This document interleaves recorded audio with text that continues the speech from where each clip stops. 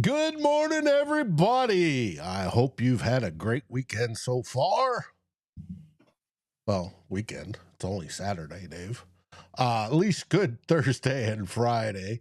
I'm curious what you think about our two picks to date, and it's going to be interesting. I got some interesting feedback on Tai Felton when we took him last night. We'll go over some of that as well.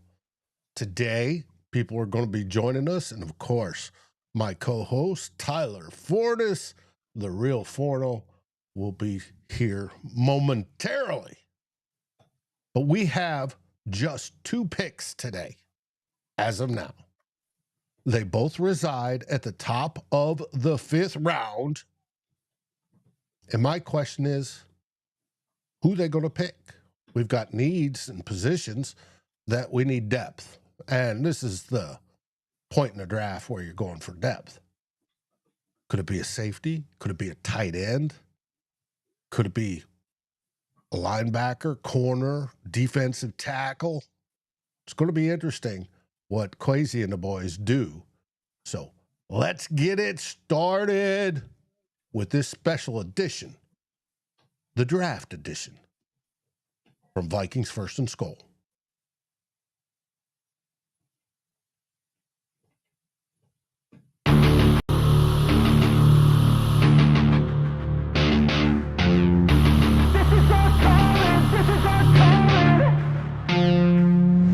Let's go, it's time to be the GOAT. It's time to enter God mode, man, let's get it going. I wanna be the greatest, energy is overflowing. I know I'm stoking the fire, my desire's taking over. Not tired, I'm inspired, rewired. I know just what is required. My brain knows how to decipher the messages, looking brighter. Already paid up the pipe, but my game is getting much tighter. I feel my body on fire. Hey there, buddy. How you doing this morning? Cracking a monster. You're dang right. Is that one of the coffee ones? No, I am a big Monster Rehab guy. It drinks like juice, but it's not. What flavor though? It looked tan. It's an Arnold Palmer. So it's only 25 calories. It's pretty good. Not overly sweet, but just sweet enough. And it doesn't have like that energy drink taste like you get when you drink a Red Bull or a Monster. When I was younger, when Monster imports came about with like the little tab where you like turned it. I loved those. We were so stupid because we were so immature. We used to take the stickers and put them on the dashboards of our car. It was a fun time. We found ways to keep ourselves entertained. But welcome, ladies and gentlemen. I'm probably going to complain a little bit that I'm tired, but you know what? I don't think I traded for anything. But have you got calluses on your fingers yet? No. I'm lucky enough because of what I'm doing now. I've done so much pre-writing. I'm going to have to write more today than I did yesterday. Just the nature of what day 3 is. And then I have to start preparing for the post-draft stuff. And then we actually have to leave the house like about 15 minutes after the show ends because we have a family engagement. But as we kind of get started today, there's a bunch of really talented players on the board. We're going to start in about 6 minutes. Big shout out to my wife, who probably will never hear this, but allowing me to just sit in here to do this and keep doing it every single year. So, and then, hey, you're living with two of your daughters right now, and they're giving you peace and quiet.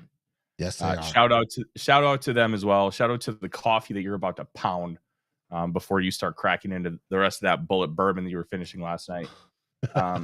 Let's get started here, Dave. We're gonna have plenty of talk about the two draft picks the Vikings have already had. For those who haven't been joining us, for those who have, welcome. We're gonna talk about a lot more than that. We're gonna talk about a lot of different things. Joe, we'll get to your question here in a little bit, but I want to start off, Dave, because you mentioned in the pre-show you got either some intel or information about Tai Felton.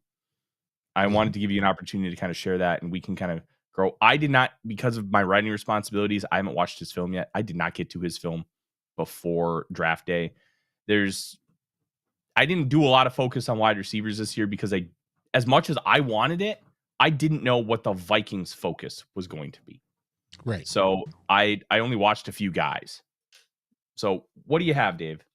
Well, it's just some people were calling it a head scratcher, Anthony, in particular, of a pick. And I'm like, wait a minute. Let's look at this. He's 6'2". He runs a 4.47 or a 4.37 40. He's fast. He's known to be fast. He looks fast on tape. He's a little light. He's skinny, wiry. I think we called him yesterday. But he is very, very elusive once he has the ball, which is great. And we've sort of needed that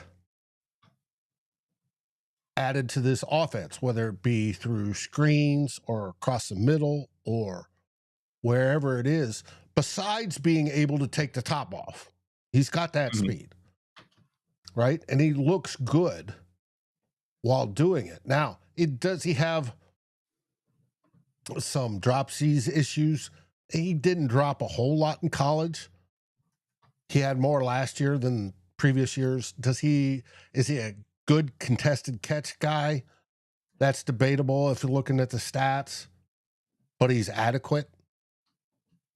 And he supposedly has problems for getting blocked off of routes, especially at the line of scrimmage. Well, we happen to know 2 wide receivers that are wide receiver 1 and 2 that dealt with that problem as well. And it can be coached out. And if Keenan McCardell believes he's his guy, which was obvious from the film room or from the clips of him being selected, I have full faith in our coaching staff to coach that out. Now, our buddy and was on the show yesterday, Luke Braun, says he has a tell that when he goes into his breaks, he tends to lift his head up. Well, that's going to be coached out of him. Plus, Ty talked about he wants to learn from Justin Jefferson and all the wide receivers in the room. He's in a great spot. This year, I think he's going to be wide receiver 4. He's going to be a punt gunner and kickoff returner type of guy. You can't teach speed. It's Mike Tice said that way a long time ago. So I think it's a good pick. Now he's going to take time to develop. There was another 5th rounder we took from Maryland a few years back that turned into a great wide receiver. So it will be interesting. I like the pick. And it was the right pick. It was the right. They needed to pick a wide receiver that changes things up how the current room is set up. It does something a little bit different. And I think he's that guy. He's the elusive in the field guy. And that'll help. Now, somebody didn't like that, but that's okay. Yeah, What do you think? The one thing that stood out to me is this. We now have a trend that this organization doesn't really care that much about body type. Like Jordan Addison, 173 pounds, stick figure. Mekhi Blackman, 178 pounds, stick figure. Dwight McGlothern, I think 183 pounds at 6'2", stick figure. Jay Ward was 188 pounds. Yeah, a little bit heavier, but very slender. That's not a deterrent. Dallas Turner was, but they expected him to bulk up. Yeah, and at 247, he was a little leaner, but he's got a frame to put it on, and he's been putting it on. So they're not afraid to draft guys who are relatively slender, and I think that's a big deal. I think it's something that if a guy like Kobe Bryant is 180, I love Kobe Bryant. I think that having that is like you don't take that guy off your board if you're one of us. And I don't think the Vikings would have taken him off the board for that purpose. Now they could have taken him off the board for other purposes. Let's be real. Maybe they think he's too slow. Maybe they think he's not a good fit for what Brian Flores does, which I would completely disagree. But they don't care about slender. And I think that's cool. I think that rules. If they can put weight and bulk on the way it's needed, targeted. Remember, they did it with Brian O'Neill. Brian O'Neill came in and he was light for a tackle. And they built him up and shaped him to be one of the best right tackles in the league. It can be done. And the Vikings have demonstrated they can do it. So I'm cool with it for now. Mm-hmm. Hey, remember when Randy Moss came in and everybody goes, oh, God, look at those skinny ankles. And they were. But he turned out just fine. Yeah.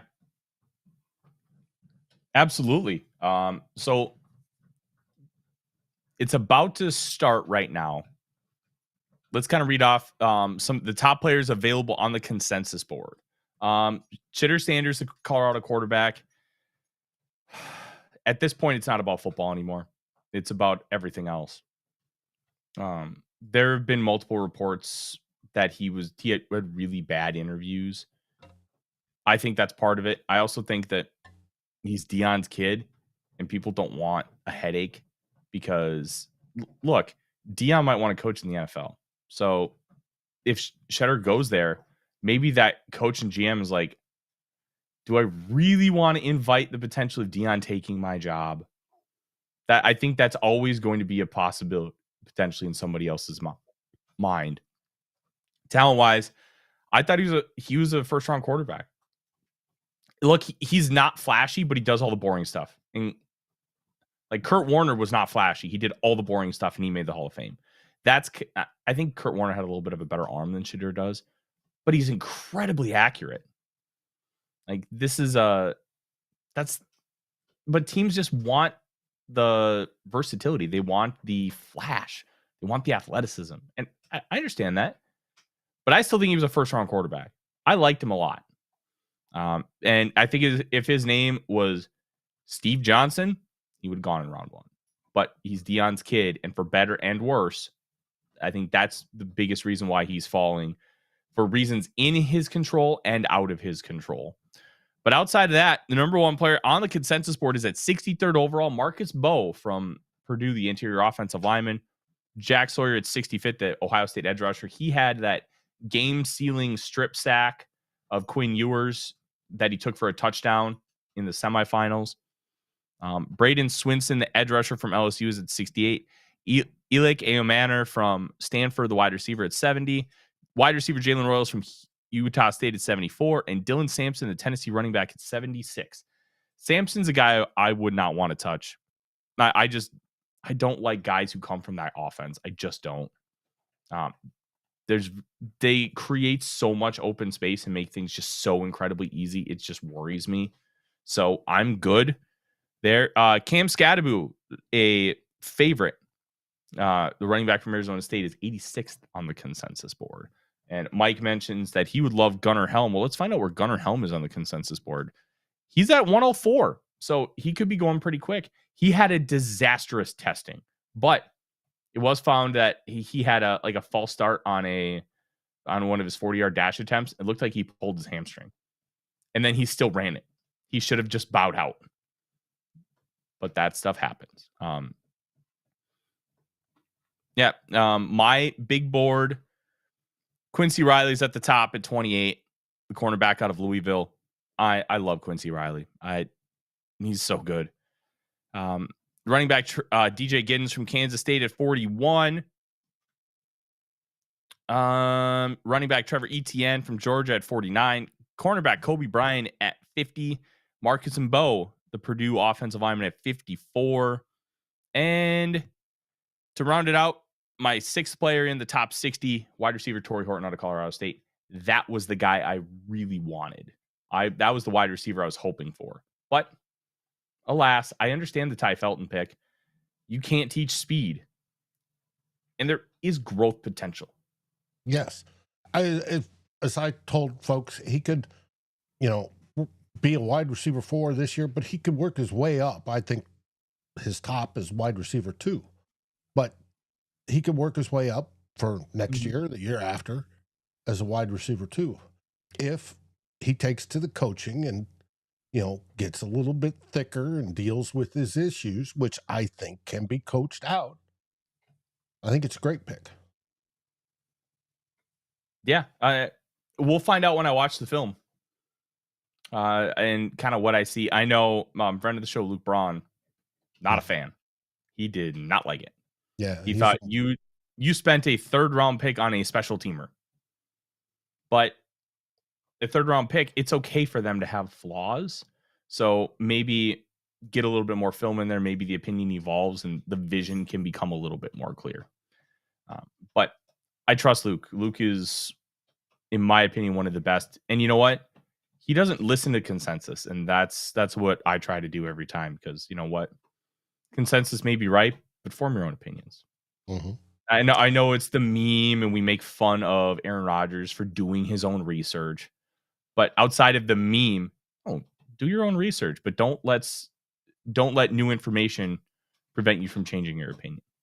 That's how I approach this. And that's why we already have at 11:06 a.m. on day 3 of the NFL draft for the real degenerates like myself. Day 3 rules. That's why you guys are here. And we're so grateful for that. Day 3 to me is the most important day of the draft. Anybody can nail a 1st round pick. Most people can nail 2nd and 3rd round picks. It's the great GMs that nail the day 3 picks. And to me, the day 3 picks are the most important to winning a Super Bowl. Because it's the back end of the roster players that are going to make the most mistakes per play. They're the ones who could make the catastrophic decisions. They're the ones who could fumble a kick return and completely shift a Super Bowl. Well, they're the ones who could get a holding penalty or allow a blocked kick. Those are the guys that can really change a game more than, say, like an A.J. Brown or a Justin Jefferson. And that's not to say they're not important. But if an A.J. Brown fumbles the football, he can go get another touchdown pretty quick. You botch a punt block, you're probably not going to get another chance. So It's so important to have a good back end of your roster. And they don't need to be elite players. They just need to be solid. And this is where you find those guys. Rounds 4 through 7 in undrafted free agency. And I'm a big fan. I think that there are a lot of interesting players that you can take here. Randy asks, do we even have a legit return man on our roster right now with Powell and Chandler gone? Tai Felton. Mm-hmm. There's one. Now, there's other guys that will compete, but yes. Now, let's return to that first question that you said you'd get to. Your thoughts on Warren Moon allowing Cam to wear the number 1 for Tennessee? First of all, another shout out to friend of the show, Mary, for sending me this. She included in her note. No, it didn't break the frame. That's good. That she framed it herself. God bless Mary. About what a gem of a human. And that sounded kind of monotone, but I mean it. She's one of the kindest hearts out there, and we are so appreciative of her. And that reminds me, I'm going to need to send her a bunch more dog pics. She loves pics of Odie and Marzipan. Look, what I found really interesting was at first I hated it because look, you can see the background. I have 2 Warren Moon jerseys that I paid to get framed hanging in my office. But the Oilers jerseys may not return to the Titans. And Warren Moon was never a member of the Titans. So, okay. If that's the case, then maybe it is okay to let him wear number 1. I'm still not going to like it. But you know what? If Warren Moon says, you know what, that's fine. Okay. I'm just a stupid analyst, man. Like, if they're cool with it, I'm not going to bitch. But nobody is better than that number 1 right there. At least a quarterback for that organization. I loved Steve McNair. He was great, but he wasn't Warren Moon. He deserved a lot more respect, though, when he was in the league, I'll tell you that. The only FCS player, to my knowledge, to finish top 3 in the Heisman voting. That's how good he was in college. Gotcha. Oh, Keimer DK? Ooh. Tell me. DK was a guy I thought the Vikings might take late day 3.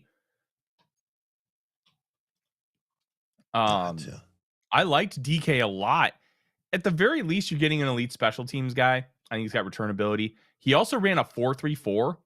So in the right offense, I think he's a really good fit. Who had the top pick? The Titans. Okay. So he ran a 4.34. He can zoom. And he does the dirty work. So I do think that there's some ability there. But he was never really a featured player at Florida in his final year. He did get to be the number 1 guy because of injuries for a couple weeks. But he was never like hyper productive. And then you look at his time at Wisconsin, he was never a featured guy either. And most of his time at Wisconsin, they didn't run the football at all. Or they barely threw the football, excuse me. But DK, I think, is a really good player that has a lot of potential. And this is the kind of guy, like, maybe he should have gone later in this draft. But this is an elite special teamer for a decade. And then you might be able to get more from him on offense. So I understand the pick.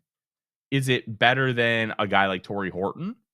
No, but maybe this is the type of receiver that they wanted. And this is where, like, late round 3, early round 4, guys will be taken ahead of where they are on consensus by a lot, because some guys just may be off the board. Like, you're willing to take a hyper athlete that might not be a perfect scheme fit because they're just a great athlete and you could do a lot of things with them. You're not going to take that guy who's a lesser athlete and not a scheme fit in round 4. They're probably off your board.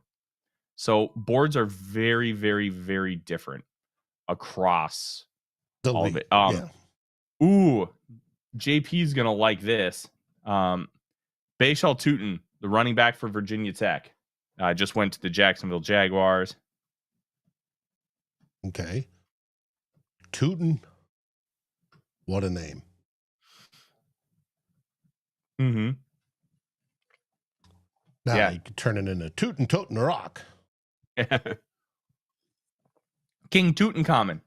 Mm-hmm. The big thing with Tootin is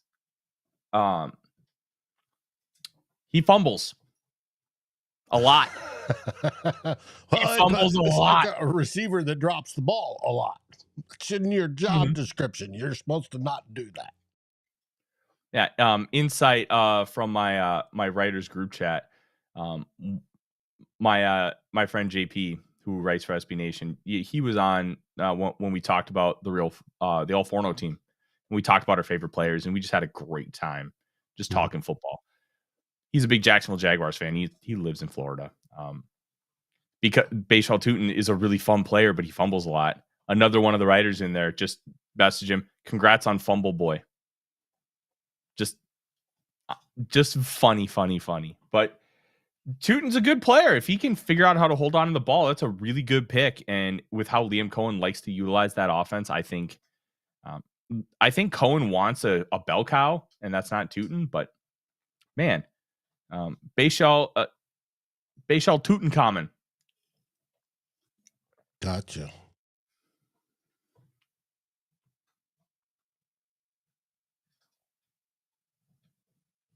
And we both stopped talking at the wrong time.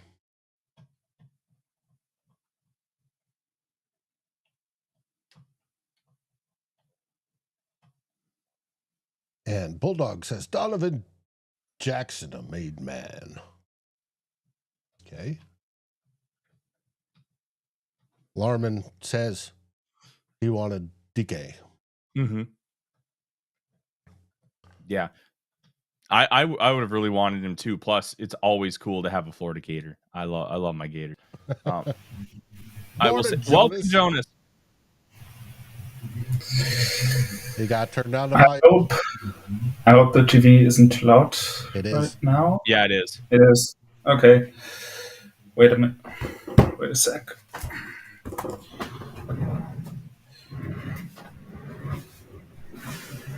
All right. Well, while Jonas kind of gets that all settled in, look, this is going to be a really fun day, but there's not going to be a ton of like really hardcore stuff to talk about.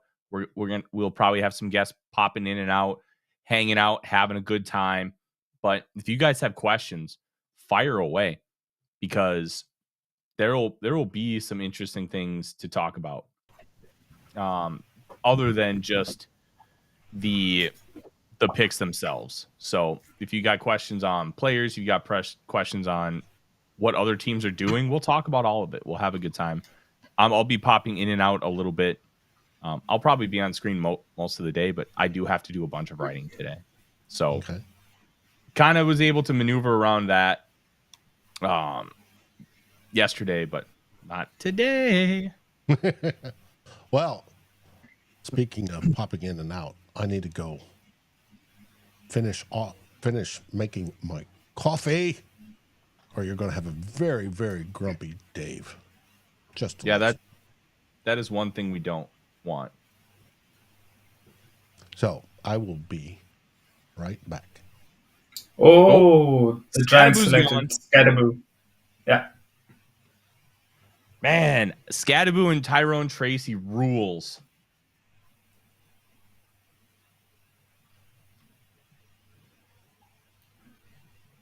I'm not mad that he didn't get to the Bears.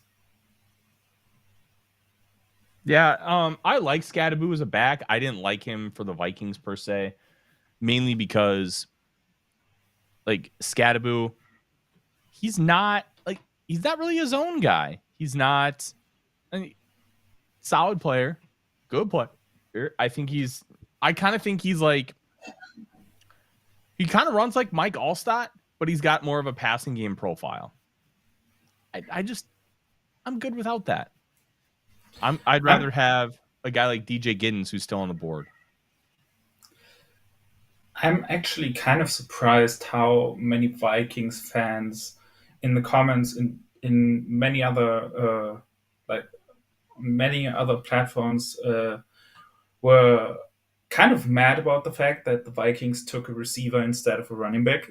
And I've seen many guys say, why do we pick a receiver who probably doesn't have much of a path to playing time? And I'm surprised that people would then want a running back, since there's only one spot for running backs on the field. And yes, they rotate, but we already have two starting caliber guys on that at that position. So I'm, in my opinion, a receiver and Felton in this instance have much clearer path to get some playing time than a running back would have. Yeah, I think if you end up taking a running back, it's more of, I want to have this guy as a complement to what we have in the room, and a guy that we can develop to eventually take over for Aaron Jones. So if I take that guy, it's because I believe in him long term. I also think, to your point, Jonas, if they end up passing, there's going to be a bonkers amount of talent in the undrafted free agency class. And with the way the roster is currently set up right now, there's 65 players on the roster. They just moved on from 2 players this week due to injury designation and a failed physical. Offensive lineman Trevor Reed, who they signed from the Saskatchewan Roughriders. I was really intrigued by him, and I was hoping to get to see him in training camp because he was their nominee for most outstanding rookie last year in the CFL. So I'm like, okay, what kind of profile are we getting? Is this somebody that might be worth really investing into for maybe he can be a starting player someday and the swing guy? But he failed the physical. And then Najee Thompson, he had an injury designation. Najee Thompson, the special teamer, had a failed physical. So we have 35 roster spots to fill. Likely 4 of them are going to go to draft picks, which means I think 21 UDFAs are coming. There's a possibility we could have a veteran, but the way I look at it, you have about $17 million in salary cap space right now, but the Vikings have to save about $5 million for the draft class. They have to save about another $5 million for the practice squad, And then you want to have about $5 million set aside for in-season acquisitions. Now, they can maneuver some salary. Jonathan Gennard could be restructured. Brian O'Neill could be restructured or extended. The Josh Metellus extension is probably going to come at some point. And then TJ Hawkinson could be restructured too to create space if they have to. But if you don't have to, don't do it.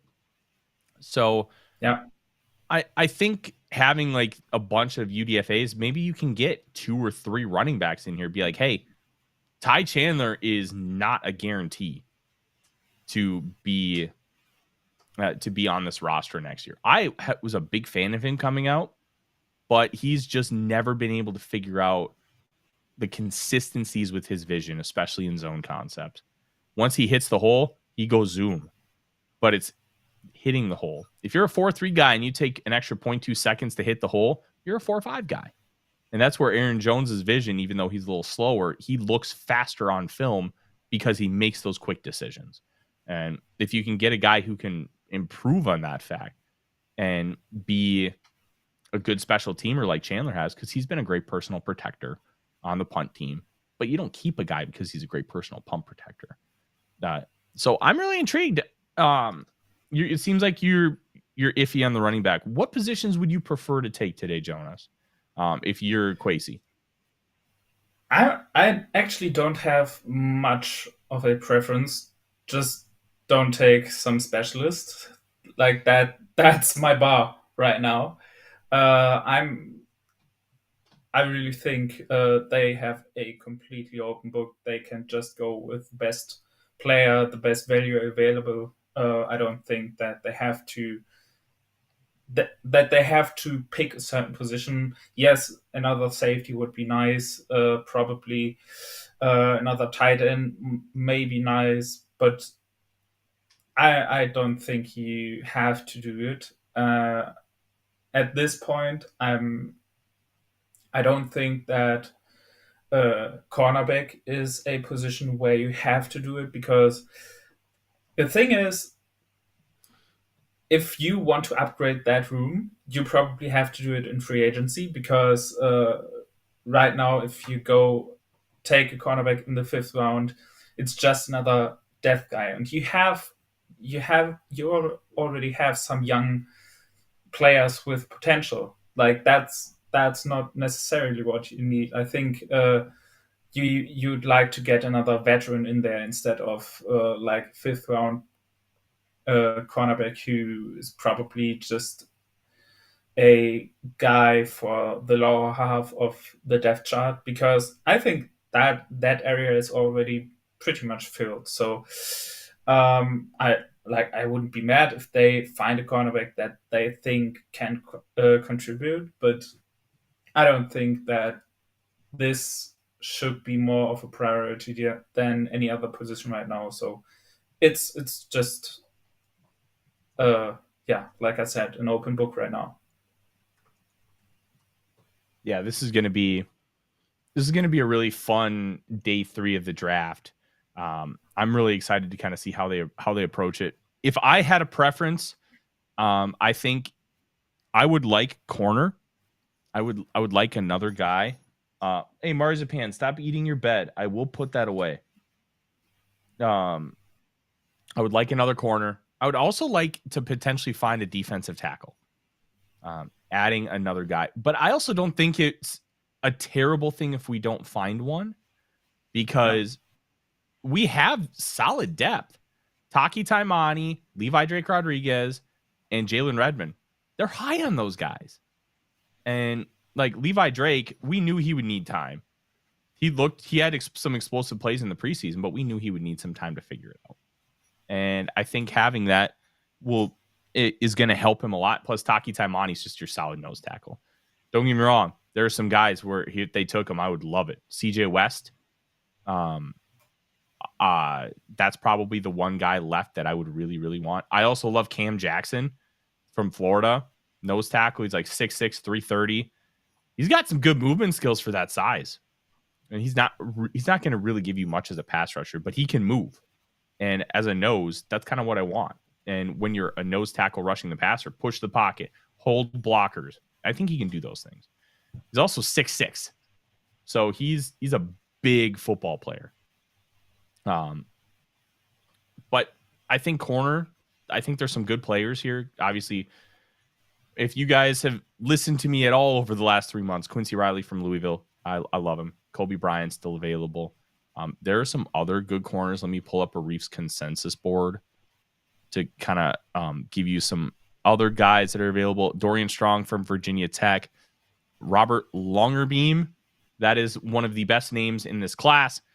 He is out of Rutgers. Denzel Burke from Ohio State. At one point was projected to go in round 1, kind of fell off hard. So trying to parse that out as an organization, trying to figure out how much that's worth. A small school guy, Za Frazier from UTSA. I mean, UTSA is a smaller school, but it's not like a super small school. Here we go. The ghost of Al Davis has come back. The Raiders have taken a guy at 6'5" who runs a 4.3, Tennessee wide receiver Dante Thornton Jr. That is such an Al Davis pick, but I'm not going to lie. I think the Raiders have my favorite draft so far. They have done a fantastic job. Yeah, I mean, since you talked about interior defensive linemen, there are two guys that I would think would be pretty fun. The one guy would be Aeneas Peebles, very good situational pass rusher. He would probably play like as a third down pass rusher on the interior. Had one of the highest pass rush win rates of any interior prospect. Also pretty high pressure numbers, so that would be a guy I would like. Another guy, especially, like, I mean, if you are picking on day 3, having players who are kind of fun, I get why you like that. And the guy who falls in that category, in my opinion, is JJ Pax, who is mainly a run-stopping defensive tackle, but he also has considerable experience as a fullback. So he could be a fun guy in goal line situations. And in goal line situations, I just love big guy packages where you have either defensive linemen or offensive linemen as either as backs or as receivers or tight ends. That I love packages like that, and it's kind of disappointing that the Vikings haven't been using stuff like that in the last few years. And JJ Pax is just one of those guys who, next to being a solid run stopper on the defensive line, also could be a guy for those packages, because he really has a lot of experience as a fullback, because Ole Miss used him like that a lot. Yeah, he's a very interesting guy. Anytime that you can have a player who has that kind of versatility, I think is really good. 7 touchdowns last year as a fullback. As a defensive line. 7 touchdowns. That's not nothing. And what's really interesting is Peggy's or Pegs. I'm not quite sure how that pronunciation is. I'll have to look it up. But he started as a tight end at Auburn and then moved to defensive tackle. Solid player. Really solid player. There it is. Deion Walker. That's the Bills seem to like very tall defensive linemen who play with bad leverage. Yep. That's the result of Chicago trading out. Oh, man. Deion Walker. Like, I wouldn't have touched him. Yeah. Like, same. Like, but there is intrigue. He moves incredibly well for a guy his size. If he can get any kind of leverage or get any kind of ass, there's some potential there. His 2023 film looked like he could be a first-round pick. 2024 looked like dog water. But then you hear that he had a broken back, and that was a big problem. Like, man, it tends to be. Yeah, broken back. Somebody stepped on a crack and didn't break his mother's back; it broke his. I'm sure that's one of the bones that wings out. But it tends to be. But that's interesting. I haven't seen the compensation yet for that trade. I haven't either. But they've had a tradition of trading that pick with the Bills numerous times. Mm-hmm. Yeah, so they don't have the they don't have the compensation yet on NFL.com.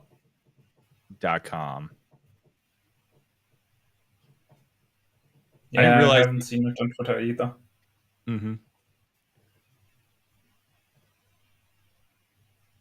Oh, there it is. The Bills get 109, the Bears get 132 and 169. Yeah, so 4th and 5th to go up about, what was it, 23 spots? Yeah, that's it.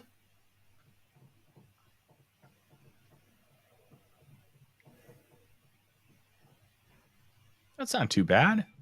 I don't know if I would like. Look, he's such a Bills player. They like long, tall, and you mentioned Jonas, guys who don't play with much leverage. Like Greg Rousseau has a great power profile, but he doesn't get low. He doesn't drop his ass and get underneath the pads. He just goes straight forward and tries to push you over. They got AJ Epinesa, who I think plays with more leverage than pretty much anybody on that line. Ed Oliver. And then they already took Landon Jackson and TJ Sanders. They just have types, and they just keep throwing darts at it. It's interesting. It's going to be interesting to see how this defensive line really looks. Adding 3 guys to it, one of those guys is probably going to hit. I think it'll be Landon Jackson. He's stiff. Like he's kind of like Lucas Van Ness. Van Ness, I don't think should have been a first-round pick. I probably wouldn't have taken him in round 2 because he does not bend the arc. He just tries to go through you. And I think there's a benefit to having a player like that, but I don't want to spend super draft capital on him. A 3rd-round pick for a guy like that? Yeah. Like Landon Jackson tested incredibly well. And he had really good production in the SEC. So I'm willing to take a chance on a guy like that. But like going into that process 2 years ago, I did not like Lucas Van Ness, and I loved the fact that he went to the Packers. So, but the Packers, they have a history of being able to develop those guys. Like Rashawn Gary, people laughed at that pick. They're like, what are you doing taking him at 12?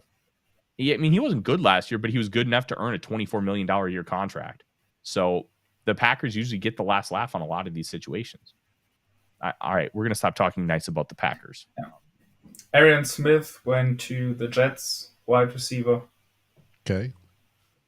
Dennis asked me if I got my coffee. That's what I have in this cup. I drink my coffee on ice. It's espresso, and it is very good. Mm-hmm. I'm wondering what's up with Iomenor. Yeah, my writer group chat is asking like, what did he do something wrong or something? Okay, so this is interesting. The part of the Rebel fall to round 3, apparently he might start training camp on the PUP list. So I guess that that ACL healing isn't going quite as well as we were led to believe at one point. I think like for ACL, it's pretty normal that you start training camp on PUP. I don't think that's unusual. Well, I agree, but he also tore it in September. So yeah, be like coming back and being full force 10 months later at the end of July, like it was considering it was deemed a clean ACL tear. To me, didn't feel like it was going to be that big of a deal. But hey, everybody heals differently. Not everybody's AP. I want to address this from Mateo. He's talking about how Dallas turned better to become Daniil Hunter because all they gave up for him. But it's the second part that I find interesting. Flores better be Merlin because Magic is needed with how bad our corners are outside of Murphy. I don't think I would agree. I don't think they're great players.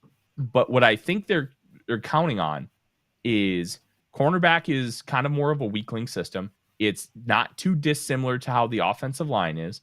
If you have a guy who stinks, they're going to attack. But now they don't have a speed deficiency like they did with Shaq Griffin and Stephon Gilmore. And they have guys who can crash downhill. They can man up and they can attack the ball in the air. They're all a little bit smaller. They're all under 5'11", but they're all really good, sticky kind of players. They're all feisty. They're all little spitfires. So I do think that this cornerback room is better than it is on paper. And I also think that because you have a first-year starting quarterback, the idea with this class so far is I know Brian Flores can just maximize whatever he has. We've given him a lot in free agency. Now let's continue to make sure that this team does everything they can to help JJ McCarthy. Is that the right strategy? I think we can have that conversation, but I like this corner room quite a bit. I wrote a piece about Isaiah Rodgers. I like him. I'm also not too critical about that. I just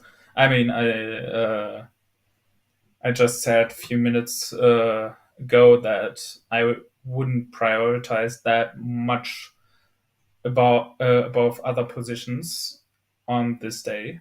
So, another defensive tackle goes off the board.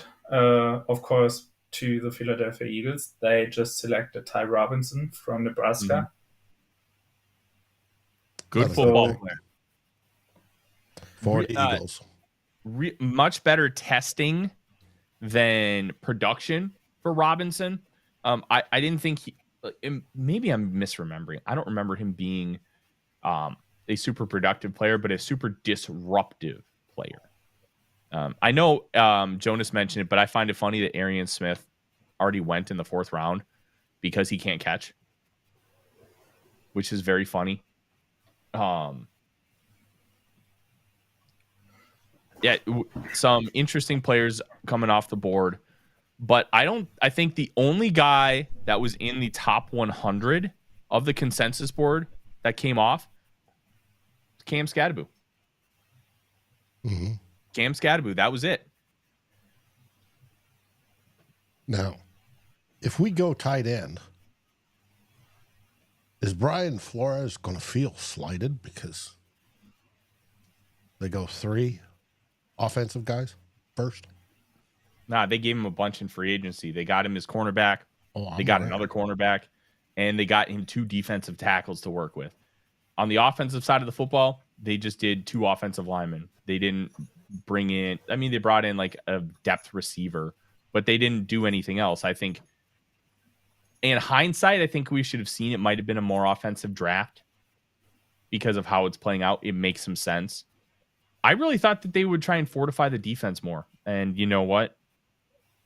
I ended up being wrong. And maybe day 3 is where they're going to get those defenders. But if you look at that cornerback room right now, I don't love that Dwight McGlothern's probably your cornerback 4 at this point.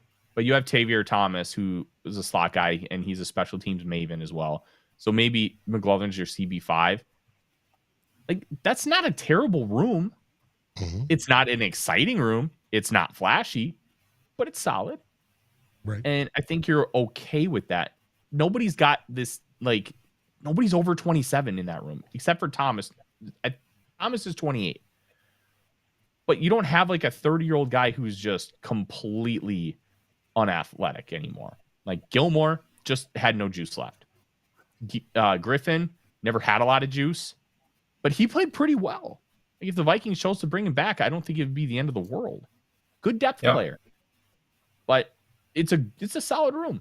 Linebacker, you've got a depth piece in Eric Wilson, who apparently I was told there's quite a few fans of him in that room.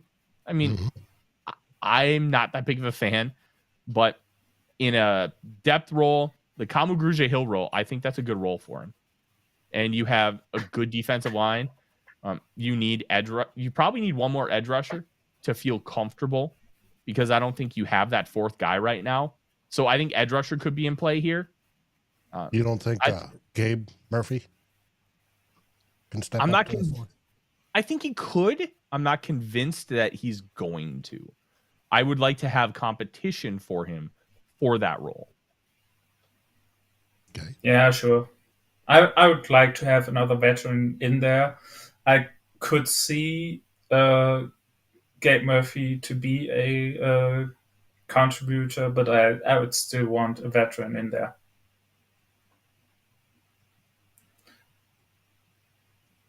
Well, I'm happy with the defense as it's sitting right now.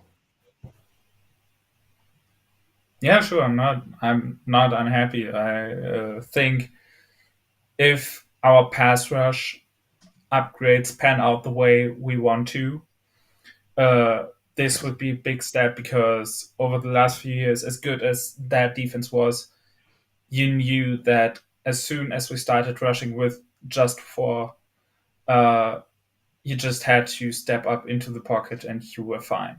Like, there wasn't much pressure from the interior unless you blitz a linebacker, and that always had the Vikings kind of susceptible for certain concepts, certain things, and good teams were able to exploit that. And I think now that you have an interior pass rush, if both of them stay healthy, that would make a big difference, especially against good teams.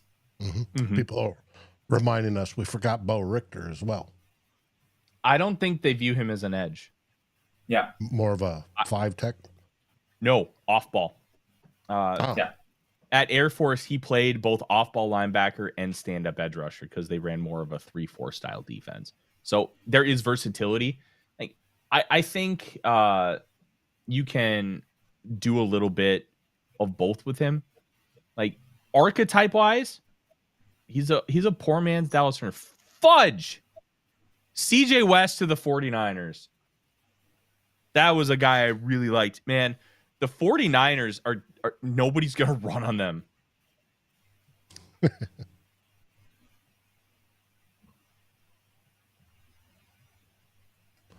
That's, I think, the third or fourth defensive lineman they took already. If I'm not mistaken, I'm not looking at their class right now, but yeah. Mateo says this draft is the least talented draft in over 15 years. So he doesn't have high. I disagree. I think there's talent. It's just not exciting. It's Travis Hunter, Abdul Carter, and a bunch of starters. Like, we're not talking like super exciting players. We're not talking about like, it's just starters. And starters are good. Right, but I think we're already out of the starter range. This is day 3. These guys you hope play on special teams and develop. But I think he mainly meant the whole draft, and as a whole, I think class. I don't think that you have a lot of high-end talent there, but I think it's a very solid class to just fill out your roster and get some guys, because it's a deep draft class with not much of a drop-off, and that's where I think the value of this draft class is. It's not getting those elite guys, because, like I said, there are not many of them in this class, but you can get contributors in many spots in this draft. Mm-hmm. My boy Trevor Etienne just went to the Panthers. Shout out, friend of the program, Eric Eager, formerly of Pro Football Focus, now with the Carolina Panthers front office. Panthers draft's been awesome. I think they're doing a fantastic job of maneuvering. They're getting talent for Bryce Young. They got Tedero and McMillan. They made some really interesting picks on day 2. I kind of want to look at their draft class right now. I don't know. Let's see. This tool from NFL.com rules. Okay, so their draft class, they got their wide receiver in Tedero and McMillan. Kind of redundant with taking Xavier Legette in the first round last year, but good player. Then they got 2 edge rushers in Nick Scorton and Princely Uman-Mielen to help with their pass rush. And then Trevor Etienne, just a damn good running back who I loved. Like, I had Trevor Etienne in my top 50. So for me, getting him at 114 rocks. But running backs can fall. That happens every year, especially when you're 5'8". Like, I don't do a lot of adjustments for like size. I look at the film. If you can play, you're going to get a good grade. I'm going to be right back. Marzipan decided she wants to eat her bed again. All right.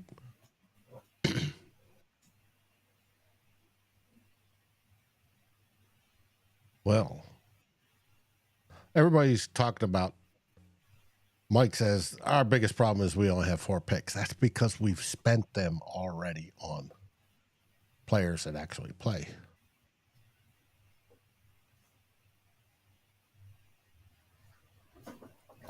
And we're spending ahead, sort of like the cap. So we're competitive. They always want a competitive team, thanks to the Wolves. And we get them, and we're entertained. Now, hopefully they'll build the ultimate team with one goal in mind. Dave, we got a visitor. We do. Yep. Oh, hold on. Let me get your camera back up. Hey, Marzipan. Say hi, Marzipan. I had Merlin down here just a little bit ago, but he finally went up the basement steps. There we go, go, hasn't Marzipan. figured out how to come down them yet, though. Okay. They're too steep for him. I'm guessing it's an older house. It is. I call them like Navy steps. They're at like a 60-degree pitch. Very steep. Well, with a dog with legs that long, I get it. Mm-hmm. I get it. All right, let's see. The pick is in for the Cardinals. The Vikings are 25 picks away from making their own selection. Or moving, yes. We are moving along. Dylan says, tap that like button. Yes, please. Thank you. And while you're here, if you are brand new, please subscribe. We got a lot of fun stuff. We go live every day 2 and 3 of the draft. Day 1 is always up in the air because I've been at the Purple Daily Draft Party the last 2 years, and Dave has had other commitments that he has done as well. But we always go live when I get home. Mm-hmm. And that makes things really fun. And there was plenty of people that stayed up to watch us go live, and we appreciate that. We had almost 200 people on. It was awesome. At 1 or 2 o'clock in the morning, whatever it was. Mm-hmm. Listen, I say it all the time, and I mean this in the most positive way. We're degenerates, and it's great. Yep, and if you want to catch Vikings lifestyle stuff, Sal's been posting shorts of going to the Vikings draft party and meeting with certain people of note and talking about the picks. So Cody Seaman is the pick for the Arizona Cardinals. Oh, Cody Simon's a good player. They needed to do something with that off-ball linebacker room, and I think that's let's take a look. Their draft class, all defense. Walter Nolan, Will Johnson, Jordan Birch, Cody Simon. Yeah, they had a really fun defense last year, but they were doing it with makeshift dudes. Now they've got some dudes. Good draft class so far. Gotcha. I mean, if Will Johnson's knee is fine, that's probably the best value of any pick in this draft.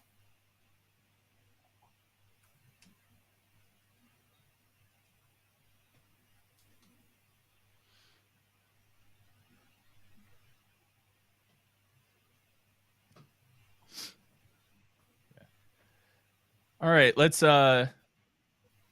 talk a consensus board here again. Oh, Sanders, we have a trade. Just a minute. The Texans went up. They gave up a future third-round pick to jump up inside the. Hopefully, that's all it costs. So it's the Texans jumped from 179 to 160, got 224 as well, and gave up a future third-round pick for that. That sounds about right. That's still a lot, man. That is still a lot, but that tells you that they really believe in how good this player can possibly be. I mean, that pick's higher than the one they traded for. Mm-hmm. I still remember Woody the Marks. They traded for Woody Marks? Yeah. Oh man. That's a reach. What is this? Who is Woody Marks? He's a pass catching running back out of USC. Okay.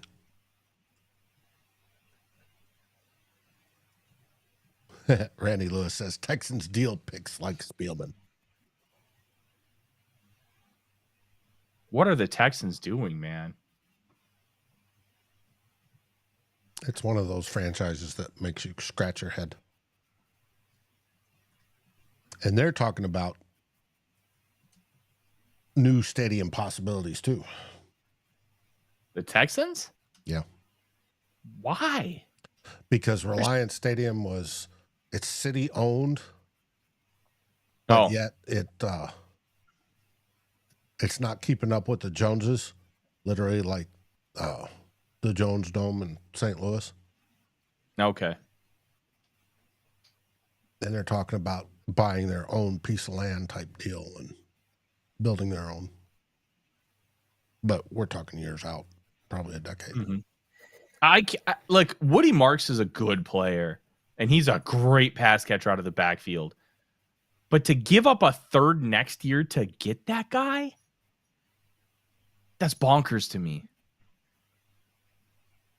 Let's see where Arif has him on the consensus board. Woody Marks on the consensus board, 196. Okay. He was overdrafted by 80 spots on the consensus board. That's about Thor had him. That's about as much as they traded up. Mm-hmm.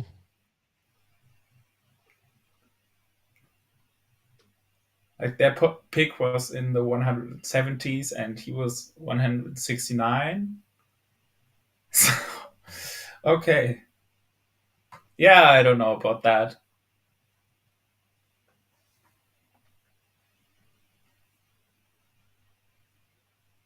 Man, I like Woody Marks. Good player. Man. And there's another trade.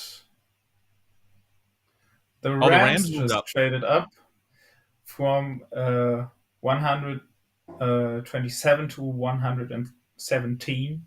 They gave up, I don't see it right now. It was, I think, 192.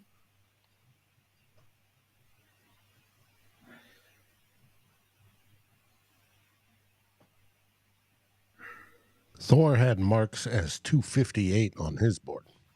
Running back 26. Yeah.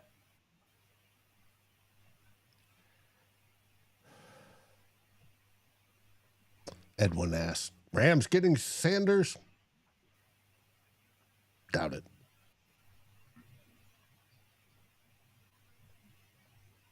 I think the NFL is trying to send a message.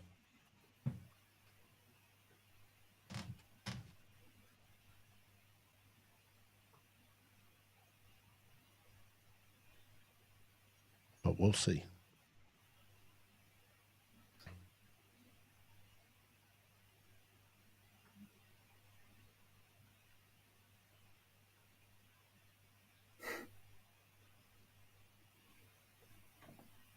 Thank you, buddy. Appreciate it. Thank you, Christopher. I haven't seen the pick. Buy a pick Ramstead this year with a next year pick. Maybe. I hope not. So I wrote about this, and I'll pull up the article. I wrote about this last year. Or sorry, not last year. A little bit ago. Let me find it. So the Vikings draft class is in an interesting spot. Sorry, their draft picks. So next year they for sure have their first, second, third, seventh, and a seventh from the Texans. They for sure have those. They could have their fourth or their fifth. And if they have their fifth, they'll get their seventh. They'll get a seventh from the Jaguars. The reason why that's complicated is we don't know exactly how that playing time incentive ended up working out from the Cam Robinson trade. So if he hits the incentive, the Vikings give up their fourth. They don't get a seventh back. If he didn't hit the playing time incentives, they give up a fifth and they get a seventh. I don't know if that playing time incentive had anything to do with like making the championship game or the divisional round or anything like that. We haven't gotten solid. Yeah. We haven't gotten solid reporting on how that playing time incentive works out. My guess is they're going to give up their fourth because he played pretty much every snap he was available to. That's my guess, but I don't know. The Vikings are also projected to get third round comp pick, a fourth or fifth round comp pick, and maybe a seventh because Trent Sherfield plays enough to get his stock up in the compensatory formula. They think they're getting three. So the Vikings could only trade a first, a second, a third, or a seventh. They don't have a sixth because of the Cam Akers trade. And they can't trade their fourth or fifth unless that they know condition which has already been finalized, which we don't know yet. Or at least I don't. Yeah.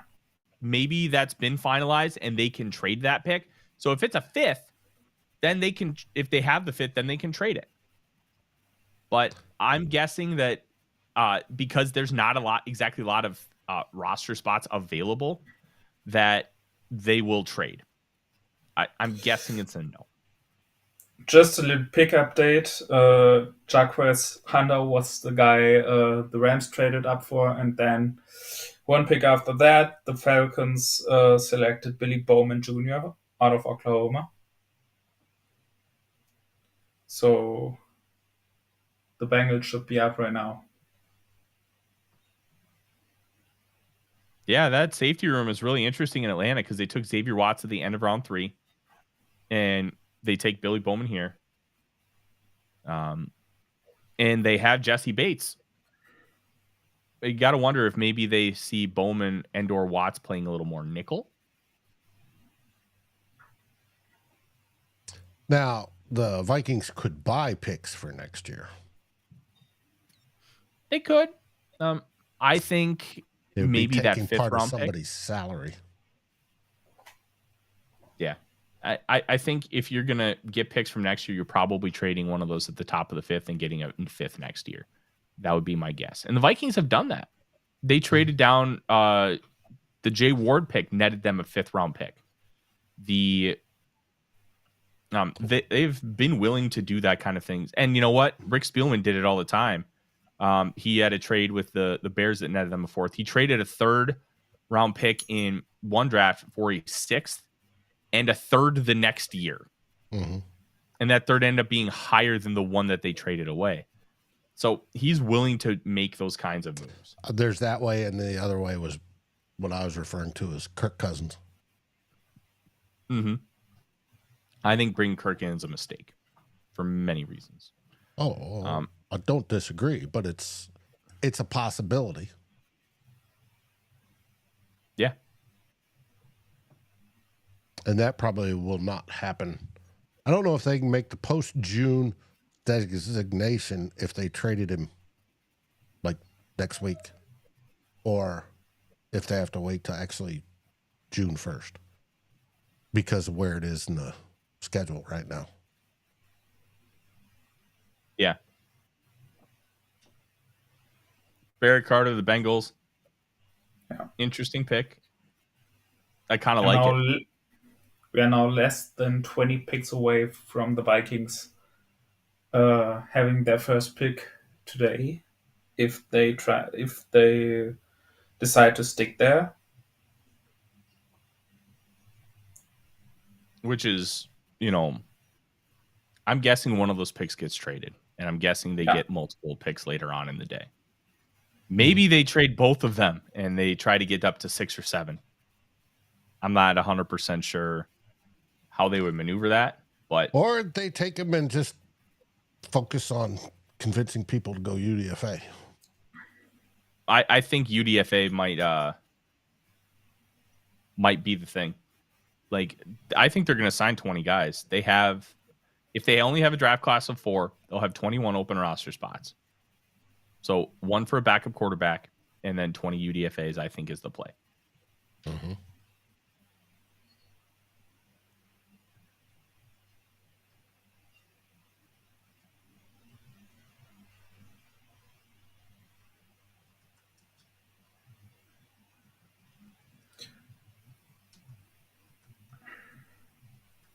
Oh, the Titans go tight end.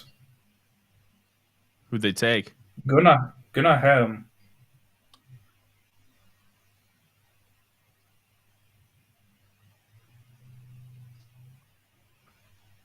He was a good player, tested like dog water, and we talked about it earlier in the stream. I think he pulled his hammy on his first attempt at the 40, but it was like a false start, and then he ran like a 4.9. Why did everybody talk about talking Kirk to San Francisco? Because Brock Purdy was making $1 million a year. Mm-hmm. And the amount that you're paying Kirk for medium improvement wasn't enough to get rid of that kind of advantage. At least that's my opinion. Plus, look, I'm going to be real. Kirk's washed. He's mega washed. Like Achilles, you generate so much power from your base. It crippled him.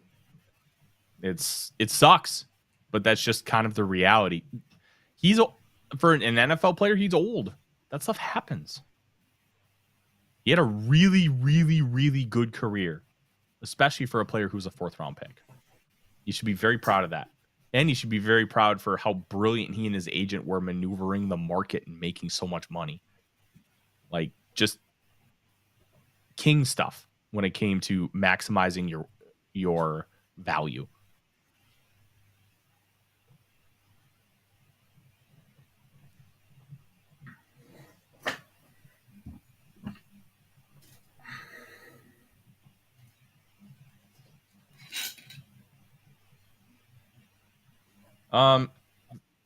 Tony asks, he says, you've probably been asked this already, but what's the message the NFL is sending with Shedeur not being picked yet? Screw you, Deion Sanders. I think that's the message. It sucks. I feel real bad for Shedeur, but I don't think he did anything to help himself. David Walker, Central Arkansas edge to the Bucks. That dude rules. He's a good football player. Incredibly productive. Very, very productive. Yeah, it's Central Arkansas, but he was one of the more productive players in all of college football at edge rusher. Gotcha. There's a reason some players go to places like Central Arkansas. And it may be just close to home and he wanted to be there. Yeah. I actually think that's why. He had opportunities to go full-fledged like D1 FBS Power 5, but he chose to stay home. He chose to stay at Central Arkansas, and he had a great career. And then he was good at the Senior Bowl too. He has got a really weird body type, kind of like a little bit of a bowling ball, a little shorter arms, but the effort is there. The plan of attack is there. And once you get to round 4, you start taking chances on different types of guys. Hyper athletes who have no production, average athletes who have great production, and weird body types, like guys who have short arms, guys that, hey, you know what, maybe I'm not willing to take that guy in round 1, 2, or 3 because of those factors. And yeah, I get it. Randy Lewis says he thinks the message is don't tell team publicly, if you're going to draft me, I won't sign. That's part of it. So I'm going to be real. I don't think he did that. I think that was like, I don't remember seeing a credible report saying I won't come play here. I think that was more of a hypothesis. And if you have a report, please share it with me, because I don't remember seeing one. I think if I remember correctly, it was last year, and it wasn't him, it was Dion, and he said it not only about Shaduro, but also about Travis Hunter. I remember that, but it was more of, it felt like a veiled threat rather than actually saying it. Yeah. Eldon says Arif has a good article over on Wide Left. It was very good. He compared it to the Lyle Collins situation. But the Lyle Collins situation was different. He was a person of interest in a murder. They just wanted to talk to him. They even told NFL teams he is not a suspect, and he still went undrafted as he was a first-round grade. Like, just they wanted to talk to him about it because they wanted to try and learn. And you know what? He wasn't the guy. He didn't do it. They found the guy pretty quick, but it screwed up his draft stock. He goes undrafted, and as an undrafted free agent, you can only get so much money. There's a max to what you can actually give them. And the Lions gave it to him. It was end up being like $1 million a year when he would have made like 5 or 6 were $1 million a year on average where he would have been drafted. But he ended up having a real good career. Signed a big second contract and signed a good sized third contract too. I'm not going to tell you Sanders is going to be that guy, but it's possible. Poor Merlin. Odie is whining outside because I have Marzipan just in here because they're just absolute psychopaths playing. I'm going to go deal with Merlin, but I want to thank Christopher Wilson for the super chat.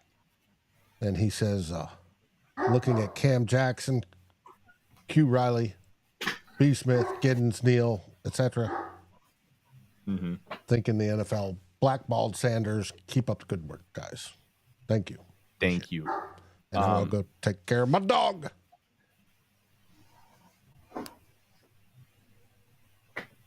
Yeah, this is the Vikings. There's still talent. Lathan Ransom going to the Panthers is a good pick.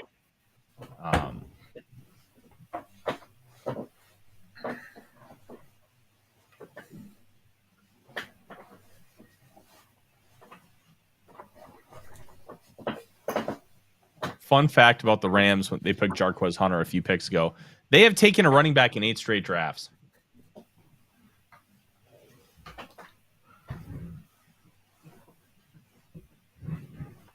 Eight straight. That's wild. Could the Steelers finally go Sanders here? Nope. They go Jack Sawyer.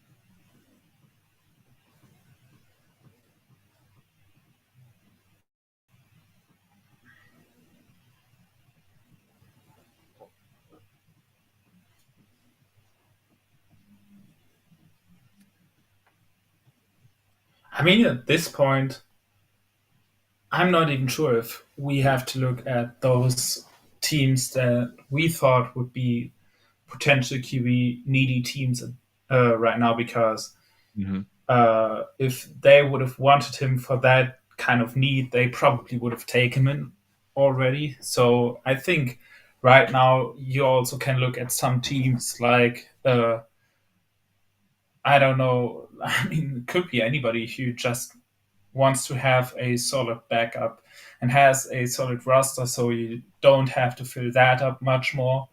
So I don't know. The Eagles could be a team like that, just scooping him up as a value to get a solid veteran if Jalen Hurts goes down at some point, because with his play style, you always have to anticipate that. It's always a danger. And there's also the thing, if he works out and if he is a good backup, you can have either trade value or a future compensatory pick if he then gets a shot from other teams. Yeah. I'm really intrigued to see what ends up happening with Sanders, because I think, is that kind of circus worth a pick here? Are you going to want, like, you deal with that in round 1. And that's why I think Sanders might end up going undrafted. Because what kind of circus are you willing to put up with for a guy you're going to take on day 3? Like, if Tim Tebow didn't go round, like, I mean, I think he still would have been drafted, but there was like a certain circus there too. It's just so fascinating to see how this ends up kind of maneuvering throughout the process. Let's see are there any picks? Just Jack Sawyer to the Steelers. I'm excited for the Pittsburgh Steelers fan accounts to say he's the next TJ Watt within the next 5 minutes.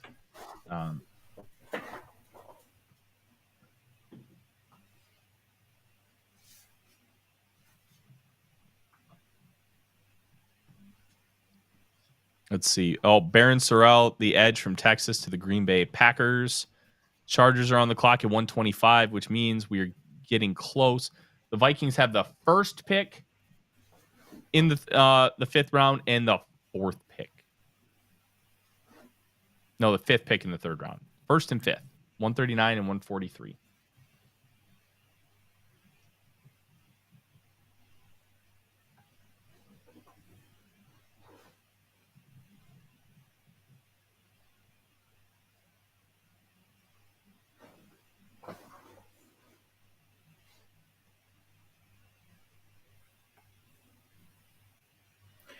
Yeah. By the way, do we have any like external guests today? Like yesterday when Luke hopped on here? I don't think we have anything scheduled right now, but I know we've talked to some people and we're just kind of waiting back on some answers. I think Dave's got a couple potentials. I do as well. There's I think it'll be nice to have some outside voices to just chat with, have conversations. Where's Ben? Yeah, I mean, it's... Hi, honey.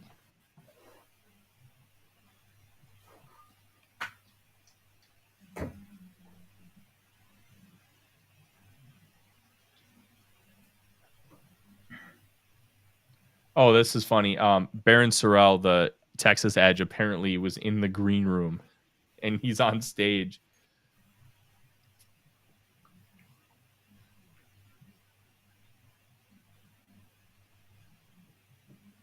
Oh, it's okay. So it's the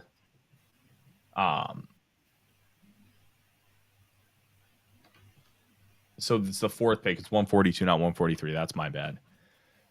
1st and 4th picks in the 5th round. I think they end up making a trade. I really do. Yeah. I'd also expect that.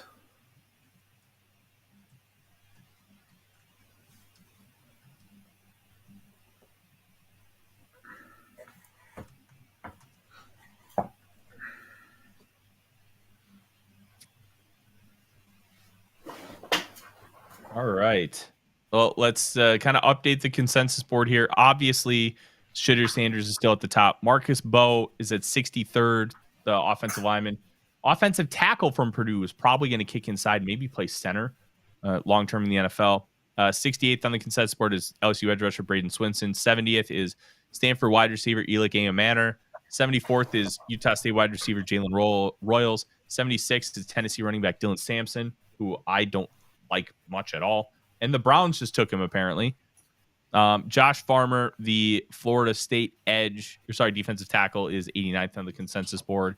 And to round out the top 100, you have Cam Williams, the offensive tackle of Texas, at 92. Kyle Kennard, the South Carolina edge, at 93. And Torrey Horton, the Colorado State wide receiver, at 99. I actually think that Kennard might be an interesting pick for the Vikings.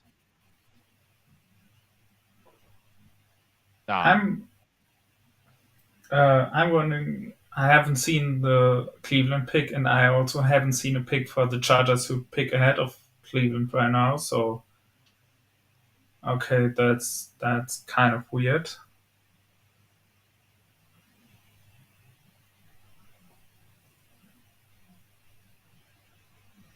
I think it's funny that the Browns took 2 running backs so far. Neither one of them have good vision. Very funny. Marzipan. Hey.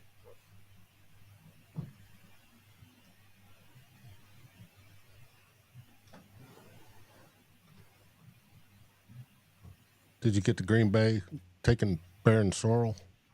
Yeah, he was apparently in the green room. Like, he was a day 3 pick. Why is he in the green room? That's what I want to know.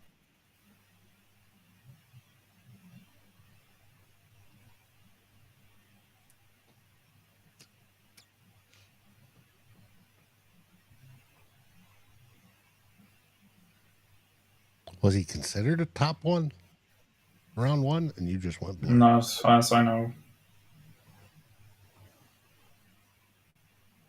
No, Sorrell was a day 3 pick, but apparently he was in the green room.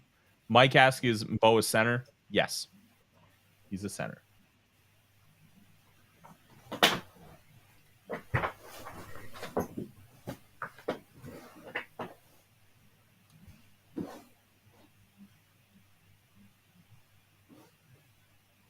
All right.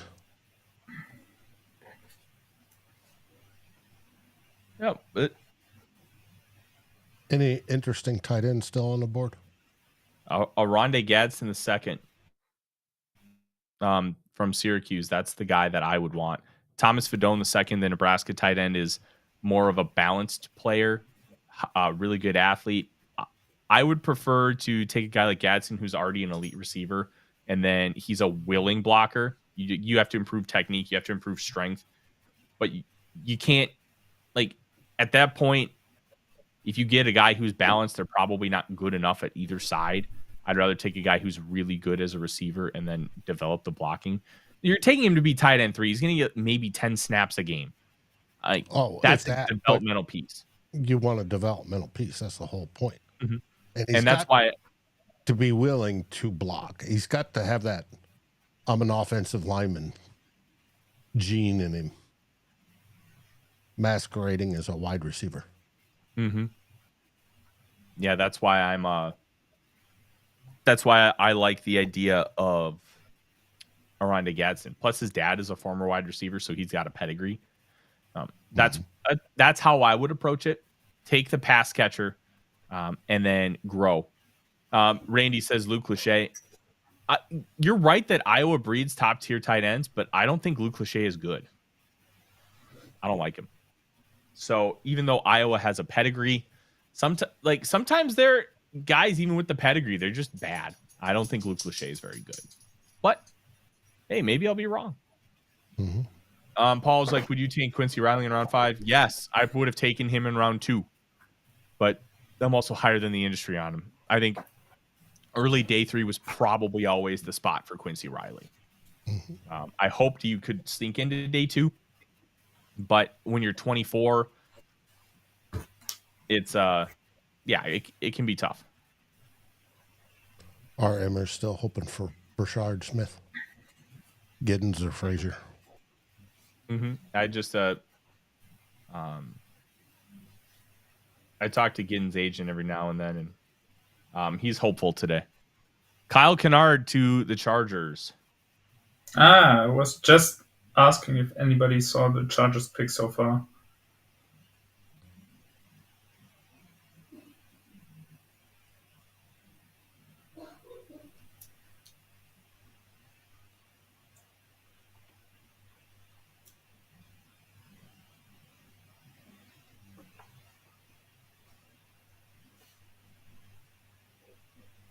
Ooh, Shadur's prank calls have been released.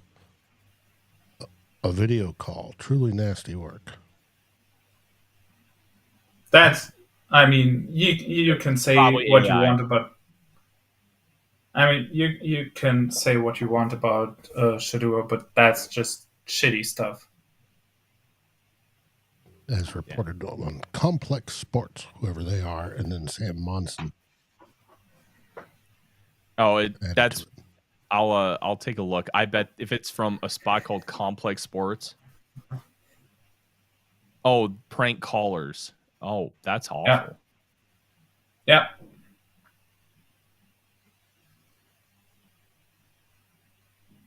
You're a bad person, man. If you're doing that, that's incredible.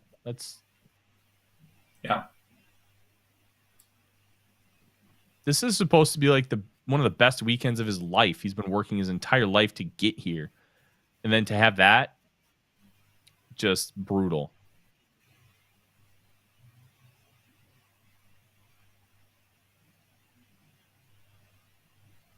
Mike Vaughn said Stutzman was taken. Yeah, Stutzman went to the Saints. Interesting kind of landing spot. I think he can learn a lot from Demario Davis and then eventually take over that role. I love Stutzman. He's got a cowboy collar. That dude rules. Plus, he's good at football.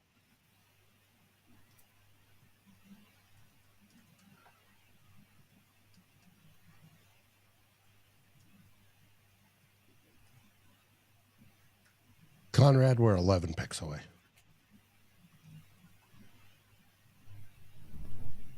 If we pick there.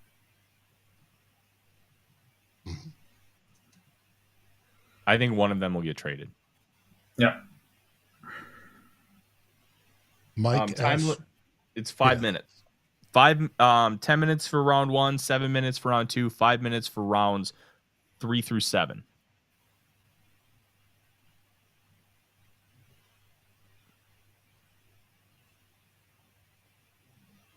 Let's see. Jalen Travis, offensive lineman from Iowa State, to the Colts at 127.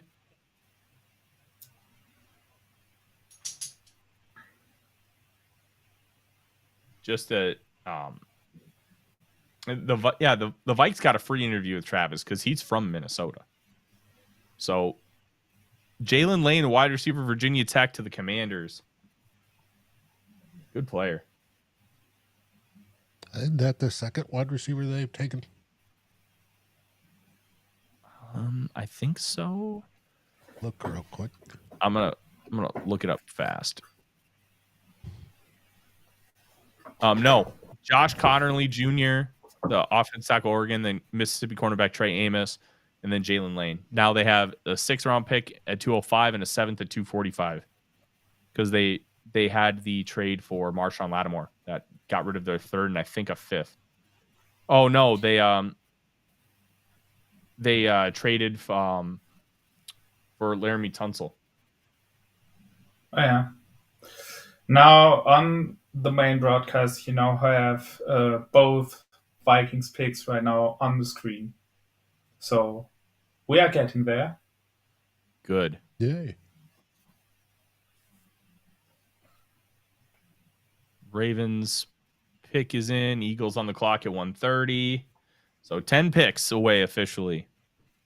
It is exciting. Woohoo. I'm going to be right back. I'm just going to put on my cast. Okay. All right, man.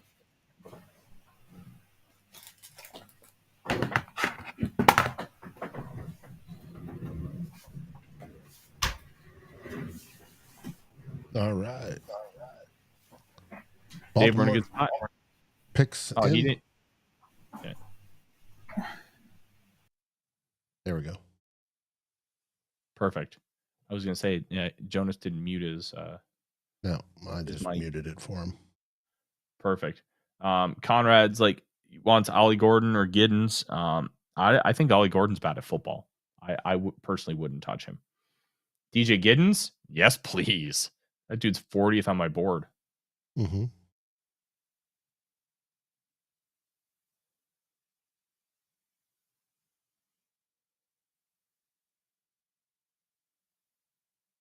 Yeah. I still want Quincy Riley. I just think the value's there. 2 years ago, live on this stream, the Vikings took Jaren Hall, and that was a great day for me. I really believed that Jaren Hall could be. He was the one day 3 guy that I thought had the potential to grow into a starting quarterback, and I think like he looked really good in that Atlanta game, and then it was almost like the pressure of winning and you have a chance at the playoffs on a prime time on New Year's Eve. He just couldn't handle it, and I think he just let everything get to him. But I do think that there still is a little potential for him, even as a backup. Like, I loved Jaren Hall. Mm-hmm. Anybody left on the top 30 visit board? Oh, a lot of guys. Yeah, a lot. We had a bunch of them going as UDFAs. Let me find the top. Thank you, Ender. You know, it's a Boston Scully. You commented on before. And I got 3 sitting in a cart right now that I want to get.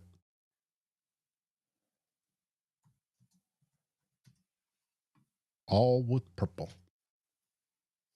All right. So there's a bunch of guys on here because they do bring in a lot of day 3 players.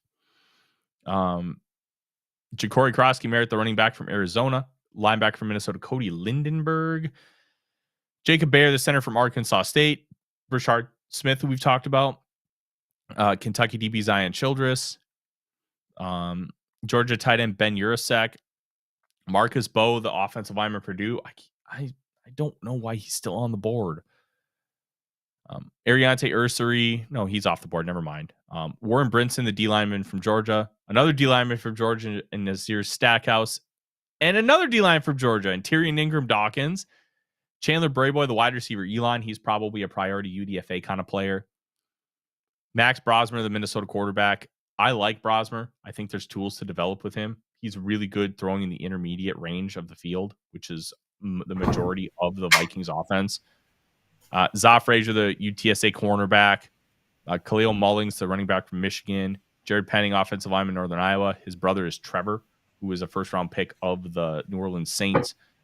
Bilal Kone, cornerback, Western Michigan. Aranda Gadsden, who I mentioned earlier. And then those are the guys that are available that were officially reported as top 30s. Okay. Malachi Moore is a good player. But did the Jets trade up? Because they're not on the clock for the rest of the round. Uh-huh. Seems like it, yeah. Baltimore took Teddy Buchanan, as we discussed. He's a good player. Jets picks in. Now the Saints.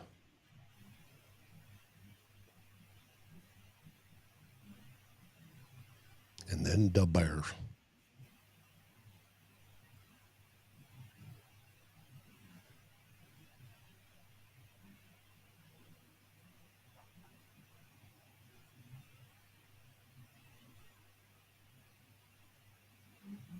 Yeah, the Jets traded with the Eagles. They moved up from 145 to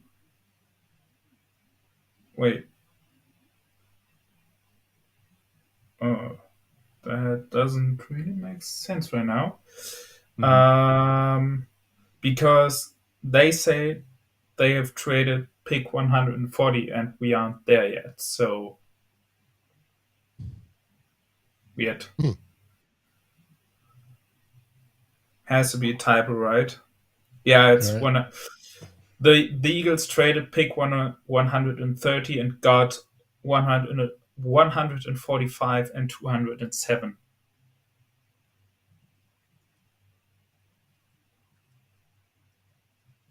Gotcha.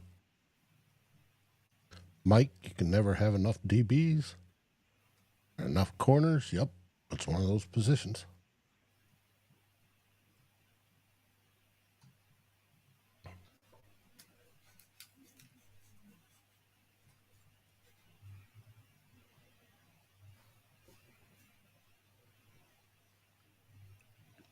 Come on, Saints. Get off your butt. I still can't believe Sanders is on the board. We're not going to spend a lot of time talking about it, but it's ridiculous at this point. Oh, we've already spent a lot of time talking about it. What are you talking about? I don't want to spend more, but it was ridiculous in round 3, and it's still ridiculous now. But we are getting a lot closer. We're about to enter the compensatory pick range. Here, you want to hear something funny about the path for pick 134, which was the Eagles owned the pick first, traded it to Detroit, then it got traded back to Philly, and now it's with Denver. I just find those paths very funny. Conrad asked, what did you say is wrong with Ollie Gordon? He missed it.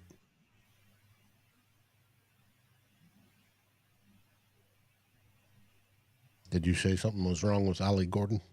Yeah, he's bad at football. Yeah. He runs like Derrick Henry without the things that make Derrick Henry really good. Like Derrick Henry has that great speed. He has that power. He has that just thick build. Ollie Gordon is an upright runner, like 230 pounds. He's slow, and he's not great at breaking tackles or evading runners. He needs to have a clean runway, and that's not somebody I want.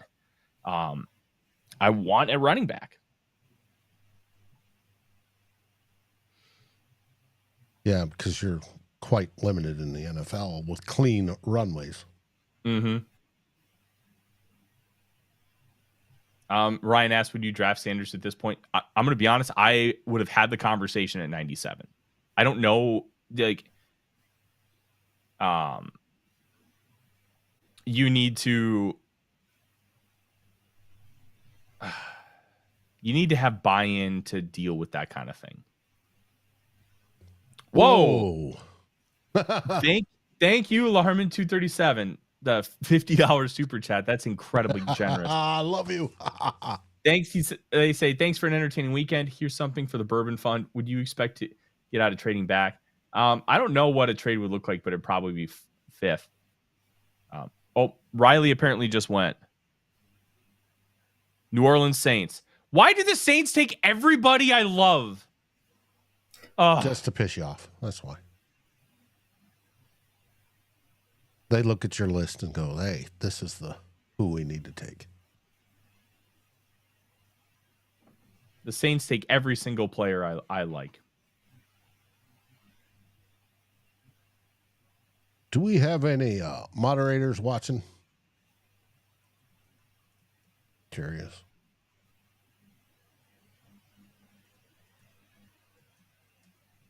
I have not seen the two.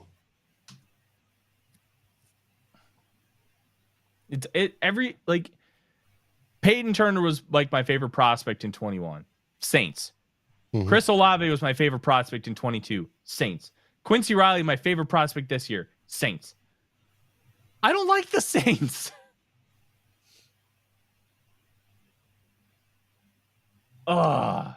See, I remember the Saints before when they were bad, which was most of their history.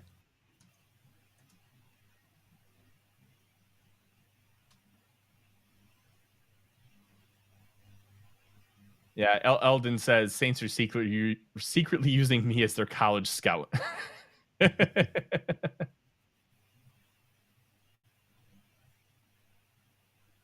Man.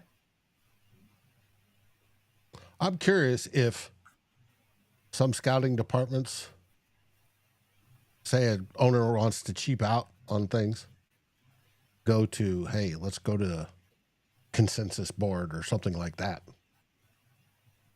and make our decisions off of that, if they would fare any better or worse. So, fun fact, John Harbaugh said that they use it. They also use mock drafts to help them kind of get their bearings on the markets of players and what people think about them. So, yeah. I suspect that about the Ravens. I mean, let's be real. There are way stupider ways to evaluate players. Or like, remember that story last year when Woody Johnson nixed a trade because of Madden ratings? Mm-hmm. That was stupid.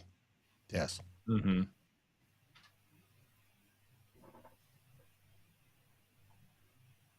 Well, we know, I think all 32 teams look at them. I think the Vikings have admitted to that as well, looking at the mock draft trends.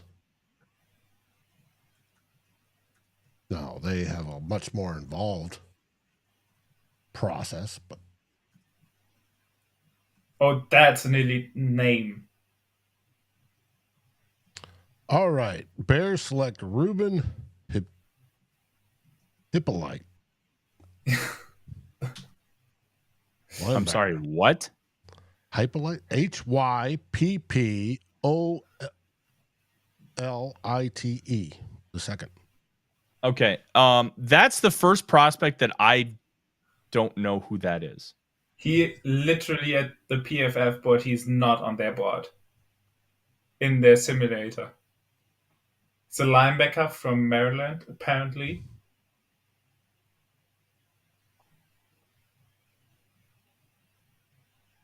But yeah, he's not on there. That's wild.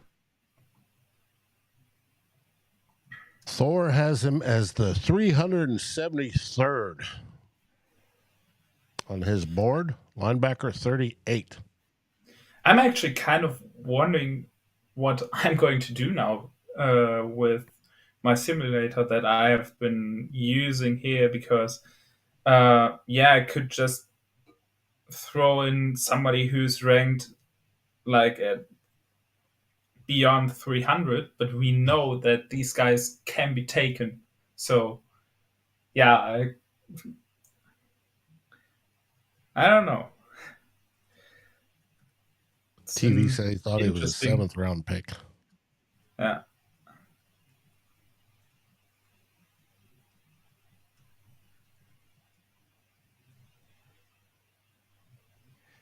John says scout pick. Oh, yeah. That is 100% a scout just got on the top of a table and just like, no, take him now. I want him. Rob, Tyler, if the Saints are taking your favorite draft picks, I think you need some help with your evaluations or therapy. I think it's the latter. I mean, I'm always going to need to be better about my evaluations, but man, 3 of the last 5 years, my favorite prospect has become a New Orleans Saint. That's just incredible luck.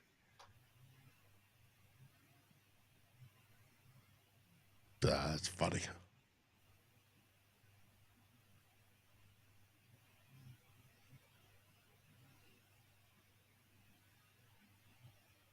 I was typing, we need a welfare check on pay and his Bears. That's got to give him an aneurysm after what they've done so far. Bears beating the Bears. His rant this week on who will be king will be epic. Just to give you a preview.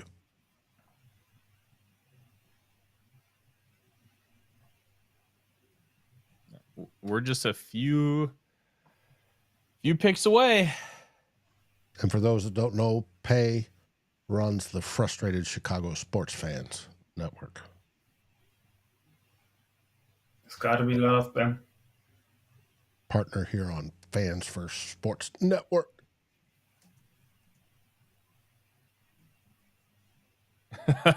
Okay, so this is very funny. My buddy in the industry who's a big Saints fan. I said that the Saints take my favorite have taken my favorite prospect through the last 5 years, and they said it's reparations for the Minneapolis Miracle. Wasn't the Minneapolis Miracle reparations for that 2009 game? 2009 game, yes. It keeps going back and forth. And let's not forget 2019, like that. You could argue that was part of those reparations too. Mm-hmm. When they kicked out they were 13-3, I think. And the Vikings just barely squeaked into the playoffs and just eliminated them in the Superdome.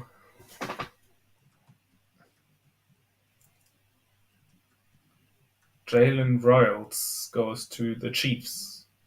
Oh, Royals to the Chiefs. That's a good pick. He's a good player.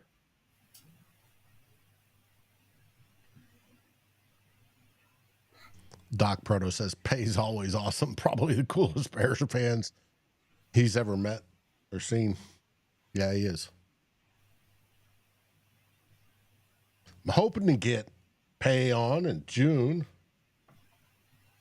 so we can talk what they've done.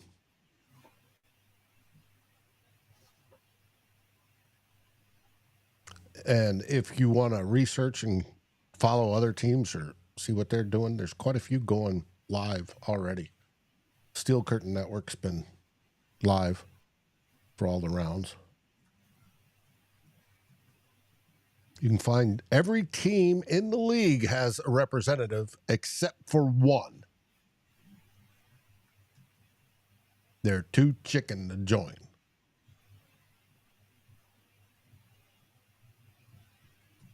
Know who that one team is, Tyler? I'm blanking.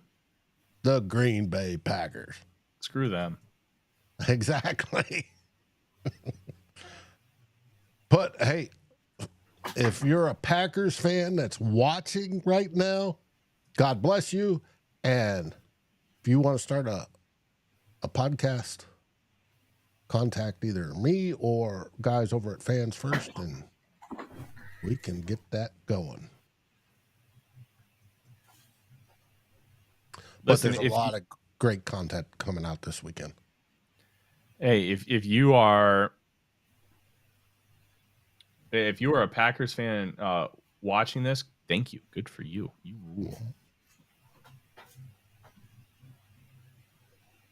I've just seen a question. Somebody, I didn't see the name, asked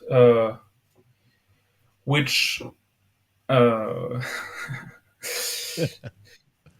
which one of the draft busts, the recent draft busts, would we like to have seen succeeded? Like, of course, all of them, but probably he wants to have one. Would it be like Lewis Seen? Something like that? Yeah, probably. I mean, could argue that. I think the guy I would name above all was Jeff Gladney, because I really liked him coming out of college. And of course, the fact that he died makes it more tragic right now. But I was rooting for him, and it just didn't work out. And Kyrie, for that matter. Yeah, since he was talking about draft busts, so I Kyrie Jackson count Kyrie put into that category. Yeah. But there was such potential, and we all look for it. Derek says Teddy. Yeah, Teddy Bridgewater. Mm-hmm. Is he? Yeah, I don't know. He's yeah. Due to injury and what we thought he would become and was on the way to, and then now he's made a good career. All right, you want to hear something funny? The Bears pick Hippolyte, the running back or the linebacker, he was 401st on the consensus board. 401. Woof. It's wild, man. Absolutely insane.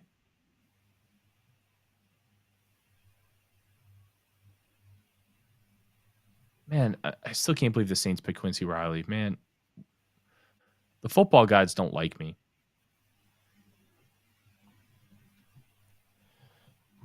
Quay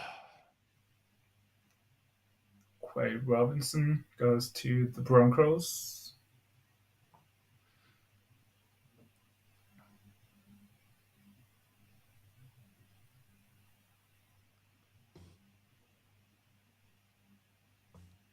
Yeah, Dennis Jade was a little upset. Another edge rusher to Denver. He's got an interesting profile. Got on the field late at Bama, but sometimes it's hard to get on the field at Bama because there's so many good players.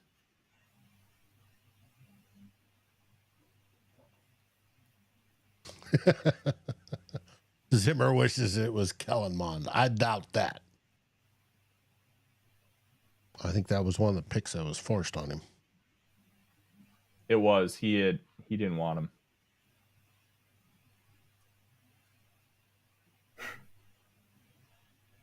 Yeah, a lot of love for Brashard Smith in the chat. Yeah, I would agree. I do think if you want, I'm gonna check my big board. Running back. The only players in the top 10 of my running back big board are DJ Giddens at 4 and Devin Neal at 10. Josh asks, what do we think of Braden Swinson? Designated pass rusher. Like, remember Yannick Ngakoue? Mm-hmm. Really can't do much against the run, but really good as a rusher. That's the kind of profile you're getting. I've heard there's been some potential red flags, which is why he's still falling. I thought he could have maybe gone on end of round 2. But I think there's a reason why he's still here. Mm-hmm. So those red flags that I've been hearing about, I don't know enough to say, hey, this is what it is. So I'm not going to report it. Mm-hmm. But yeah, I've heard some red flags there. Tonka Hemingway to the Raiders. Good player. Defensive line. What a name. He's an interior designated pass rusher.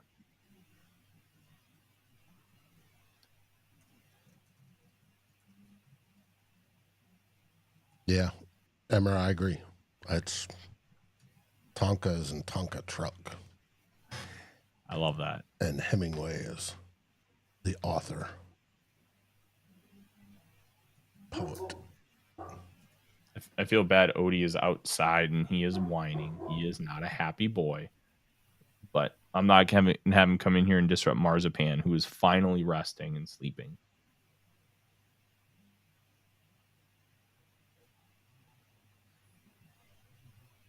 And the Titans just traded up with the Ravens.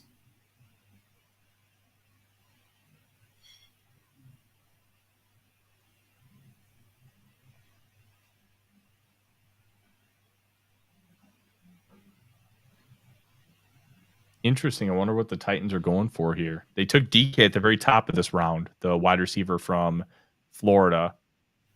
It would be so funny if they took Shedeur. Yeah. Gotcha. Odie is upset that the Saints got Riley. He's very upset.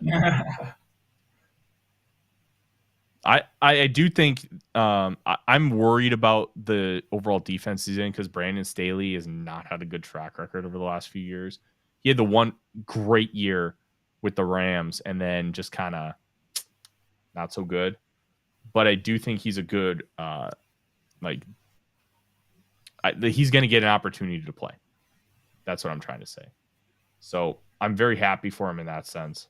But man, I really wanted him to be a Viking. That was the one guy. One guy. That's cheap. That's really cheap. The Titans moved up 5 spots. Yeah. and as just moved down 5 spots in the 6th round. So the move up and the move down on those pick swaps was identical. That's a huge win. Holy crap. But if you're the Eagles, you're willing to make that move because you have a lot of guys that's like, okay, we have 6 guys we like. Ravens. Was the Ravens. Oh, it was the Ravens? Oh, A.O. Manor. All right. Ah, there he is.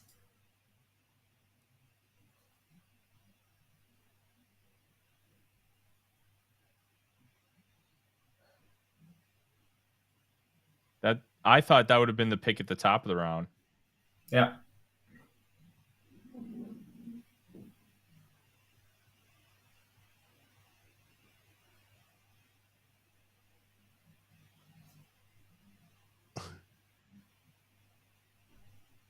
Rico says, Forno, you're beginning to sound like a fellow with a girl left him.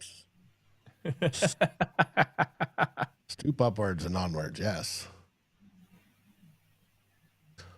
Jade says one of the players he wished worked out was Demetrius Underwood. Yes. Yeah. I'll get over the Riley thing. It stings in real time. We're 2 picks away, though. Seahawks at 137. They're on the clock. And the Niners at 138. And the Patriots traded up. All right. Seattle. They're having a decent draft. They need it. Didn't they just change their GM, if I remember correctly? The Patriots? Which teams have new GMs? Yeah. The Patriots, so Elliot Wolf officially got the job after the draft last year, but he ran the offseason. He just didn't have the title of general manager. I actually don't think he technically has the title of general manager right now, but he is the number 1 player decision maker. He's the top personnel guy. But the Patriots have always been kind of weird on how they label people. Like Brian Flores wasn't the defensive coordinator when he was calling plays. So Elliot Wolf's the guy, and he's having a really good draft. All right. Patriots picks in. We don't know what it is yet, and San Francisco's on the board.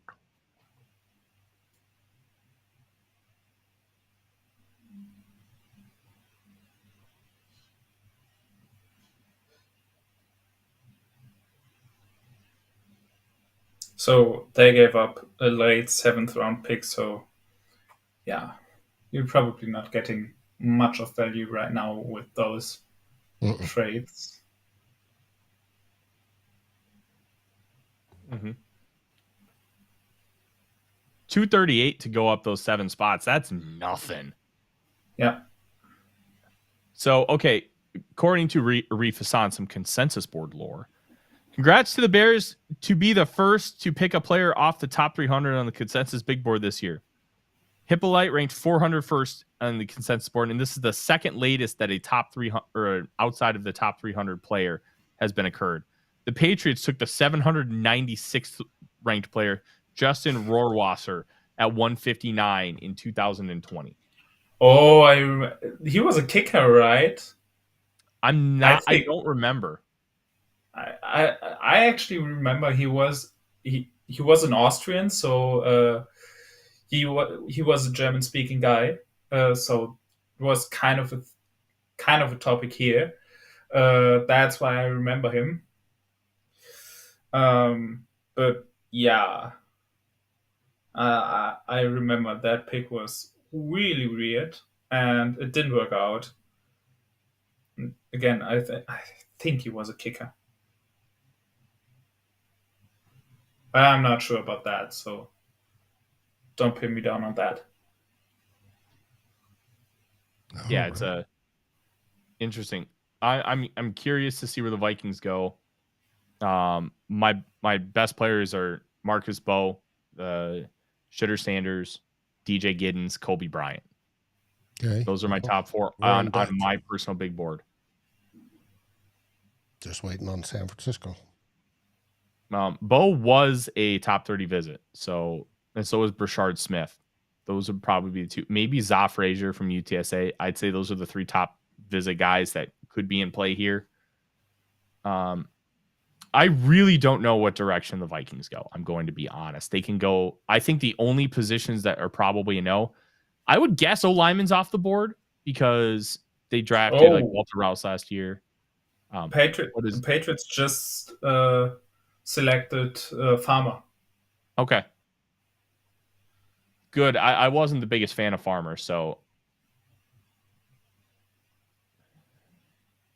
Yeah, me neither.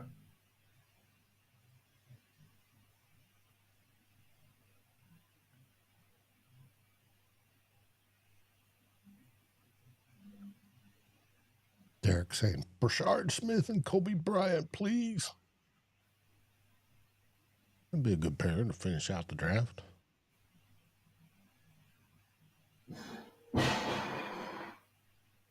That sounded interesting. Yeah, I think somebody dropped breakfast or lunch or supper. Yeah, something in the kitchen. All right, pick is in. We are officially on the clock. Round 5 is here, and it only took 115 minutes, just under 2 hours to get there. Round 4 is usually the round on day 3 that takes the longest, for the sole fact that a lot of teams like to do trading in round 4 because there are guys who they'll have like second round grades on who end up falling into this range. Mm-hmm. So I think we're going to see things go a little bit more rapid fire as time goes on. I think there's still going to be trades, but it's going to be, hey, if this guy's there, this is what I want to offer. Are you good? Mateo mentions, imagine if Shiloh Sanders goes before Shadur. Shiloh stinks. He's not good at football.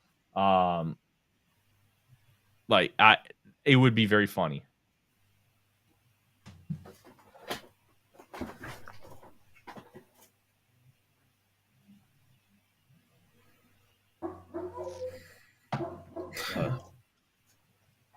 All right. I wonder if the Vikings are going to end up trading this pick because they picked just 3 picks later at 142.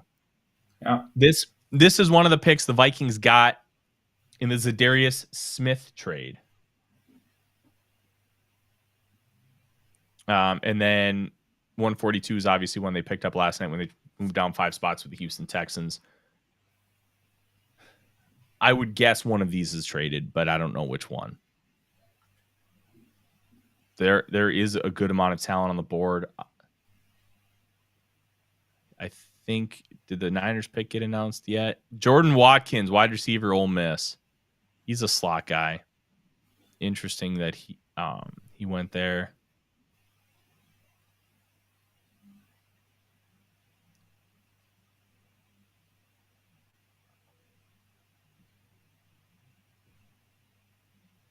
Yeah, at this point, we're just kind of sitting and waiting to see if the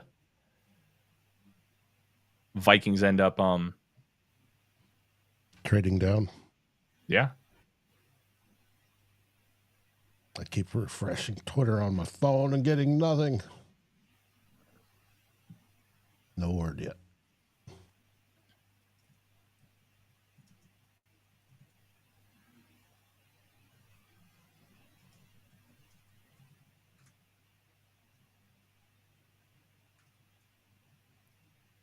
We will see. Best available? I don't see anything yet. I think we probably would have seen it already if they would have traded this pick. Because the Niners pick has been in for a couple of minutes now. And pick is in. Yeah. So the Vikings are officially picking at 139. I wonder who it is. Thanks, Forlorn. Yes, smash the like. If you're on here watching, got 430 of you, please do. We appreciate it. And hit the subscribe button. Yes.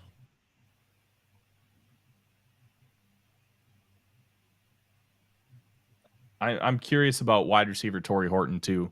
I don't think that the Vikings would take 2 wide receivers, but Horton's really good. And he ran in the 4.4s as like a guy who can play X. Mm-hmm. I'm curious why he's still available, but who knows? We're just waiting for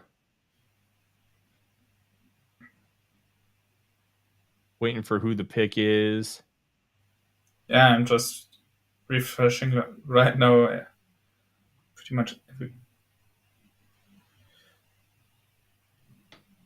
Tyrion Ingram Dawkins, defensive lineman from Georgia. Okay. That's the pick. Yep. So he's an interesting player. He's a versatile guy. He also was a 30 visit. So the Vikings have now taken 2 of their 3 players were 30 visits to Minnesota.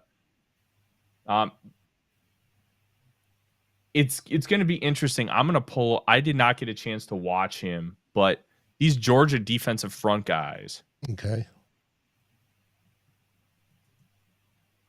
are always interesting. So let's pull up Lance Zierlein's of NFL.com's scouting report. 6'5", 276, 33.5-inch arms, 9 3/4-inch hands, low production, high athleticism, 4.86 40, a 1.69 10-yard split, 36-inch vertical and 10.4 in the broad, 3 cone was 7.28, short shuttle 4.34. So he's pretty quick and he's very athletic. More of a tweener. He was a 4-year player at Georgia. So the general overview, he's ready to do it with the tools to do it, but he's still learning how to do it. Ingram Dawkins' relative lack of experience shows up with inconsistent instincts in the run game and a lack of development as a rusher. However, he possesses an impressive blend of size and suddenness that allows him to attack blocks or shoot gaps. He's a bender with excellent range and change of direction. He offers more flash than finish as a pass rusher, but has all of the tools to get after pockets when his hands and approach get trained up. He's also scheme and position versatile with loads of upside, but he's still developing and has a wider gap between his ceiling and floor to his relative D-line prospects. All right. Alec Lewis is also hinting at a trade at 142. Got to get that extra pick somewhere.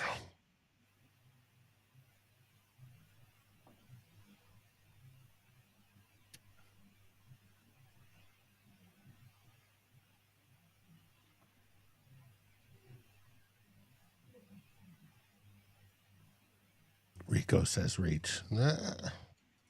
He was projected as like a 4th-ish round guy. Yeah. I think it's pretty much.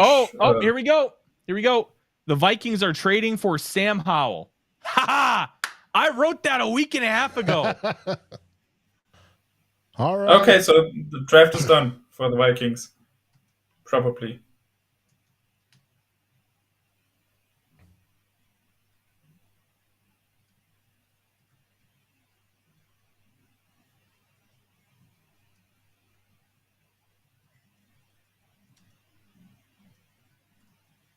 Wow. We get Sam Howell for the number 4 pick in the 5th round. I think we're getting another pick back. I don't think it's a straight up, but nothing official yet as far as what it is.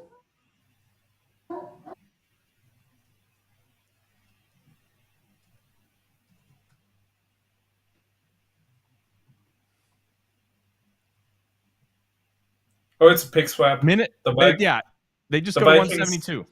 Yep.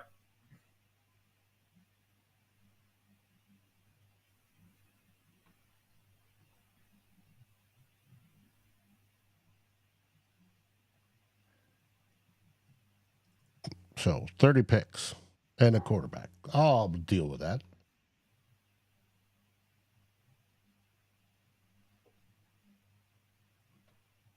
All right, I need to. I really like Sam Howell as a backup quarterback. He's got grit. He's got the ability to run.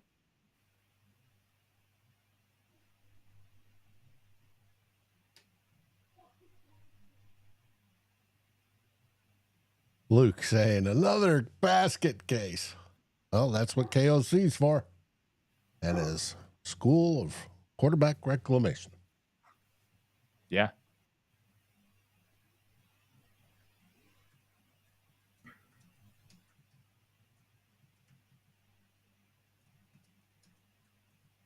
I think besides Jackson, that's my favorite move of the draft.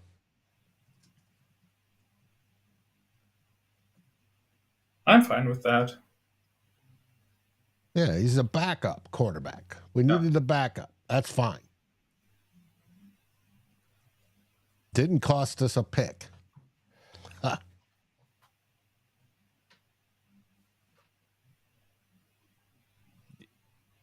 A 30 pick drop for your backup quarterback? Yeah, I'll take that. Yeah.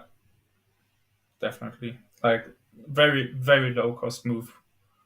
And I'd rather do that than pay like 10 or 15 or 20 million for Kirk Cousins.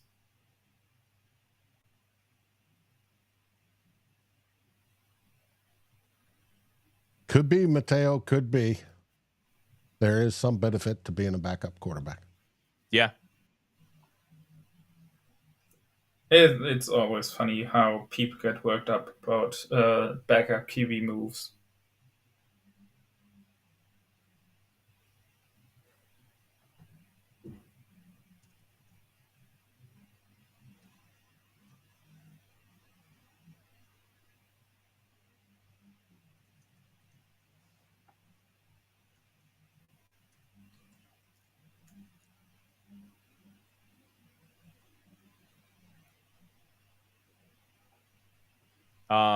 This is the way. Thank you for the super chat. Yeah. I don't think Howell is going to threaten JJ McCarthy at all. I think his profile, he's gritty. He's got running ability. He's tough. I think he could potentially win a game for you if McCarthy's out. I like it. All right.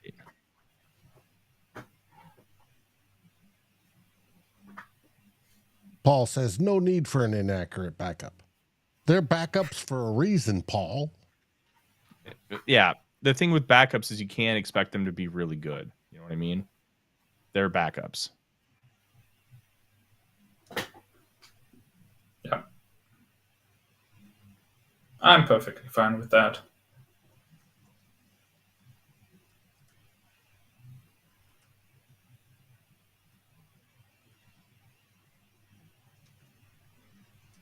Hopefully KOC and crew will help fix that too. And Mateo says he trusts Howell over Powell or over Mullins. So, I mean, the big issue with him was always that he took way too many sacks. Thank you, Christopher. Appreciate that. Doesn't hate the Howell move. I really like the Howell move. Yeah. He's peak backup. And remember, at one point, going into his final year of college, Howell was at one point projected to go like first overall. Mm-hmm. Like Howell is a guy that could potentially win you a game as a backup. And you're paying him almost nothing. And you paid almost nothing to get him. Yeah. So the Vikings will come out of this draft with at least 5 players, one of which is Sam Howell. They have an intriguing defensive lineman that they can develop. They have a wide receiver they can develop, and they have a left guard who can potentially start day one. I still think Jackson's going to have to win a competition, but I do think he wins it based on right now.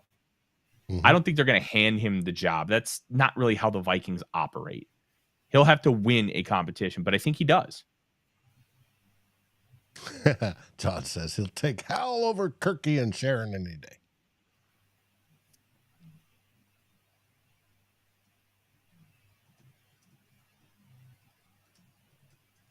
Doug says it's his last chance. That's why he's at the KOC School of QB Reclamation. Somebody had said he's just a better, more athletic runner and player than Mullins. We'll take it.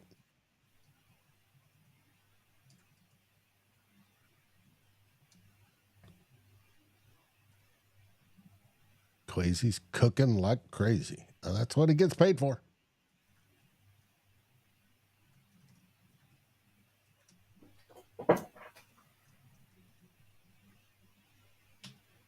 All right.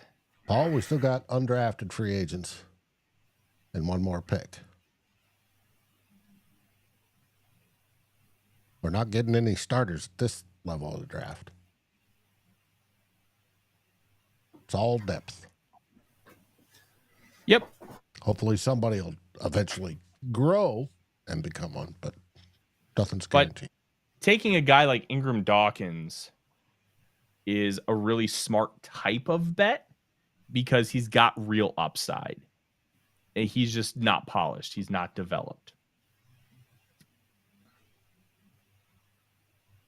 And I'm okay with taking players like that. You know what I mean? Because like if you can like develop that player and get a good player out of him, that would rock.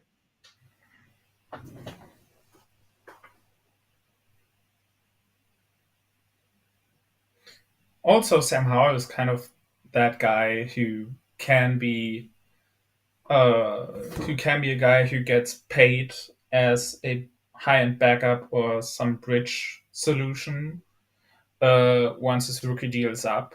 And that's another guy who could help the compensatory pick formula down the road. Great point. And the Dolphins just selected John Phillips. Phillips, good player. I expected him to go a little bit earlier, but I did too. Yeah.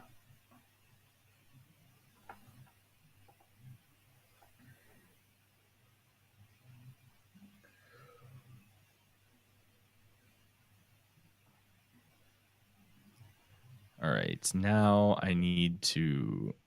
The Browns traded.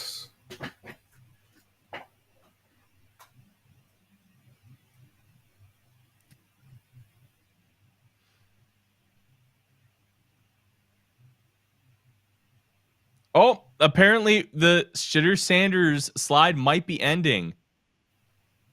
I think he's going to Cleveland. I just went and looked at my screen and saw Green Bay. Scrolled way down inadvertently, sorry. To Cleveland. The Brownies. After taking Dylan Gabriel, that is just...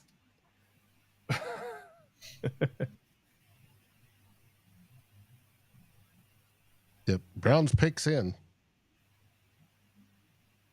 Banana Man.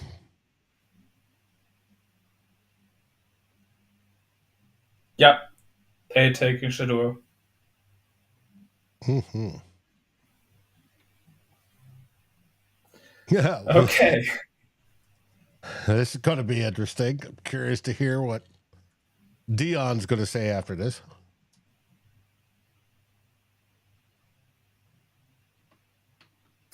Or if somebody had to twist the Browns' arm.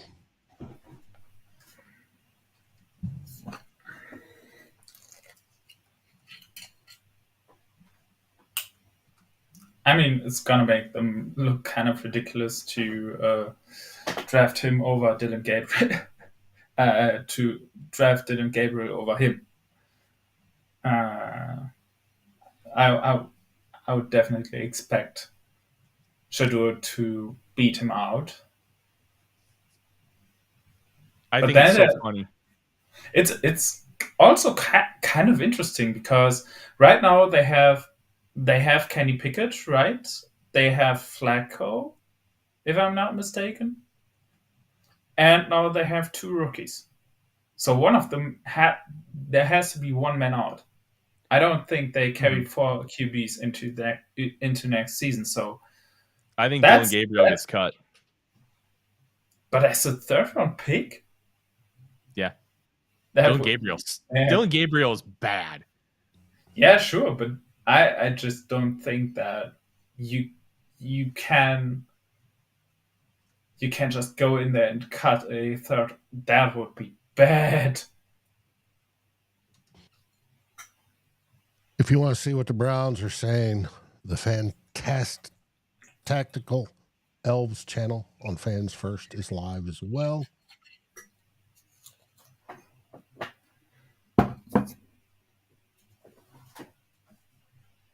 They pump out a whole bunch of content.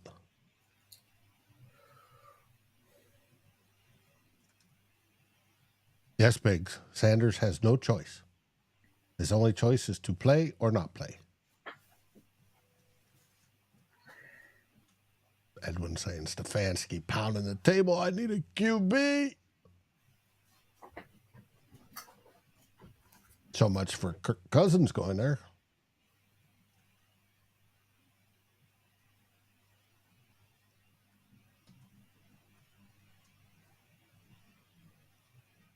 Man, I can't believe it. Shadur fell all the way to the 5th round. But yeah, he is a Cleveland Brown. I also wouldn't be surprised. Like, Dylan Gabriel stinks, but I wouldn't be surprised if they just trade or cut one of the veterans ahead of cut down day. Like either Pickett or Flacco. Mm-hmm. Are you sticking with us, Tyler? Yeah. I thought it was 1:00, but I don't know. I guess not. My wife's not even home yet. She's out shopping. Okay. But I'm gonna go off for about 15-20 minutes, take a potty break, and join Luke. When? Shortly, or do I have time to take one? Oh, go take one. All right. I'll be right back. I'm writing a piece on Sam Howell right now. I like I said, it's the 2nd best move in the draft by the Vikings. Only picking Donovan Jackson was better. We get our backup quarterback, and it cost us nothing. Just a 30-pick drop. Yeah. Yes. So, all right, everybody, I will be back in about 5 minutes. A 30-pick drop. That's it. It's so crazy. I mean, the Seahawks had like 5 QBs in their room, so they had to get one off. So it kind of makes sense. Mm-hmm.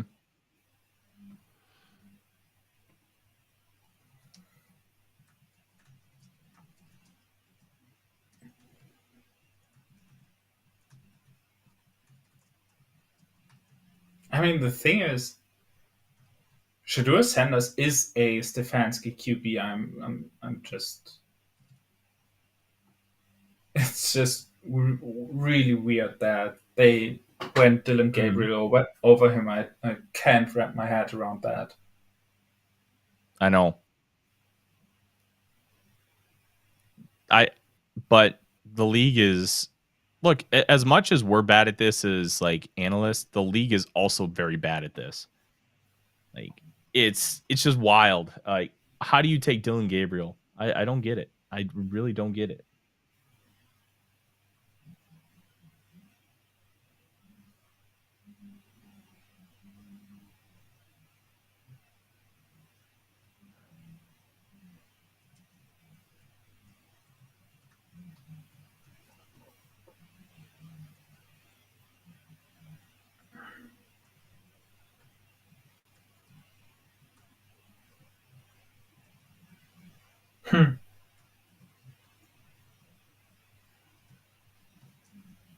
What? There was just Mike Garofalo just posted that he and Rap Sheet were betting on the Browns. The Browns jumping the Eagles. Like Ian bet on that, and Mike Garofalo bet against that. So apparently Ian won. Mike McWilliams to the Eagles.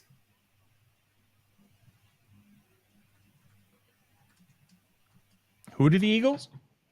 Mac McWilliams. Oh, Mac McWilliams is a good player. Funny name. It is a very funny name. There's some funny names in this draft. Yeah.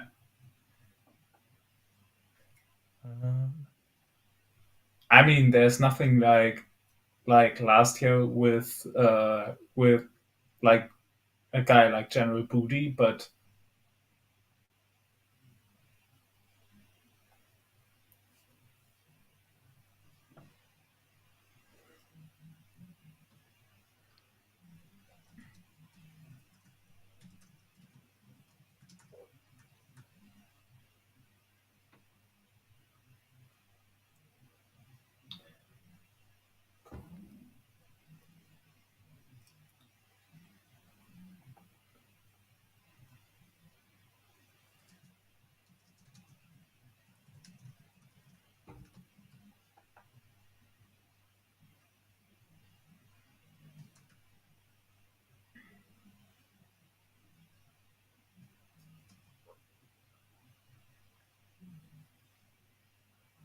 All right.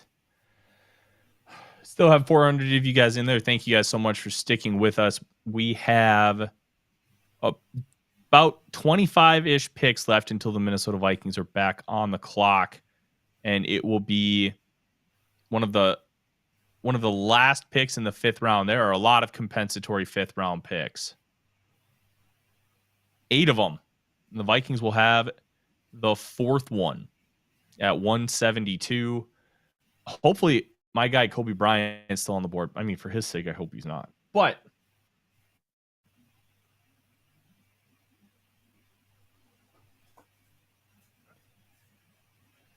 yeah, the resounding sentiment from the industry people I talk to, Jonas, is the fact that Dylan Gabriel doesn't make the Browns as a 3rd round pick. Yeah. I mean, that would be the common sense take right now,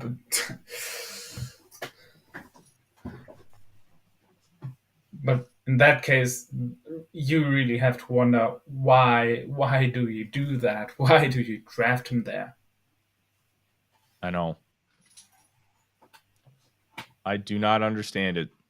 Especially if you do like Sanders. I just don't get it.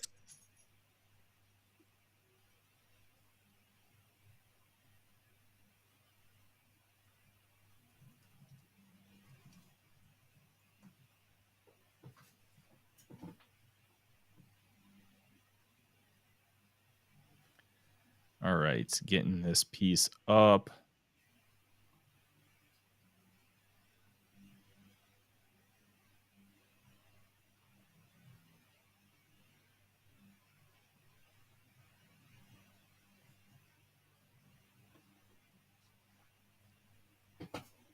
Man, what a fun day 3 so far. What a fun day 3.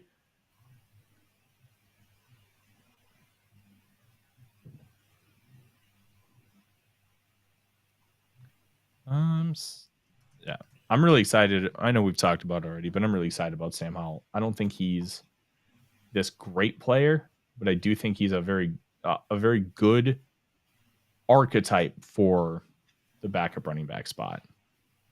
Yeah, for sure. Mm-hmm. So here is his scouting report from Bleacher Report coming out. Sam Howell is a tough quarterback with a good, strong build, but below average height for the position. He's about 6 feet. He throws a very catchable deep ball and is able to get distance while also consistently getting a high arc on deep throws. Howell has good overall arm strength and flashes the ability to drive the ball when in rhythm on short and intermediate throws. That's going to translate for Kevin O'Connell.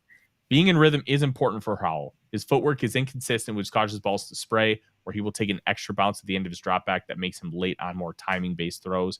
Howell will also attempt to work deep in his dropbacks to give himself more room to see routes develop, attempting to compensate for his height. And while he has enough arm strength to make the throws, he has a longer over-the-top throwing motion that will give him even less room for error in the NFL against better and faster defenders. One other thing with Howell is he has been known to make relatively slow decisions when it comes to like his processing. He took 65 sacks in his 1 year as a starter with the Commanders. And that's why they ended up with the second overall pick, and that's how they got Jaden Daniels.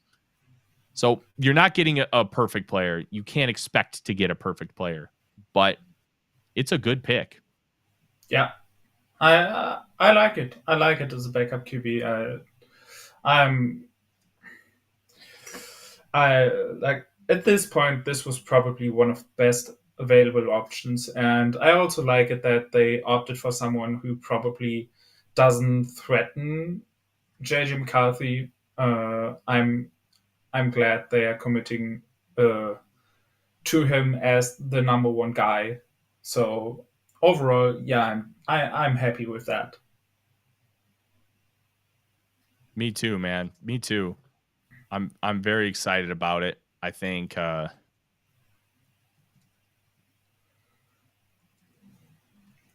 McCarthy should be excited about it. I also think that when you have a guy who's failed as a starter, it's an incredibly valuable resource for somebody like McCarthy. Oh, I dealt with this.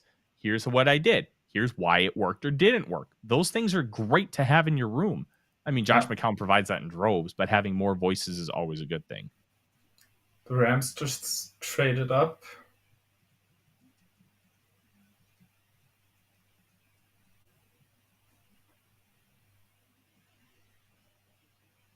Rams traded up again, huh? Yeah. Interesting.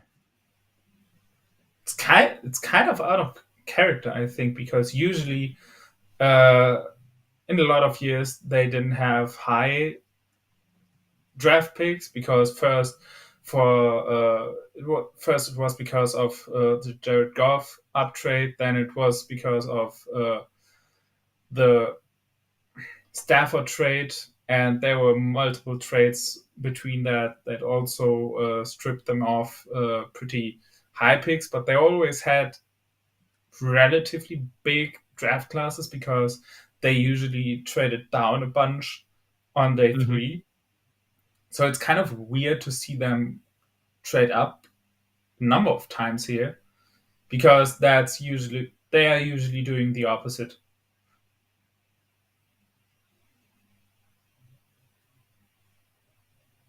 Yeah. All right. So it does seem like they have a very limited number of guys that they like in this year's class, so they change up their usual philosophy. I agree. They took Ty Hamilton. They traded up for Ty Hamilton.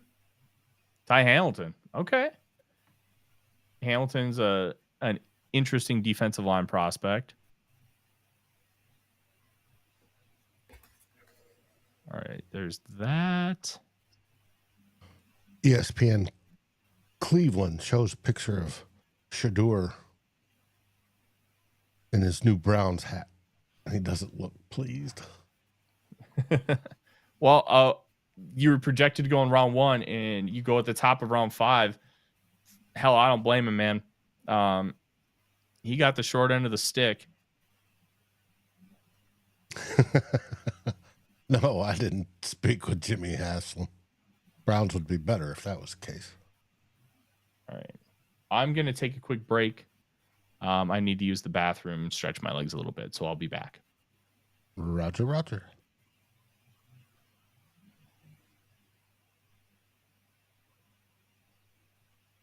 And we are sitting there waiting. I mean, it's kind of interesting that they took an interior defensive line guy again because I think at most they are probably going to carry 6 guys into the active roster. So either Ingram Dawkins or one of the 3 relatively established backups, like Taimani or Redmond or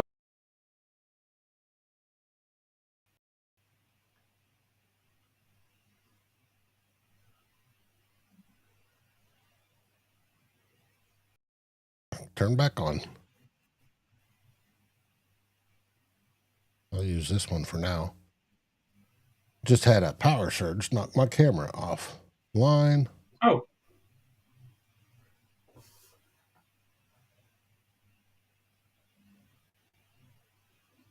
Yes, Mary. It was a wonderful selection. Drop down 30 places and still get your backup quarterback for nothing. Just cost of moving down 30 places. And camera should be back.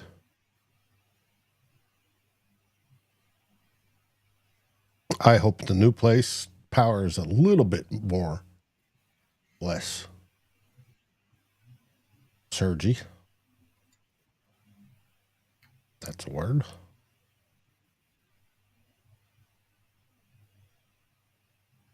Jonas just became a star. Just took a running back.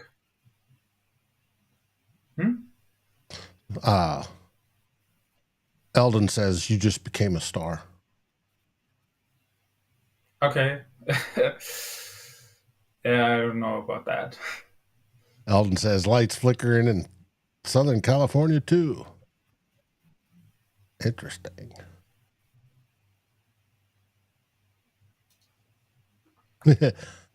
Doug says he just joked with his dad about Sanders taking a pay cut in the NFL. Yeah. But he better hope he gets his everything squared away in a sock so he can get better and prove himself. And then go for that second contract. Yes, Mary, there's our backup.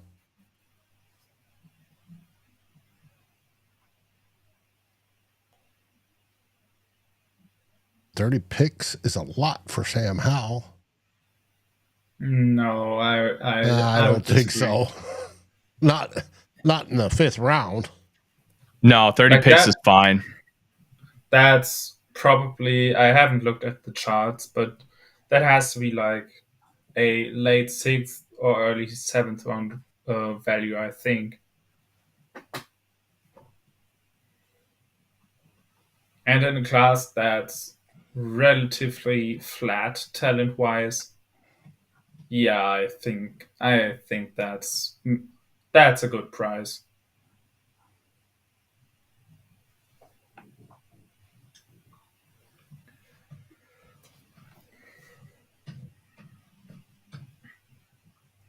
But when you were away, I just talked about something on our defensive line depth chart. I think we're gonna carry 6 defensive linemen into the active roster. I don't think we're gonna keep 7. So who do you think is right now the odd man out who will either land on the practice squad or go somewhere else? Because right now, if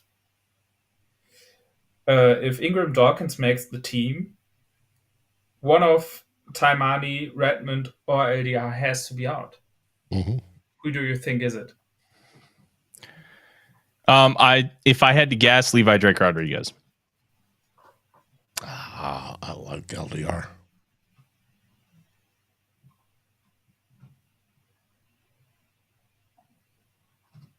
I like him too, but that is my guess. Oh, Jason Marshall Jr. to the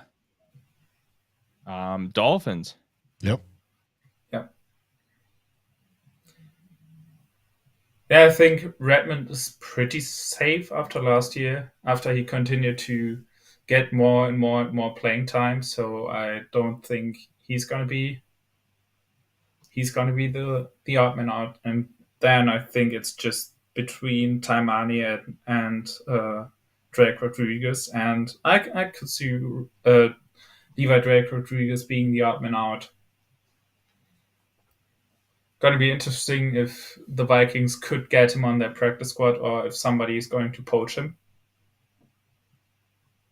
in that case. One of the interesting things about that is very rarely do guys actually get poached. It's like 6 a year.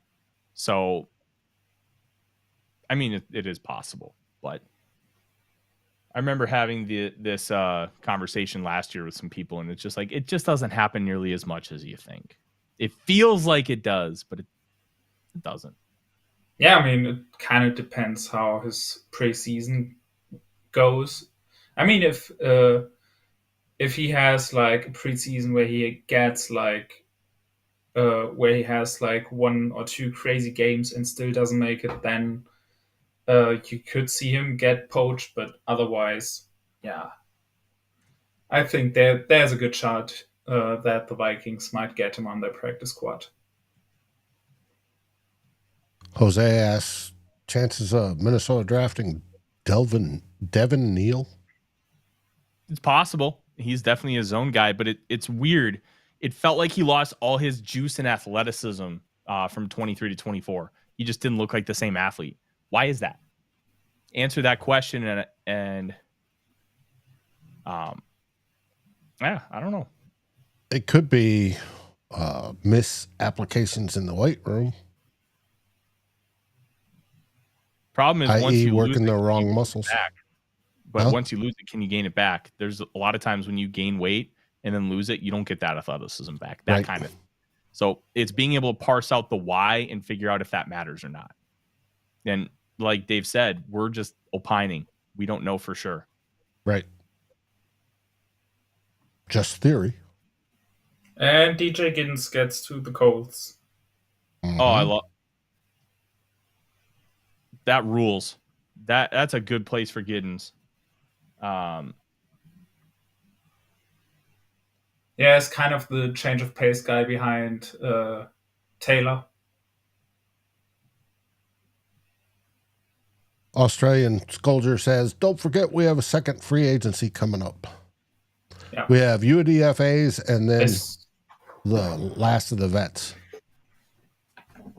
to fill in holes. I mean, it's always after the draft that free agents picks up again.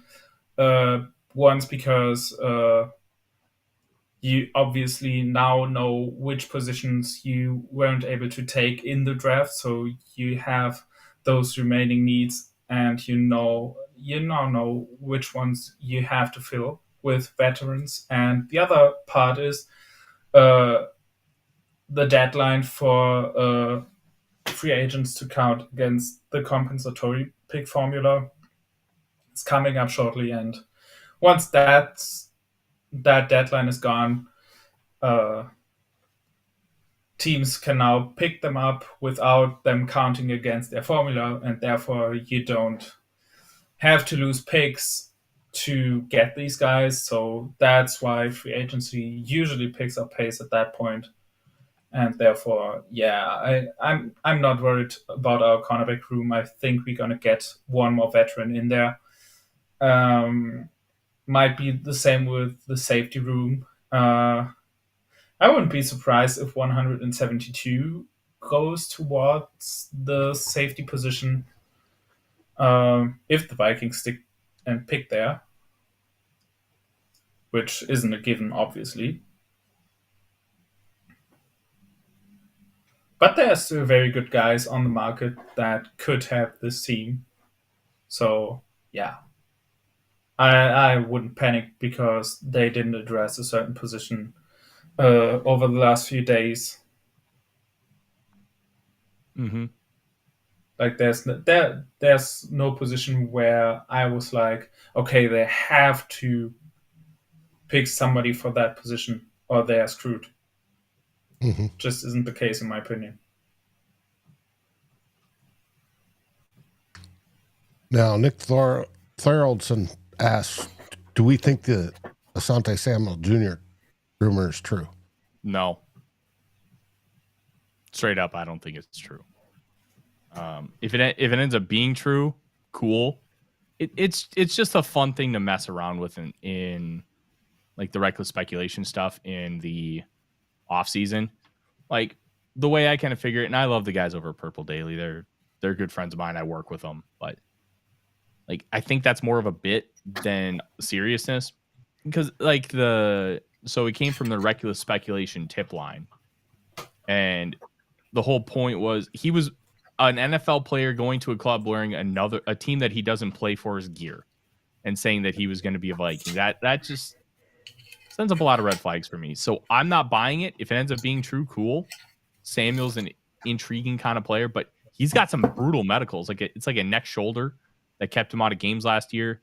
It was reported that's why he's not with the team right now. So I don't know. I'm very so Forlum Hope is saying that Mel Kiper Jr. is losing his mind. Man, I hope somebody puts the draft up on YouTube so I can watch it. Awful Announcing will have it, so I'll probably just be able to catch clips at the very least. But dang. Is it time for Mel to retire? It was time for Mel to retire 10 years ago. Isn't he coming up on 80 years old? I don't know how old he is. He's been. I think he's just in his 60s, because I think he started scouting as like a 20-something-year-old. Okay. You're looking. He's only 64. Oh, my age. Well, yeah, I'm a few years younger. Ooh, Jalen Rivers to the Bengals. Yep. I like that.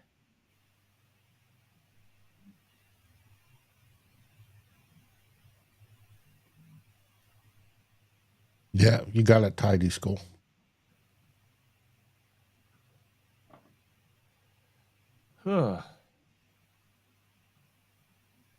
Yeah, I think that's an interesting angle to take. Big Real Dad Mel Kiper's almost never right. Well, he's got some big hits. He loved Josh Allen. Loved him. But he's had some misses.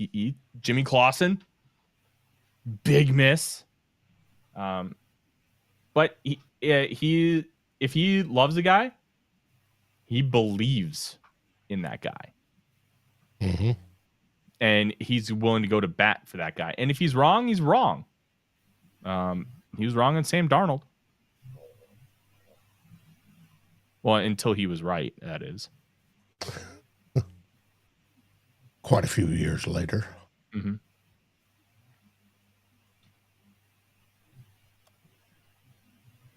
P&P, you're probably correct.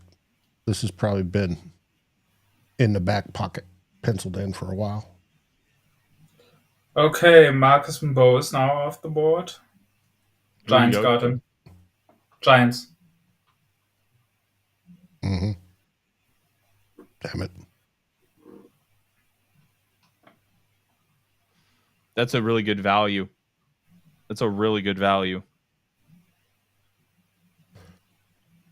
So for what it's worth, as I'm kind of finishing up some of my write-up stuff, Tyrion Ingram Dawkins, NFL.com has him with a grade of 6.18. Good backup with the potential to develop into a starter.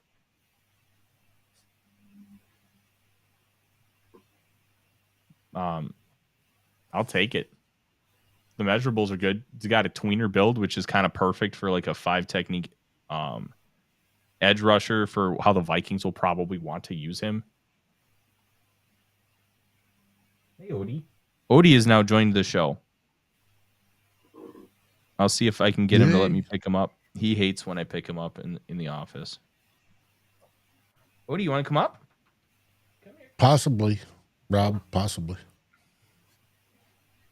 Rob saying running back next.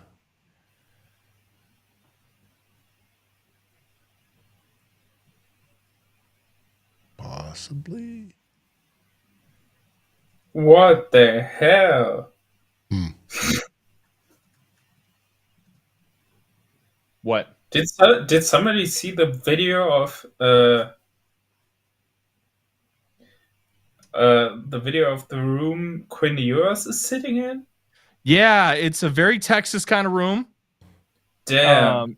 So I don't know how much you have of that in Germany, but if you hunt, a lot of hunters will put those on their wall. So if you've been hunting for years and years and years, like I'm guessing that family has, you probably have a lot of them. Yeah, I haven't seen many rooms like that, to be honest. Yeah. All right. Now, the highest guy left on the consensus board, and there's only 2 in the top 100. Cameron Williams, 92nd overall Texas, offensive tackle, and wide receiver Torrey Horton in 99th.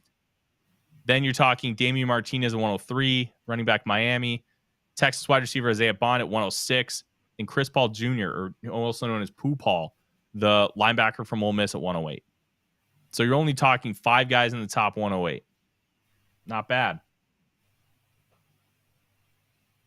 Okay. Jonas, if you ever make it back over here to the States, in the Midwest, you need to go to a Cabela's. Okay. Yeah, we'll see. Probably when I'm finished studying. Mm-hmm. Because then I probably will have more financial leeway. Although, with how much tourism is dropping right now, maybe prices are getting more affordable for me. Gotcha. Yeah, somebody just wrote with the video of the room of Quinn Ewers. Quinn Ewers is killing a new animal every hour he's not drafted. All right, so consensus board. Ingram Dawkins was technically a 31 spot reach on the consensus board. He was picked at 139. He was taken at 170. A 31 picks difference on the consensus board at this point in the draft is relatively minimal. It would equate to around an 8 to 10 pick reach on the consensus board in the middle of round 1, where you're taking a guy that's a reach, but there's so little difference theoretically between a player that you're taking at 139 versus a player you're taking at 170 to where that difference is relatively limited versus higher in the draft. The variance can be much, much bigger despite the number being smaller. Gotcha.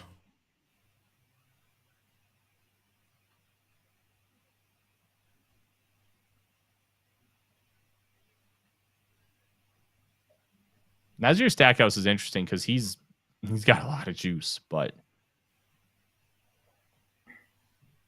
I don't know. Dolphins got Dante Trader Jr., safety. That's a player I also don't know about.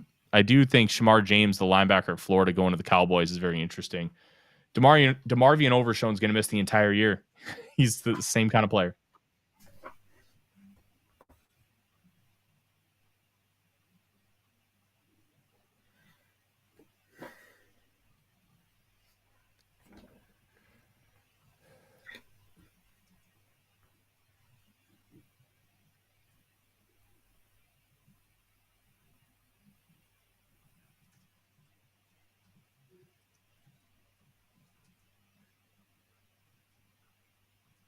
Biggs saying Sam Howell had no O-line in Washington. Yeah, but he also contributed to the high sack numbers. It's kind of the same thing as it was last year with Caleb Williams. Yes, the Bears' offensive line wasn't great, although it wasn't nearly as bad as people made it to be. Unless you ask a Bears fan. And Caleb Williams had a lot to do with the number of times he has been sacked. That was as much his fault as it was his offensive lines. Yeah, they had some injuries. Most of their starters missed a few games, so they had to shuffle around a bit, which obviously didn't make this offensive line much better. But overall, I think this offensive line, if you just look at the 5 starters, it was solid. It was about the same level as a healthy Vikings offensive line last year, which wasn't great, but it wasn't terrible either. Mm-hmm.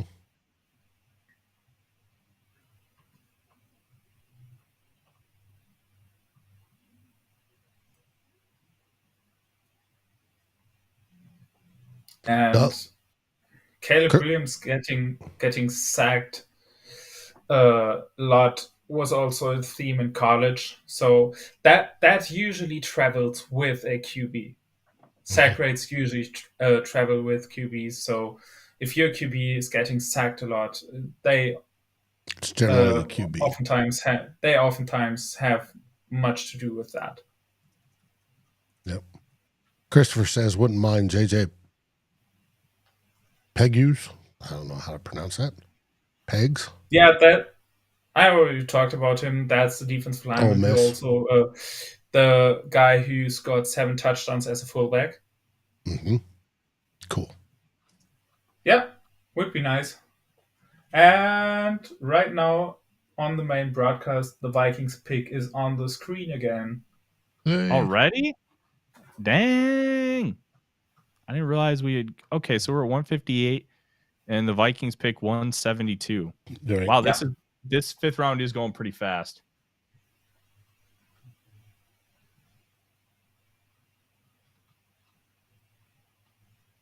Doug says Howell held onto the ball. That's a big problem with quarterbacks and sack rates. Yes. Yeah, he did. He's kind of a Pugy geese. Is that what it's called, Rob? Or how he pronounces it? Puggies.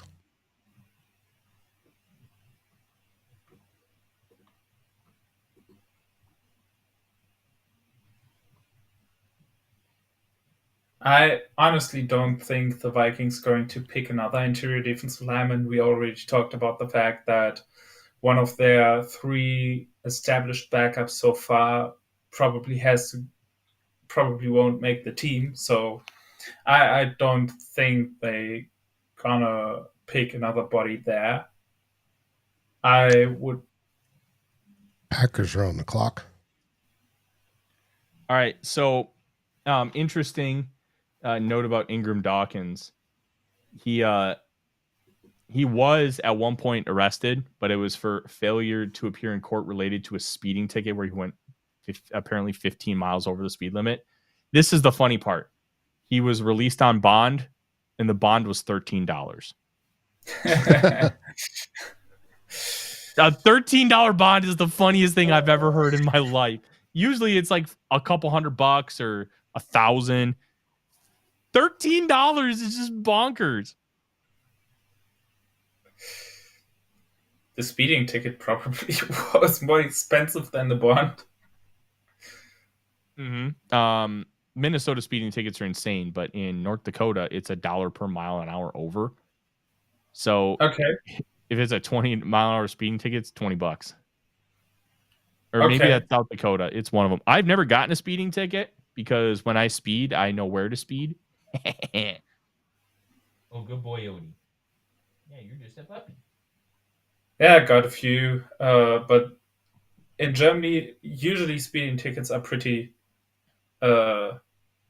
cheap. So they are not very expensive unless you go way over. But they can be pretty like that where they hide the cameras. They can be big assholes about that. So knowing where to speed isn't really a thing here. It is here in some places.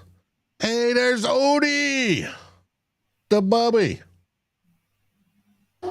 Yeah, he doesn't like this very much, but say hi, buddy.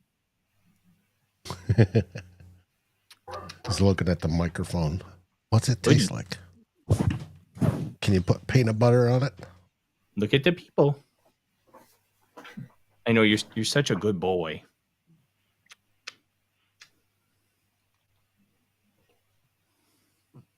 Should hold up a treat like here. Mm-hmm.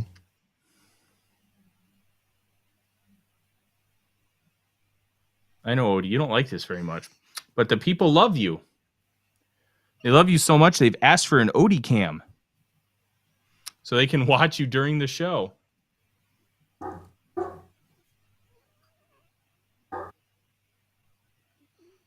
All right, we'll put you down now, sweet boy. There's everybody's Odie content for the show. He will not let me pick him back up again. He is not happy. Barking on my end is because Amazon dropped something off at the front door. I think I haven't reviewed my dog here so far. Mm-hmm. Not sure if it's going to be happening at some point, but not likely. Packers pick is in.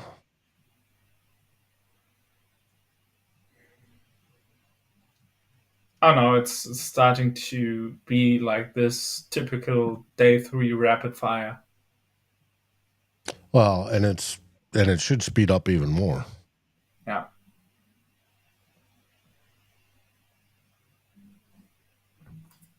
Biggs is hoping for a tight end. Yes, my dogs are the best.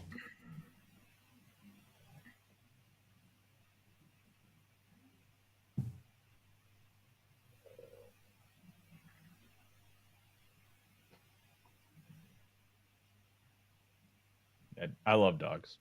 Dogs are good puppies. Now, however, Donovan Jackson's Leo DiCaprio story was interesting, fun.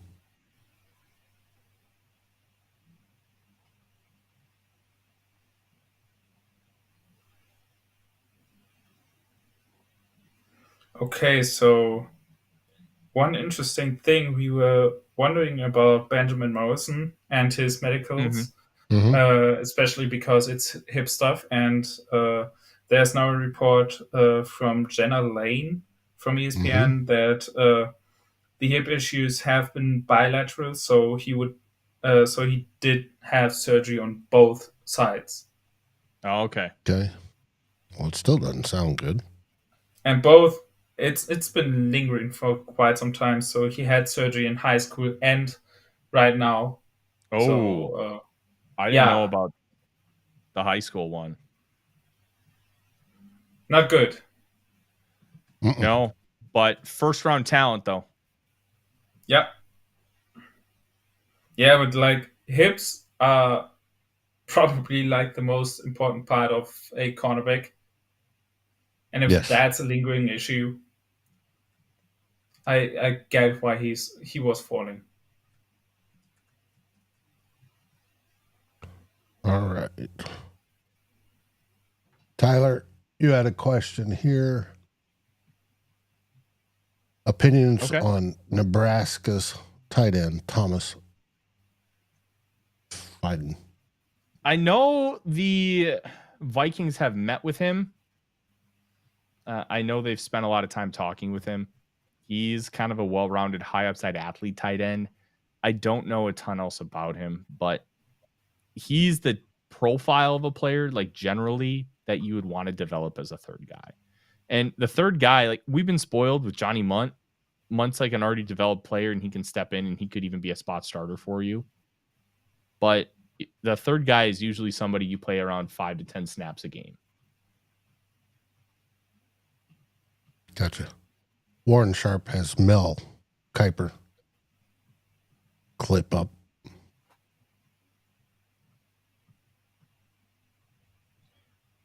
One thing, Kevin Seifert just tweeted it out. One thing to remember, also, especially if you look at the high interception and the high sack numbers for Sam Howell, he had the most passing attempts of any quarterback in the league during the year he started. There was no QB in the league who had more passing attempts than Sam Howell. So, the Commanders placed a lot of pressure on him while playing with a bad roster. So, not great.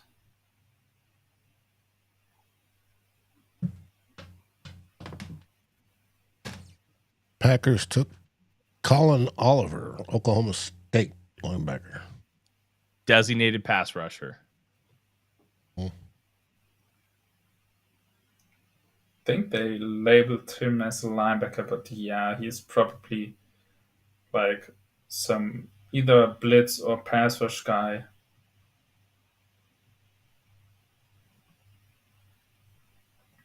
Min Flipper says, my guy is Luke Lakey.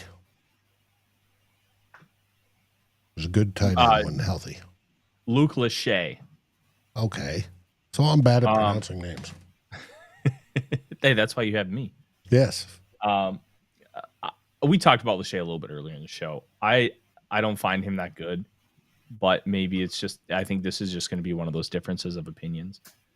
I understand Iowa's got this huge track record of having having good tight ends, that lineage. You know, producing George good Kittle, tight ends. Noah Fant, Dallas Clark, TJ Hawkinson, Sam Laporta. The Eagles also took another linebacker, Smail Mondon Jr. from Georgia. Athletic freak, long arms, got a great profile, but it's not quite there yet. The Jets selected Francisco Maui. I don't know how to pronounce that last name. Siegel. No. Francisco Maui Goa? I don't know. Oh, you're talking the Jets? Oh, I haven't seen that pick yet. I thought you were talking the Niners. I'm sorry. No. It's funny how Jonas gets some picks before we do. I'm not scouring Twitter, which is where I'm guessing Jonas is getting his picks. I just have the NFL draft tracker up. And that's it. Actually, I think Twitter this year is a bit slower than it was the last few years. Like last year, I had every pick in advance while I was on there, because there were some dudes who just had them like 2-3 minutes before they were announced. And this year, they have actually quite a few picks where the announcement came before it was shouted out on Twitter. So I actually think that draft Twitter this year is kind of slow in that regard. So, but sometimes they have the picks ahead of time, and in this case, somebody obviously picked it up. Or they've been working on getting teams not to leak. Yeah, probably. Like again, last year, every pick was known in advance on Twitter, and I don't think the league wants it like that.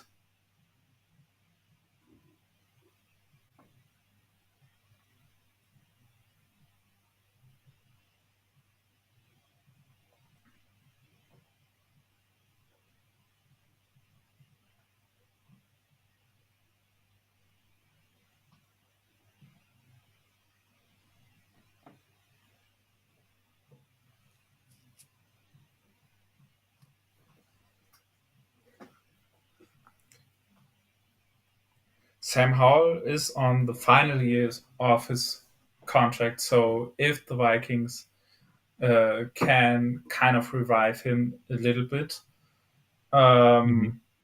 there he can be an asset for the compensatory pick formula next year. So I think that was one of the points why the Vikings wanted him. Kind of the same thing why they picked up Daniel Jones. Yeah. I mean, even backup QBs are getting good money right now, so there's a good chance that Sam Howell next year, after 1 year with Kevin O'Connell, might be able to get a contract that makes him eligible for that formula. So, yeah. I think that's part of the decision.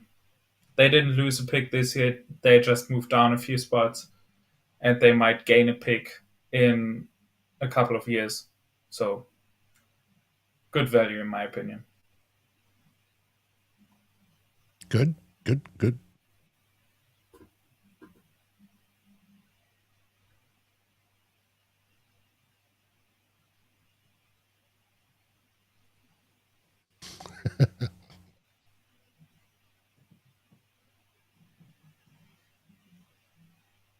All right.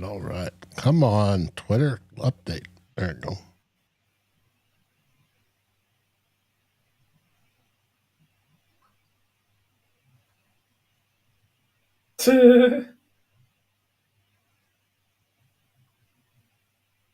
Yeah, kind of. I've just seen tweets that Dion and Shedeur Sanders during the draft process kind of developed a relationship with the Browns owner, and then there's also a video of the moment they selected Shedeur, and Andrew Berry just looks like he doesn't want to be there. So this actually feels like an owner's pick. It very well may be. Even Stefanski, although I think that Sanders really fits his system, even Stefanski doesn't look that happy about that. Darren, now that you're all rested, why don't you hop on?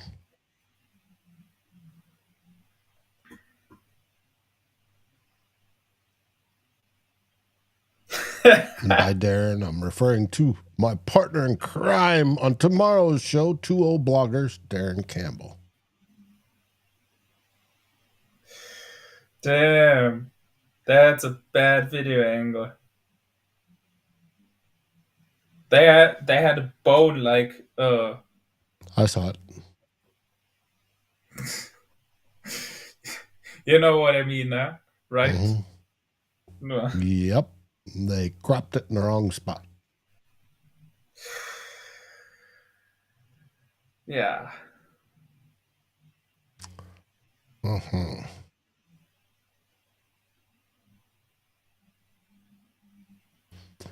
Obviously, Tyler's wife is home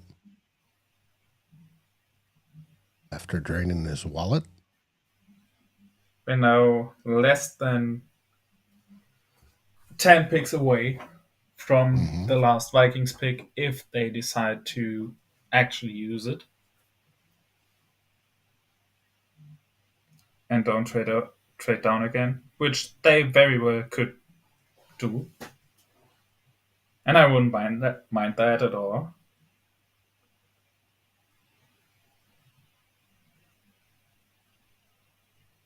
Rob says, Burchard's still coming. We'll see. Pittsburgh's pick is in.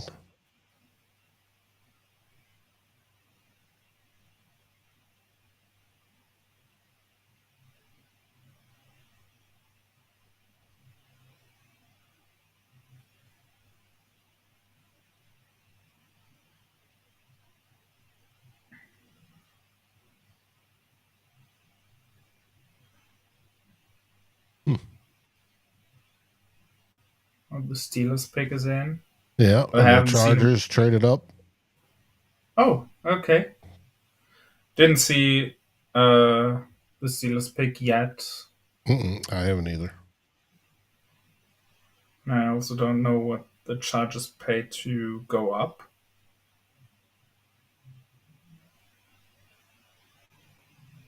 We'll find out. The Steelers select Yahya Black. Okay. He kind of stinks. He's got an intriguing looking profile, but I don't think he's very good.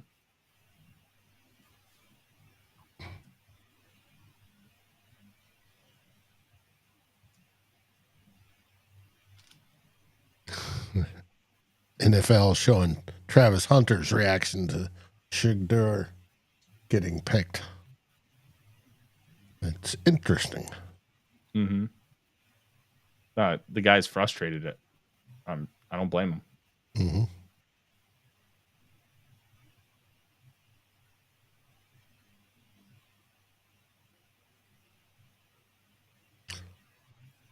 When you put that up to your mouth, it looked like you're about to light a stogie. It's a protein bar. I got to stay fueled. I didn't eat breakfast today. Well, I had a crappy couple Danishes, and that's it. I just had dinner right ahead of right before we started here. So I'm good. Good. Hey, Brian. All right.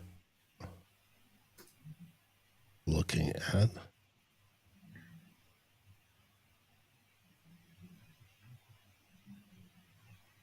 I'm seeing a lot of Vikings have done well so far across Twitter. And there's the whole side of fire Kwesi and make everybody get new jobs. Christopher, thank you very much. With the Vikes' great history of UDFAs making the team and paying big money will bode well for getting the pick of the crop. I hope so. We're almost banking on it. You're on mute. Plus, with only 4 draft picks, the Vikings become theoretically a more desirable spot because less rookie draft picks to make the roster, more opportunities for me. I do think that one of the real problems with kind of draft analysis and draft reactions by fans, and you know what, I like, if they don't take the player you want, it's automatically bad, like right away. It's kind of like that instant reaction without looking at it. Okay, why did they take this player? How is he going to fit? Those factors, I think, are more important than your own analysis, because even though like this is my job and I take this very seriously, there's a lot of times where I'm wrong. And maybe like the Dallas Turner thing. I didn't love the Dallas Turner pick right away, but the more when I watched other games, they showed other aspects of his game that I'm like, okay, I see Flores' vision. I get it more now. Right. Be patient.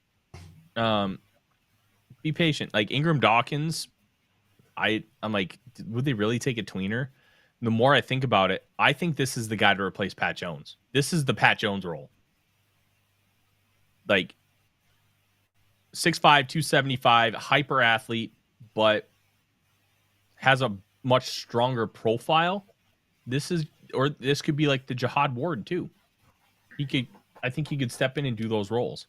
Yeah, I think it's more that role. I don't think it's Pat Jones. I don't think he's a clear edge. I think it's that Jihad Ward role of the kind of edge rusher who slides inside on third downs, and that's usually where he's going to play. That's what I think it is, or it's going to be if he's any good.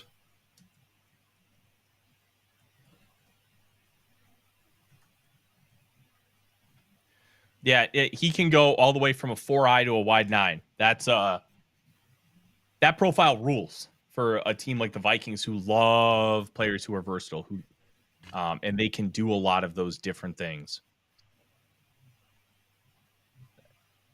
All right, I'm gonna take a couple more bites because I'm hungry as heck. Go ahead. We're getting the family thing we're going to is we're getting a bunch of Chinese food. I'm gonna eat so much sesame and General Tso's chicken. It's gonna be insane. It's funny. We were discussing the other night how Chinese food restaurants usually specialize in one thing that's really, really, really good. Biggs, thank you, bud. Yes, they changed. There's a cap on how much you can give a guy, as I understand it, but it's brand new. And that it will affect the cap in some sort of way. I don't know how. Oh, brother.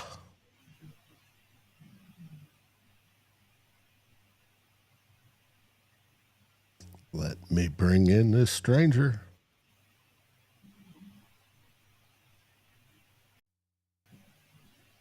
Here we go. The myth, the legend that needed his baby sleep, Darren Campbell.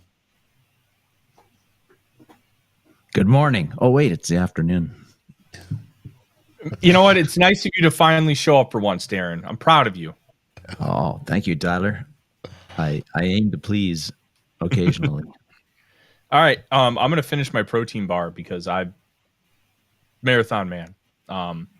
But Seahawks just took Torrey Horton. Steal. Okay. What do you think so far? They needed that process. Biggs. Yeah, there's a limit on what every team can. So no, we can still outbid them. It depends what everybody's playing. But if everybody's giving max, then no. Then it's got to be done on our good looks.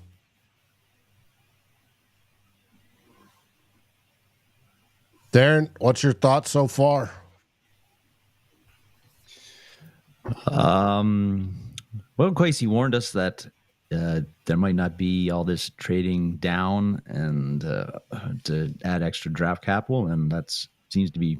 They made some trades, but they haven't acquired any extra picks through those trades yet. Did get a backup quarterback. Happy about that. The funny thing about the first pick. This is ancient history, but probably the least sexy pick is you can make as a guard or center, I think, in the NFL in the first round of the NFL draft, and the Vikings did that with Jackson, but it doesn't mean it's the wrong pick. So I wasn't all that jazzed about it, but I've come around to it. And the only thing now I'm wondering, I worried before the draft I wondered the Vikings, I think they needed to address corner, which they haven't done. But at this point, at the 5th round, or if they trade back and get a 6th rounder or whatever for it instead of drafting where they are now, I don't think you're going to get a guy that's going to make any kind of a difference this year anyway. So I'm not too fussed about that. And there's still guys like Shaq Griffin who are available in the free agent market that they can get after the draft if they're concerned about their depth. So maybe they'll do that. But I don't think you can argue with any of the picks, or people can, but I feel like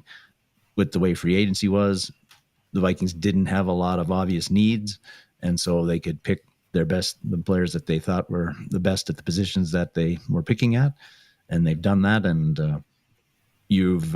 it comes down to, do you trust Kwesi and his personnel team to have made the right picks with the amount of picks that we've had? And there's going to be lots of Viking fans who are going to do not trust Kwesi because of his past 2 drafts and even the last one. But these guys do it for a living. I don't. And if they felt confident with picking Jackson where they did and not trading down and getting Felton, who is an interesting player to me, then we'll just have to see how it goes. Okay. Best part of this year's draft is bashing on ABC by Chicago on all the Green Bay bashing on ABC by Chicago. Cool. The Eagles just drafted Drew Kendall on a size center. Okay.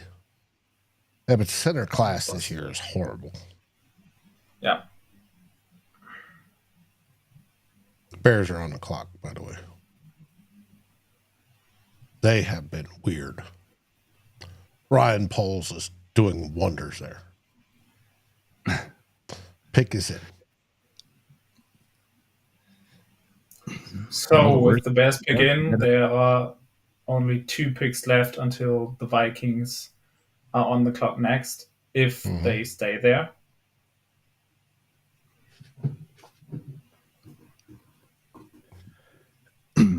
Kevin Seifert made a comment on day 1, I think, or after the pick, about how, or maybe it was after last night, but how the Vikings selection so far showed the influence that Kevin O'Connell has on the personnel process right now. I'm wondering your guys' thoughts on that, because right now you've made 3 picks. And you made a trade where you got a backup quarterback, an obvious need, but only 1 defensive player so far, but only 3 picks. So I don't know if there's a big trend there. We talked about it a little bit earlier. The defense was beefed up during free agency. Now, offense got some help too, but I think the defense was further along. I think it's fine. Mm-hmm. And I suspect this last pick may be a tight end or a running back, which beefs up Right. the offense even more. But when you only have 4 picks, one side of the ball is going to be, frustrated. They're scouts. Yeah, and I think I read about how the undrafted pool, there's going to be a lot of guys because of the 2 COVID years that, et cetera, that there's going to be a lot of guys with drafted grades who aren't going to get drafted here. And you could head in the 6th or 7th round, and we'll see how active the Vikings are in that area, which they've been very active previous years and pretty successful. Bears select Zach Frazier. Mm-hmm. The Vikings met with him. He was one of their top 30. The Bills already have their pick in, so there's just the Patriots, and then the Vikings will be on the clock.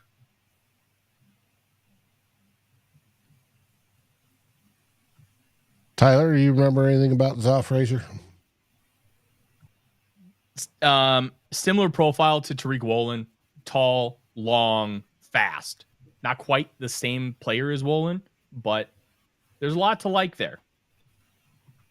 Okay. Is he going to be a problem for us? I don't know. He's a 5th round pick. My guess is no. Mm-hmm. Like that's the thing. 5th round, you have to have realistic expectations with these picks. It's a 5th rounder. If he works out, hell yeah. At the worst, he's probably an elite special teamer. And you know what? You need those guys on your roster. Mm-hmm. Buffalo's picks in.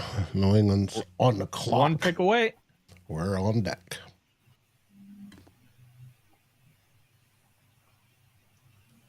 You've been thinking about the notes you're going to send me tonight, Darren? I have. Good. Got it all worked out. Outstanding. Just have to put fingers to keyboard. What I'm referring, and then you'll get Grok to rearrange it. to add some highlights, and then I'll work on the graphics. Yep. What I'm referring to is 2 old bloggers with Darren and I. Okay, collaboration. The Bills just took John Hancock. The nickel from Ohio State. Yep. All right. Let's update the consensus board real quick before we get this pick in. Top player in the consensus board is an offensive tackle and the only guy in the top 100. He is Cameron Williams from Texas. Central. Running back Damian Martinez at 103 out of Miami is the next guy. Isaiah Bond at 106, wide receiver from Texas, is 3rd. And Pooh-Paul, linebacker from Ole Miss, is at 108. I don't think Bond gets drafted because of the off the field. Like it's pretty bad, and there's even more stuff that I've heard that hasn't gone public that I'm not comfortable sharing. So I don't think he gets drafted. Miles Frazier, if you want more line at 115 from LSU. A couple other guys to keep in note. I know there's been a lot of chat in the chat here about Devin Neal, the Kansas running back. He's 121st on the board. Cornerback Dorian Strong at Virginia Tech is 124th. Kobe Bryant, my guy, is 130th on the board out of Kansas. I don't think D tackles a spot they'll go again, but Aeneas Peebles, 3 technique at 132 from Virginia Tech.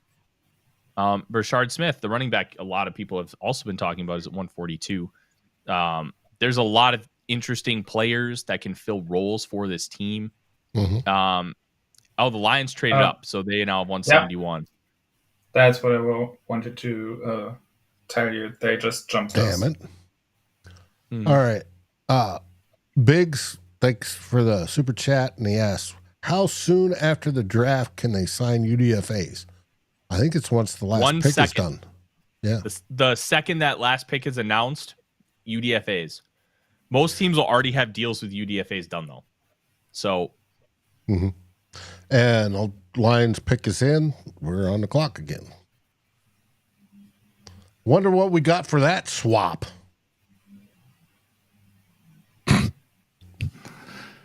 One spot. In that 5th round, yeah. I'm sure we it's get a huge, 7th. Huge take there.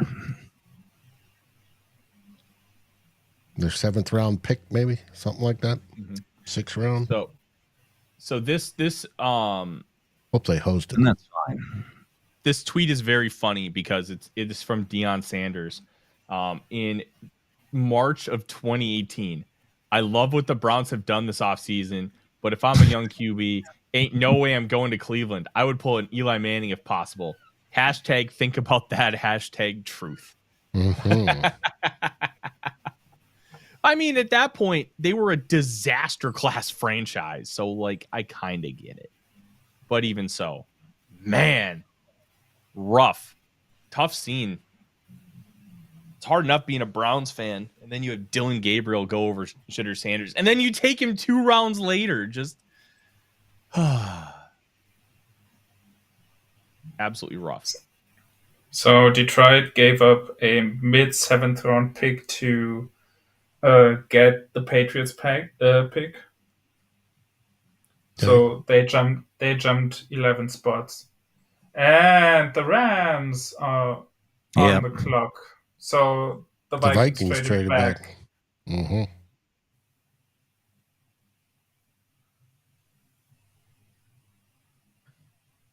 All right, well, the Vikings are probably going to get another pick.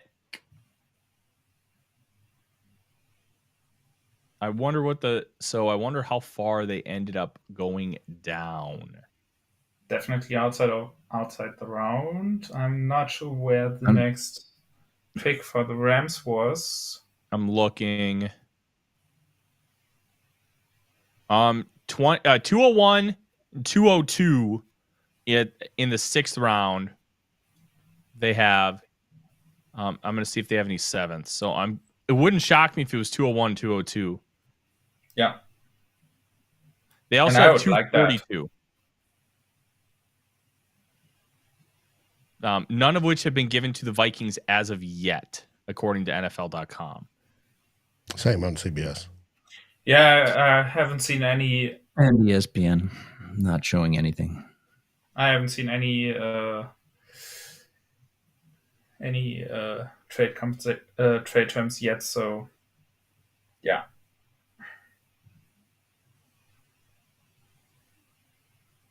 Well, they traded down. We'll get the compensation here shortly. Nobody's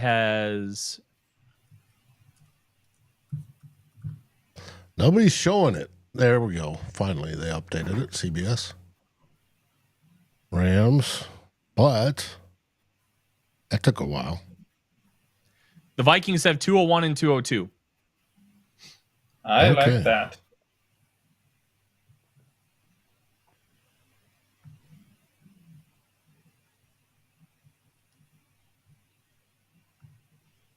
And I wouldn't be surprised if they trade out of one of those.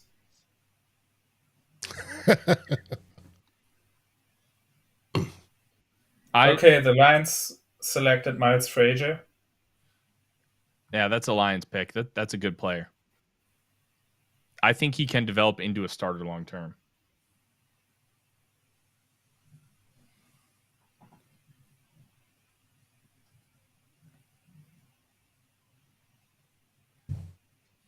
I will be back here momentarily, gentlemen.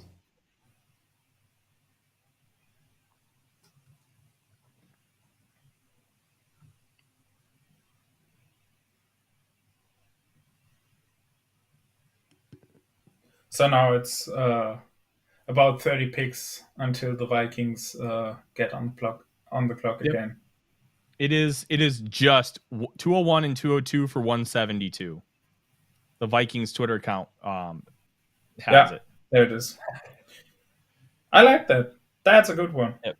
I'm going to be honest. I know people are saying in the chat, trade back again. I know it was mentioned by one of you guys. I think it might have been you, Jonas. I think I'd just stick and pick at 201 and 202 because, yeah, you're going to have 5 picks. I think that's good. Yep. But again, I wouldn't be mad about that. I think there's a chance they trade one of those picks again, but they could just stick and pick there. Yeah.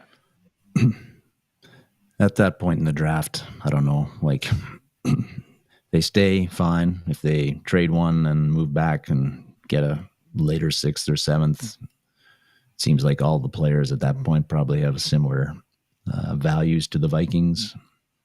I think all the players right now have just exactly what you said, Darren. I don't think they're any different. It's going to matter what Ryan Grigson said last year, that like day 3 is Scouts Day. So it's going to be a big, like those guys that are going to the pro days and watching all the film and have visited the campuses and games throughout the year. Now they're making their cases for this guy we want this guy or that guy. And that's where those picks are going to be made. Mm-hmm. Who's going to make them?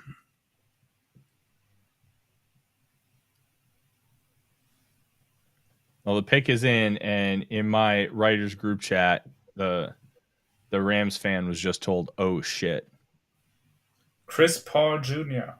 Oh wow! They finally pick a good linebacker.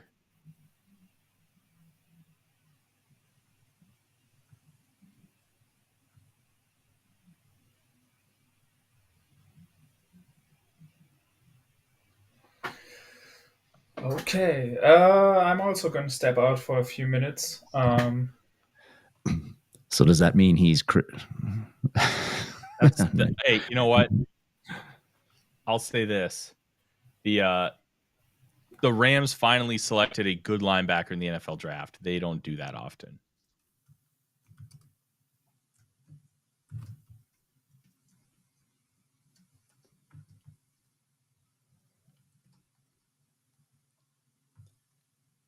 That's a good pick, Darren. We haven't had a chance to talk. Well, how do you feel about the Vikings draft so far? No, I feel fine with it. I wasn't super excited when the Donovan Jackson's name was called, but everything I've read, I don't watch the college football like you do, but everything I've read, there hasn't been a bad scouting report that I've read on this guy. All the strengths, the size, the length, the athleticism, his strength, the fact that he played capably at guard and tackle, put the team first instead of himself this year by going to tackle after being a guard. There's a lot to like there. And I know that you were, I think you felt fine if the Vikings went with Blake Brandel this year, especially with Darisaw back next to him. But if you can get an upgrade to Brandel, and Jackson sure seems like that, then there's a lot to like there to strengthen the running game, the run blocking and the pass blocking. So I'm fine with that pick. And the Felton selection, we needed to build out the wide receiver room depth. And Felton's a guy who had 96 catches last year. His yards per catch went down quite a bit compared to his junior season, but he seems like an intriguing guy, very fast, and probably will play a big role on special teams. I didn't hear what you said, but I read some really good things about Ingram Dawkins from Georgia, the defensive lineman we got. Enthused to kind of see where he'll go and what kind of development we can get from him. But I have no qualms with the draft so far. You can, again, you might be worried about how successful it'll be if you don't think Kwesi is a good drafter, but I don't have any real issues with what they've done. It's just a matter of whether you trust the front office and their evaluation of draft prospects. And that, I think after two drafts and the third one that they had last year, it's too early to tell. I think it's just too early to make a call on how good or bad a drafter Kwesi is and how good or bad evaluators they've got with the scouting staff and personnel staff that they have. Yeah, I like what they've done so far in this draft. I think it's a good group of players, but it's also just trying to maximize what you got. Like I think they maneuver the board really well, but And Kwesi Adofo-Mensah's process has improved each year. It would have been nice to end up getting a pick for next year, but I think that's more wishful thinking. Yeah. Darren is a Canuck. He got that on vacation. Yes, the debate's going to be, and it has been, about the trading down and not doing that, and staying at 24, and whether that's the right move or was the wrong move for the Vikings. But hey, if Jackson turns out to be the player that the Vikings think he is, nobody's going to care about the trade down, the trade downs that didn't happen. And Jackson's certainly got the resume to suggest that he will be a very good player for us at the position that he's going to be playing, left guard.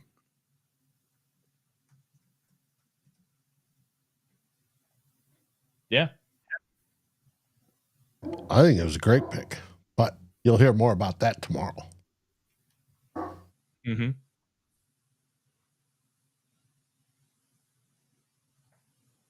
We have asked, who would you pick for 201 and 202? Tyler, I'm going to give you that floor. Crack those fingers. All right. So there's a couple guys that I really, really like that are still on the board. Let's go back to the consensus board. Top guy is still Cam Williams, the tackle out of Texas. I'm going to be real. I'd take him. He's got a ball of ability. He just isn't very good. And I think with proper coaching, you can get a really good swing guy and potentially a starter. Like Cam Williams has such a good profile, and like people were talking about him maybe being better than Kelvin Banks Jr. Banks went 9th overall. So he ended up having a really rough college football playoff, and Jack Sawyer whipped his ass, and Jack Sawyer is not a good football player. So he has a lot of work to do, but I think with good coaching, you can get a really good player out of him. Good dart throw to throw in round 6, Trey Smith was a 6th round pick. His was a medical reasons, but there was always talent there. He was a 5-star consensus prospect coming out of high school. So you're willing to take chances on guys like that. I would consider Cam Williams. Damian Martinez is a good running back. He's big, but he's also fast. I don't know if he'd be best in his own scheme, but he's shown that he can play it. Kobe Bryant, cornerback Kansas. I've been talking about him for months. I love him. Yes, Anthony, Quincy Riley went in the 4th round to the Saints. The Saints take everybody I love. I hate it. I would love to get Kobe Bryant. Maybe this is a Max Brosmer spot, like a backup quarterback. Maybe Will Howard. I'm honestly surprised Will Howard's still on the board, to be real with you. Then you talk about running backs. Devin Neal's on the board. Damian Martinez, Brashard Smith from SMU. LaQuint Allen from Syracuse, 20 years old, 2 1,000-yard rushing seasons, great out of the backfield as a pass catcher. And he's got some run blocking chops as well. He can develop the rest of his game and be a 3rd down back for you right away. Kind of rounds out that room, right?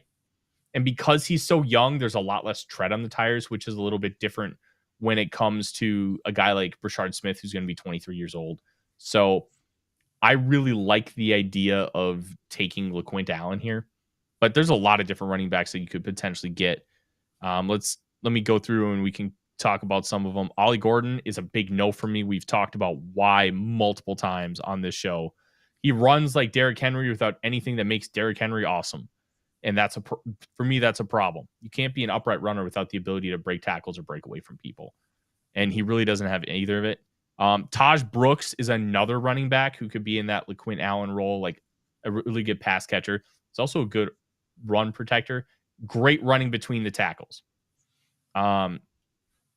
There's also Kyle Monangai from Rutgers. He's only like 5'9", but he's built like a brick house, and he's a great pass protector.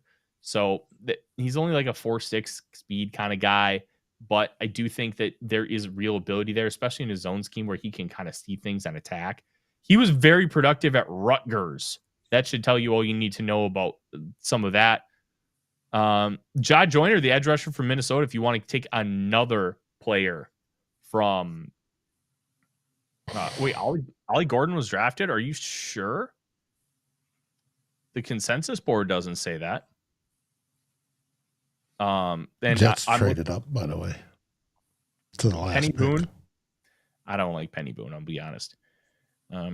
Willie Lampkin, if you want to get another offensive lineman, I don't care that he's 5'10". He is an ass kicker. He moves you, and he wins the leverage battle every time, and that's part of the battle. Look, when you're in round 6, which is where the Vikings are going to be picking, you overlook some of the size concerns. You overlook some of the athleticism concerns because that dude can just play football. Willie Lampkin can just play football. So if you take a shot on him in round 6 and it doesn't work, that's okay. But if you take a shot on him and he becomes an impactful player for you, that's a humongous win. And he would be a historic outlier size-wise. But it's also the 6th round. So you can take that kind of risk. But some of the reps he had in college, he's very athletic. He can move. He's strong. Like Jason Kelce was only like 275, 280 coming out. He was a little taller, obviously. But he can just play football at a very high level. I'd give it a shot. But, I mean, I also get it if he completely goes undrafted because the size thing is a huge deterrent. Take a look. Tight end Jalen Conyers out of Texas Tech. He was an Arizona State transfer. They used him as a gadget guy. He can throw the ball. They used him in like jet sweeps. They love trying to get the ball in his hands, and that's a Texas Tech air raid. But they have grown a lot in the run game. They're using a tight end even more. So the air raid is really trying to incorporate other elements in their offense that can help separate them from other teams because a traditional air raid just does not work the way it used to. Let's take a look at some other guys that might be available. Elijah Badger, if you want to double down on receiver, really good X receiver out of Florida, kind of underrated. Otherwise there's not a lot. Cornerback Jabbar Muhammad from Oregon. He's a Washington transfer. He's the type of guy that is just going to like spear you, spit in your face, and then kick you when he's getting up. Like he's just a little spitfire. But that kind of aggressiveness for a nickel is kind of what I want to see. I want to see this small guy fight his way up, you know? So there are some intriguing players. Ja'Cory Krosky-Merritt, the Arizona running back, is a 30 visit for the Vikings. I don't know what they'll end up doing, but I would not rule out quarterback. I'll say that much. Quarterback and running back, and tight end would probably be the 3 positions I would guess first. I hope they go corner. I hope they take Kobe Bryant because I have that kind of belief and faith in him. There is talent here. We'll see how much of it is available when the Vikings pick, though. Dave, do you remember old Tunch Ilkin from the Steelers from the 80s, the guard? Yeah. He was like 5'11". I mean, that was a different time, but he started a number of years. Big, jacked guy. Like he was like a bodybuilder. We talk about fire plugs. He was a barrel with legs. Kind of like the Lampkin's not built like he was, but the height is quite similar. And Tunch made it work. Hey, there's outliers. We have one at linebacker, Ivan Pace. Yeah. And he's not afraid to take on 6'6" linemen. So he seems to enjoy it. Yes. Yeah. When you're an undersized guy, it takes a special mentality in order to play football as an undersized guy.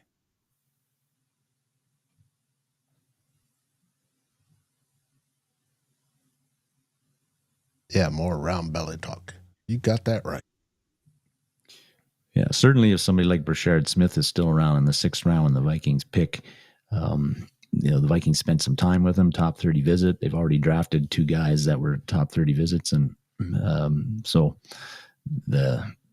he'd be somebody, we'd definitely I might be expecting them to pick if he was still around at that point. Like you mentioned, Dave, last week, returns kicks. And the Vikings might still be looking for something there. And, of course, Ty Chandler's spot on the roster is far from guaranteed as the number 3 guy. So running back could be where they go, and if they really like Brashard Smith, he could be the guy that they select with one of those picks if he's around. Gotcha. Anthony, thank you for the super chat. He says, here's a guy, Maxon Hook from Toledo. I've heard he's good. I don't know a whole lot about him, unfortunately.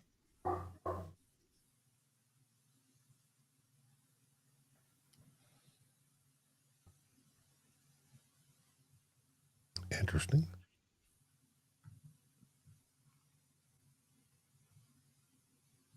Brian Ports says, round belly OC majors from Texas. Possibly. But like I said, this center class is not good. No, it's not. So we are now into the 6th round, I believe. Yes, we are. Bill's pick is already in.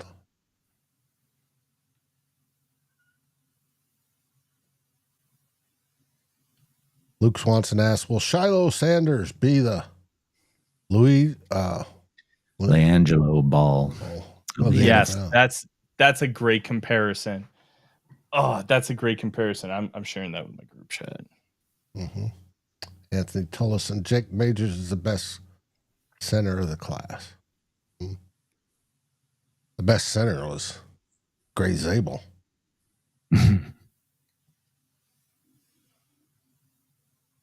And he went to Seattle. Mm-hmm. Yeah, if he plays the spot. Zabel was interesting because some viewed him as a center, some viewed him as a guard. So if you just want a pure center, a guy that's actually played center extensively, it was Jared Wilson as the top guy. But if you loved Zabel at center, because he did play a little bit of center at NDCU, I think it was only like 20 some snaps, but I mean, he played it. So I get it. I'm so intrigued to see what Zabel becomes in the NFL, because I wasn't super high in him, but you could tell that there was potential. It's just whether you think and how long it will take for him to potentially reach that potential. Tyler, Hard Knocks is asking, hey, is that defensive tackle we got any good? I know you spoke about it when he was actually drafted, but maybe go over your thoughts. He flashes the ability to be really good, but he's not there yet.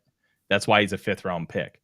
He's got a lot of potential. He's a kind of a tweener, versatile, can play anywhere from 4i all the way out to a wide 9. And because he's still trying to figure out how to play football, it looks worse than it is. There are flashes of really good and flashes of like, dude, what are you doing? He's still learning, growing, and developing. And a guy like Brian Flores, I think, will do a really good job of getting him there. Mm-hmm. And they're going to have to depend on defensive line coach Dixon to get him there as well. Mm-hmm. And Dixon's already, of course, working on getting last year's 7th rounder Drake Rodriguez there as another project.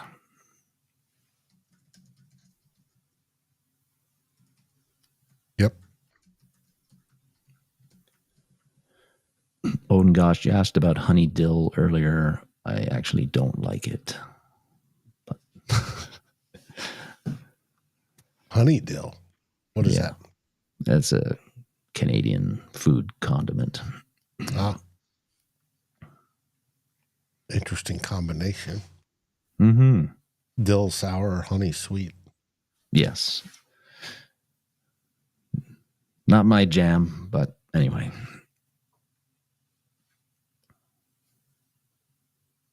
Unique individual like Vegemite. Yeah. Oh, Strong went to the Bills. So that was a corner that the Vikings had their eye on, and it was about 6'1", a little bit over 200 pounds, I think. So, oh gosh, says me neither. It sucks.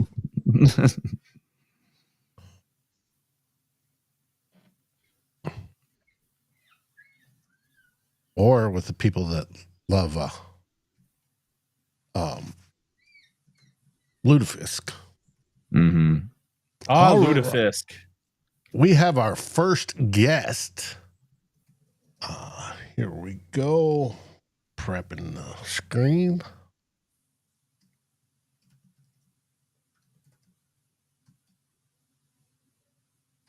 Want to welcome in Pay from the frustrated, disgruntled, no good, pissed off Chicago sports fans channel.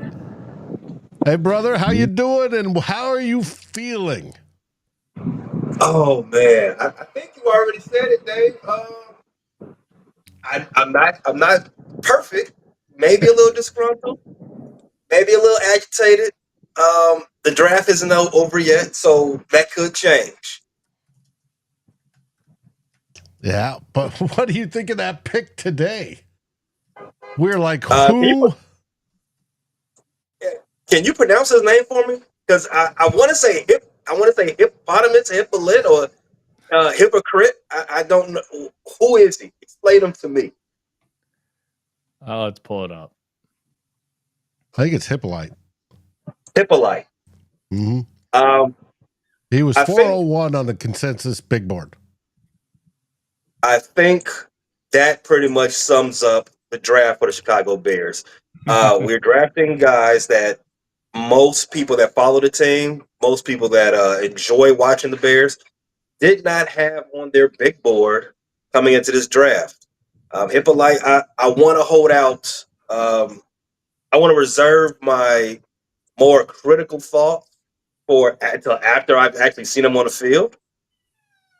He does. What I did read that he did run a 4.4 flat for a defensive tackle. Holy cow!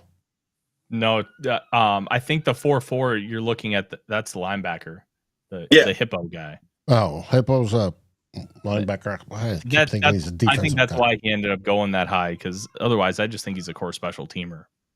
But yeah, that's another thing that I've saw. That he's a 4-phase special teamer type guy. Which isn't, I mean, at this point of the draft, okay, maybe you're going to hit on a special teamer at some point, right? I think for this draft for the Bears, what I can tell is that the draft didn't unfold the way that they expected it to, and they're just reacting to how the board falls to them as they got there. That's how I can. Because if you've seen that every time they traded back, it was right after a running back was taken. That tells me that they had a plan to get running backs, and I would assume if you read the tea leaves, Ben Johnson, he had DeAndre Swift in Detroit. Ben Johnson takes the job in Chicago. DeAndre Swift's the running back in Chicago. You're probably not going to keep DeAndre Swift around for too much longer. You got a draft that's full of running back talent. Every time a running back is available, and the Bears are right there to get him, another team snakes them off the board. So we trade back and figure out another course of action from that point on. So from that standpoint, I think the Bears did not get what they wanted out of this draft as of right now. Hopefully later on today they get something else that they're feeling more comfortable about. But I don't want to poo-poo the draft to the 2 point. I think just based on the players they did get, I can say that it's maybe a B- C grade. So not a failing grade, but not a spectacular one either. Well, what did you think about? I mean, let's go over it. Colston Loveland, your first pick, tight end. You were quite pleased with that pick. Why? Again, most of the people, me included, that follow the team day to day, probably had different visions about where we were going to go in the first round, especially when you seen Jalen Walker, was available at pick 10. You heard all the rumors going into the draft that they were possibly going to trade up for Ashton Junty. I figured that was probably smoke, but he eventually went to Las Vegas, right? Yes. Yeah, he eventually went to Vegas. Well, Pete Carroll's got himself another Marshawn Lynch pseudo type of back. So I would have preferred the Bears had the first round that Atlanta Falcons had. You got Jalen Walker, then you traded back into the first round to get James Pierce. That is a lethal double dip of quarterback assassination that they're going to put out there on the field. I would have liked to have them. I would have liked for the Bears had done that, but everything that I hear about Colson Loveland, right? Yes. Great athlete, really good hands.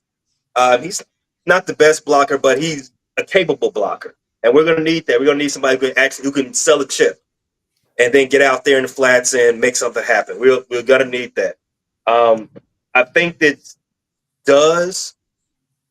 that pick in particular, that is a Ben Johnson pick. I think that one has his fingerprints on it the most. As you can see, that they did run a lot of. I think Detroit was third in the league during Ben Johnson's time with 12 personnel touchdowns. Mm-hmm. So if you read the tea leaves, draft a tight end here. We already got Cole Kmet signed up for the next 2 to 3 seasons. Roma Duze on one end, DJ Moore on another end. Sounds like a 12 personnel offense that we're going to run out there in Chicago. Mm-hmm. Well, speaking of adding to it, you got Luther Burden too, one of our favorites. Yeah.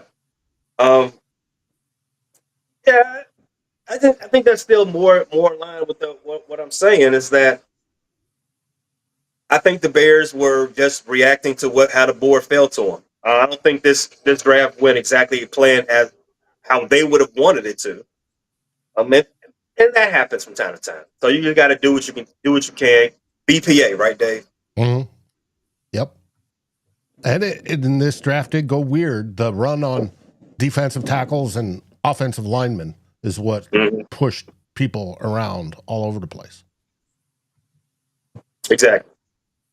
But you got a tackle out of the deal in the second round, Ozzie Trapillo. Yes, we did address that position at least once. I was thinking we may have dipped into that more so in the third round when we traded again with Buffalo. Which is, have you ever seen anything like that, Dave? The pick that we traded for Buffalo today was the pick that we traded when we got from them last year. They traded it back to us, and we traded it back. It was musical chairs of assets that no one really wants. You love to see that from Chicago because that's typical. Yeah, but I'm back to the tackle. Ozzie, I'm anxious to see some film on him. I didn't really get a chance to dig into his tape pre-draft. Obviously, he's a prospect that's a little further down the list, so didn't have a chance to get into that. But I am anxious to see what he can do because I would like to believe that he has potential to be a starter. Mm-hmm. Okay. And we just lost Tyler for a few minutes. He's going to hop over. That's why they picked him there. On Luke's show. Well, are you happy with Turner? We already talked about Hippolyte and then Zaw Frazier. I thought that was a great pick. I do think they got some good depth out of the draft. That's why I'm not too bad. I gave my grade earlier, low B, maybe a C if I sleep on it and get a little bit more agitated. But I'm certain the first round was a Ben Johnson pick. I'm not too certain about the rest of the draft. For somebody, Ryan Poles, if you're not familiar with Chicago Bears organization, Ryan Poles, former offensive lineman in the NFL, with Kansas City for a spell. He's now running the Chicago Bears. For somebody with his background, he loves to build a team outside in. Mm-hmm. He loves the wide receivers.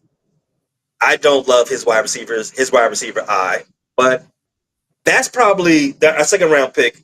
That's probably the best pick that I'm most excited about because I thought that he may have been the best wide receiver in this draft, and we end up getting him in the second round. So I definitely want to see how that goes. To my point earlier, I know the first round pick was Ben Johnson. the rest of the draft, it feels like Ryan Poles. And while I am excited about that wide receiver, and while I am excited about digging into the tape of Ozzie, the tackle, if I'm to believe that Ryan Poles led the charge for the rest of the draft, I'm already pissed.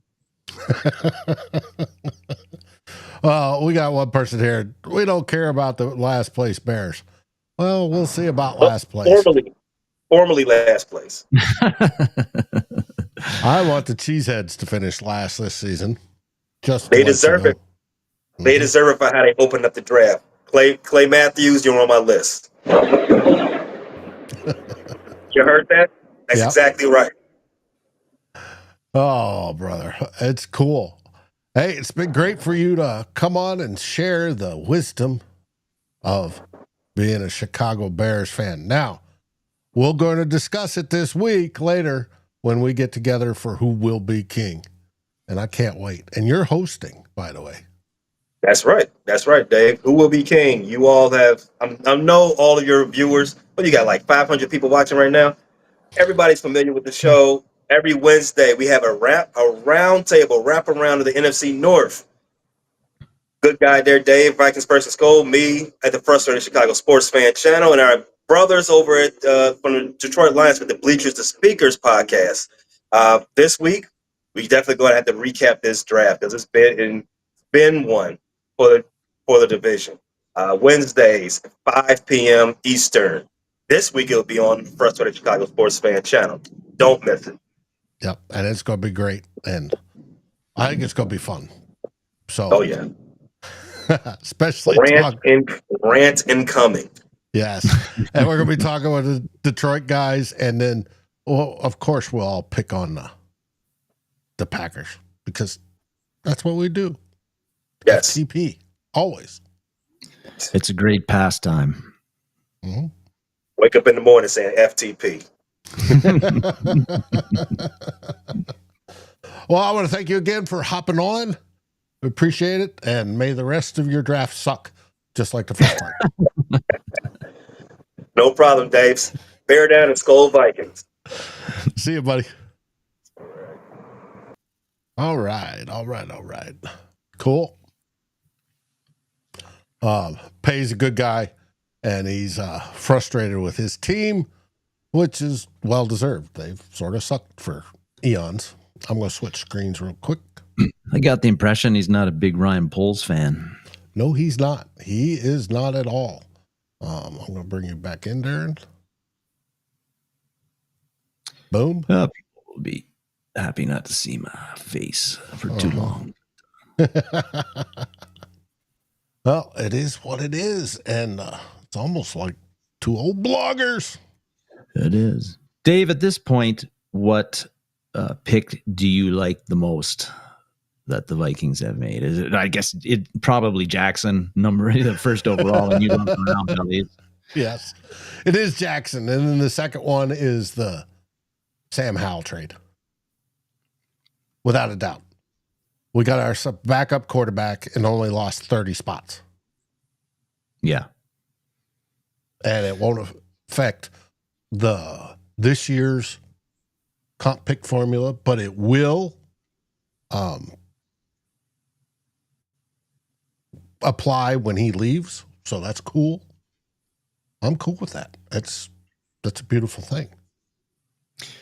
And it just shows the Vikings process and every move that they make, what they're considering, contract situation, comp pick situation, and the value of the player. How's it going to impact our draft capital now and in the future? So, yeah. And we were wondering, Dave, what they were going to do about backup quarterback. When are they going to address it? When are they going to address it? And Kevin O'Connell this week was not worried about it. And Kwesi Adofo-Mensah didn't seem worried about it. They said, we got a plan. There's more than just the draft or free agency to address this. And they did it with the trade, just like they did back in 2022, although much later on. They looked at a team with a surplus at quarterback, and they went after and got a guy. And they got a guy with a lot of, a fair bit of starting experience. Not as much as a Ryan Tannehill, that sort of guy, but Howell had a full year pretty much in Washington, got the shit kicked out of him there, and might have PTSD. But he's yet another quarterback going into the Kevin O'Connell QB reclamation school. Yes, and I think that's part of it. And I think the things he has problems with, he will learn, just like Sam Darnold did last year. When Sam Darnold talked about, I learned to read the defense a new way. I think that's going to help Sam Howell too. So it will. And if the offensive line plays as well as we hope and think it will, that not that he's we hope that Sam Howell doesn't have to hit the field. That's number one.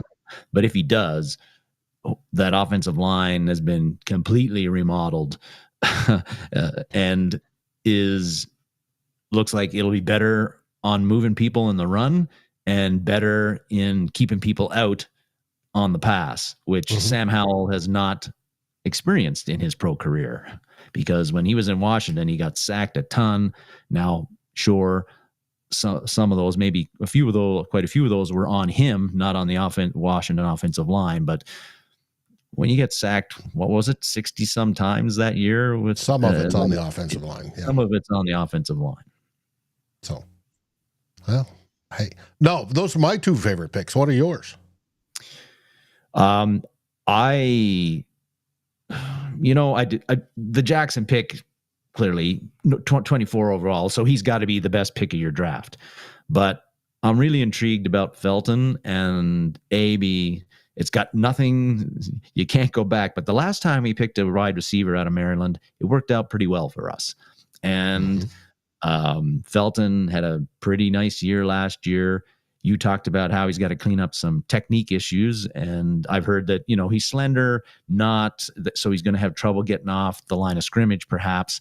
But I don't expect him to have a big role this year coming up anyway, but I'm intrigued by him. He's like, Jackson's the one that I like the most, also our first pick, but Felton's a guy that I'm really intrigued with to see where he can go, because super fast, and fast isn't everything in a wide receiver, but if you got it, it's a pretty big building block to being successful at the NFL level. So really like him. And Ingram Dawkins, again, he's a guy that's not going to play very much this year, I think, but has loads of talent from what I've read, and he's got the tools.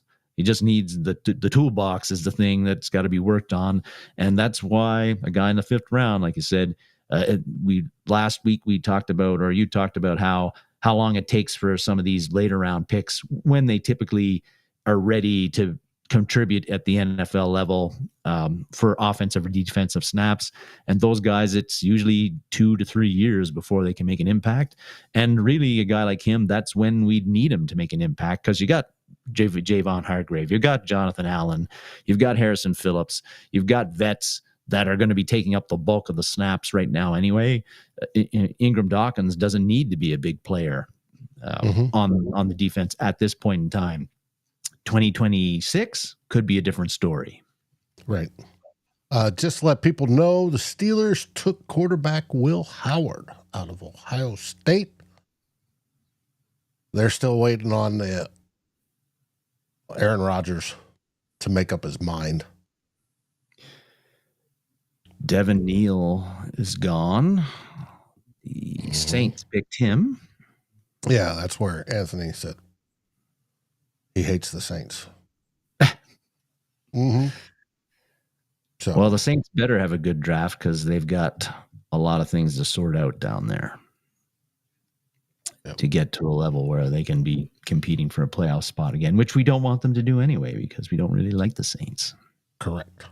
As Viking fans. So, yes, Brian Redmond, Jalen Redmond's another guy on that defensive line that I have, and Drake Rodriguez, really looking forward to seeing where Drake Rodriguez takes his game in year 2, because his rookie year was a redshirt year for him basically, but in preseason we saw some spots where he showed some promise, and that's a lot better than picking a 7th round guy who doesn't show anything in preseason and doesn't make the team. So the Vikings picked him and liked him for a reason last year, and felt that he was a diamond in the rough.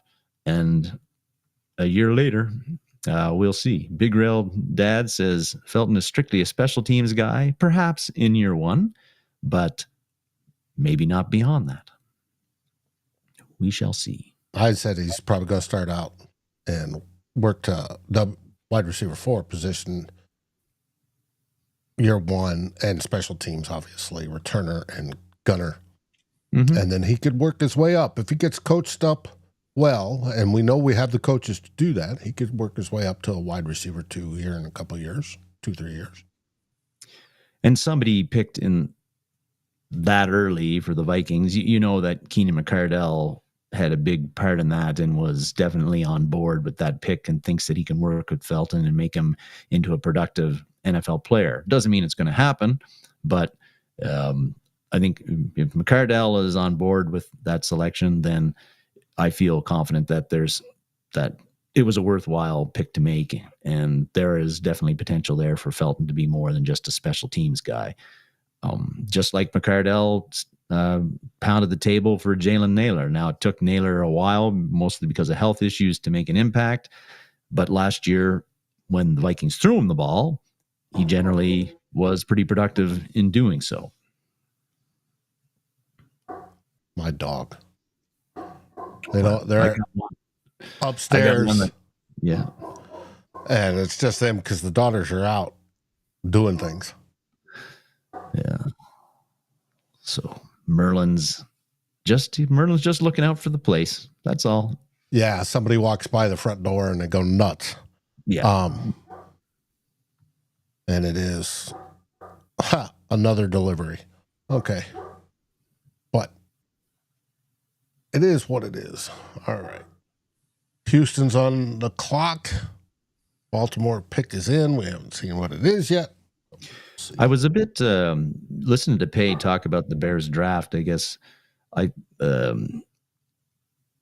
what I've seen from Pay is, again, he's not a big Poles fan, so he doesn't seem to really be on board with any of the moves that Poles makes. But I thought yesterday they had a pretty decent day. Like certainly the Burden pick was one that I felt was like in their wheelhouse, because you pair him, some considering the best wide receiver in the draft, you pair him with Odunze and DJ Moore, as well as Cole Kmet, who's a pretty solid tight end. And if you can protect Caleb Williams from himself, you could have a pretty lethal wide receiving crew that teams have to account for.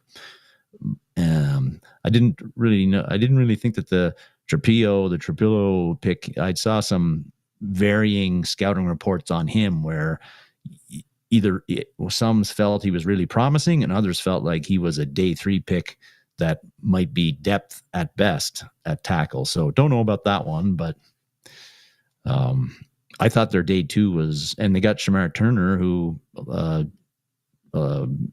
more than one Vikings beat writer felt would be a good fit for the Vikings. Yeah. But he's a nice level-headed guy that's been frustrated for quite a while. And we understand that. So yes, they haven't had too many playoff appearances in the past decade so I can understand his frustration. Usually about one a decade-ish. That's where they go. But they remember 85 fondly. And keep bringing it up. Yes. Which you have to do. Yeah. If that's your only one. If that's your only one. Now, he's also heavy into the stadium proposals and how it seems to be going nowhere. Right. Didn't look like he was in Chicago today. No, he's not in Chicago today. With the palm tree swinging away in the background there, but I don't know where he is at, actually. He doesn't live in Chicago, and that was not from where he lives. So he's oh no, I know where he's at. He's at Hilton Head, I believe. They had a deal going on this weekend, He told me. And so it is what it is. And my signal's getting choppy on my end.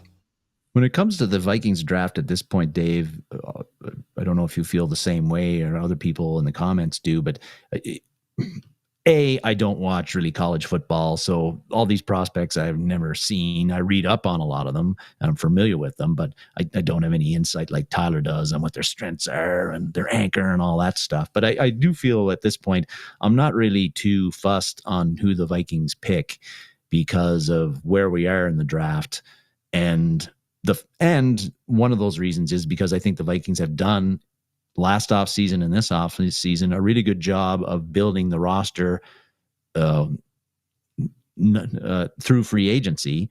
And so again, the obvious needs that we have just aren't there right now to me. So if we go with a running back at 201 or 202, I'm good with that. If they decide to get an edge rusher, I'm good with that. Right. Somebody else along the offensive line, tight end. Yeah, tight end. And we know that those picks are usually their dart throws. They might make the team, they might not. If they make the team, and I'm going to look into this over the past decade, just kind of looking at like what's the percentage of those players making the team in those rounds, and also the percentage of them getting a second contract after their rookie contract in either with the Vikings or with somebody else. And I suspect, and I think that those percentages of getting a second contract are pretty low, pretty low for your 6th round, 5th round, 6th round, 7th round guys. Oh yeah. It's if they get a second contract, it means they worked out and turned into something worth keeping. And that generally means a starter. And we're under 10% at this point in the draft of people doing that. As people are talking, the Ravens took Tyler Loop, kicker out of Arizona, which probably means Justin Tucker will be released to deal with his legal issues. Yes. It's amazing with Tucker that he's played this long and this just comes out this year. Like innocent until proven guilty. But if that's the kind of thing that you're into, you've been doing that from day one. Yes. But it's just coming out now. And not a very good end if that's the way things go. Go a pretty sad ending to what was looking like a Hall of Fame career. Might still be. Here, I'm going to bring you back. I'm back. There. Back. Did you see the Baltimore selected a kicker? Yeah. The days of Justin Tucker are likely numbered. Mm-hmm. Dave just said that. I don't know if you saw this, but they announced Matthew Golden's number, the wide receiver for the Packers. Mm-hmm. He's going to be a bust. He's going to wear 22. Automatic bust. Wide receivers are not good at no. Automatic bust. Another for wide receiver. When did they allow 20. that? Part of the stupid they could wear any number between 1 and 45. Yeah. But I mean, there's only so many numbers to go around that sometimes you kind of have to. Maybe it's one of those things where like Randy Moss wore 18 in preseason and then he switched to 84. Could be that. Riley Leonard to the Colts started with like 87 and then switched to 40. Yes. He was 85. 85. Okay. I know it was in 80s, but it was not very long. Pretty impressive that you can remember Kleinsasser's original rookie number. Yeah, I'll never forget it because he fumbled 3 times against Chicago in 99 and we lost the game by 1. That's I think that it was that game that had to move to fullback. Dave loves Kleinsasser. He can't say anything bad about him on here. Nope. And here we go again. Dave hated it so much he took Tyler off the, off the feed. How dare you? Tyler's going into timeout. Here we go. There's Tyler. And Jonas is back. Just wondering if Germany got bombed or something. Oh, no. I just had to get something to drink because everything was empty here. And I also wanted to put some air on my foot so I removed the cast for a while, and yeah, Gotcha. that's why I took a break. Mm-hmm. Ooh, But once the two hope. Vikings picks showed up on the screen again. Mm-hmm. Okay. Too Evil is not liking this draft. No, he probably doesn't like the fact that the Vikings didn't trade for Wentz either, or sign Wentz. Yeah, it's not sexy, but I'm not gonna. Can't grade the draft immediately. It's usually after 3 years. You gotta see what these people have not played a snap, not hit the practice field even. So let's see how they turn out. Riley Leonard's going to Indy. Very funny pick. Very funny. What were you saying, Darren? You're Too Evil. Yeah. Well, yeah, I was just saying that he was going to say that he thinks that, is this the worst Vikings draft in 5 years? Well, if this is worse than 2022, it will be really bad. But like you said, Dave, everybody's going to give out grades at the end of the week on this that follows it. But yeah, it's pretty hard to as for what they've done on the field. They have done nothing on the field so far. So remains to be seen how good or bad this draft is. Like Tyler said, maybe not the sexiest one, but when you had 4 picks, and initially, it was going to be a bit. It was going to be not the sexiest one. Mm-hmm. T-Bass says people are going to be very, very happy with the Vikings' second pick, like you are, Darren, when we finally have a guy that can, with straight line speed, that can blow the top off of other teams while they double and triple cover JJ. Like Naylor's supposed to.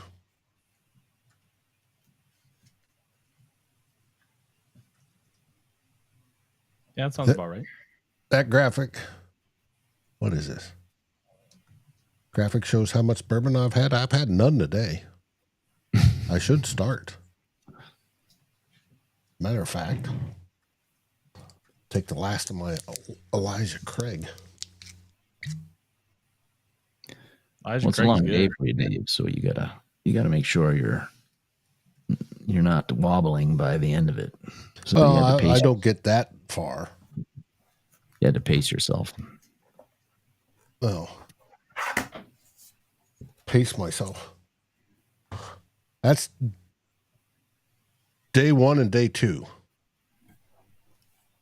of a whole bottle of bouillon. So this is only day 3. And it's early. How soon do they need to move Addison? They don't. At least not in my opinion. Anthony, I doubt Naylor's wide receiver 3 job is in jeopardy yet.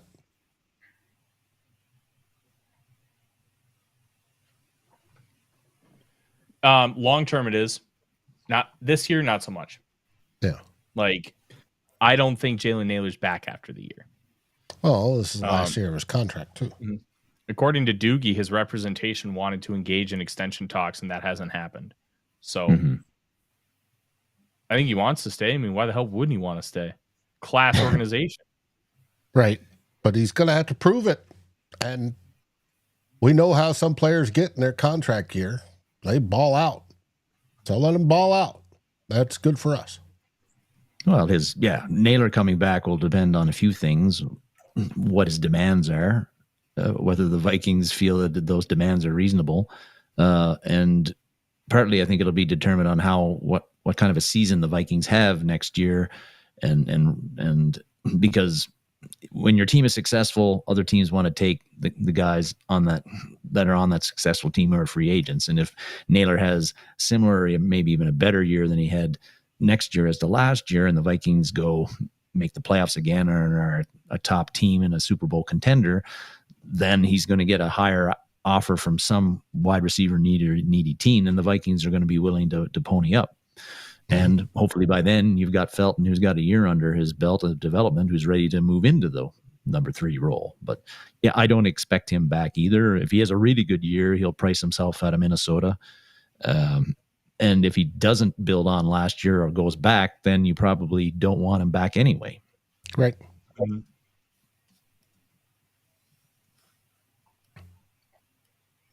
Shadow Wolf says we should keep Addison until he does the Diggs thing and forces his way out. Huh? Why do we just assume that? I hate it when people just assume that without any basis. Like I don't say it couldn't happen, but for now there's no evidence that he is willing to do such a thing, and I always wonder why people kind of why they just say that it just doesn't make sense. Like, why do you assume bad things about people when you have no idea if there's even a remote chance that he will do stuff like that? Mm-hmm. Now, Big says he'll never get a second contract with us. Addison may play to where he's wants to be a wide receiver 1 somewhere. Yeah, well, T. Higgins re-signed with the Bengals, and they got Jamar Chase too, so it can be done. It can be done.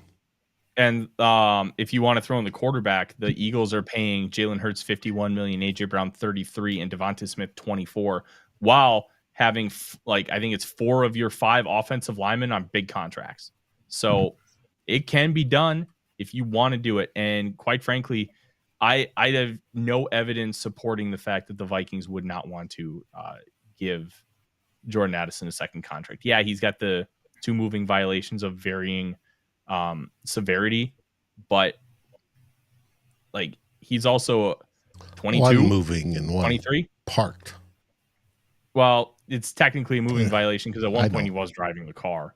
So the fact that he has those, like, look, he made 2 very, very dumb decisions, but I don't think that's the basis for him not getting a second contract. I really don't. Big says Jonas Basis ? How about his dad tweeting nonsense? Yeah, his dad can tweet whatever he wants, as long as that doesn't impact Jordan. Like, I don't think it's a 1-to-1 translation. Yeah, but it gives indication that there may be something disgruntled there. It could also mean nothing, so I'm not reading it. Yeah, it could be either way. Who was the tight end that did that for us? Maybe Addison doesn't have a good relationship with his dad. Yeah. So it doesn't matter at all. But I don't know either way. But I agree that what his dad tweets wouldn't bother me too much, and it's not going to have a big impact on whether Addison stays with the Vikings and signs a second contract or not. Mm-hmm. Yeah. That's going to be determined by what he does on the field and off it. Yes. Himself. And Brian says, and Brzezinski would move money. Yes. He says from JJ's contract, but it would move from somewhere.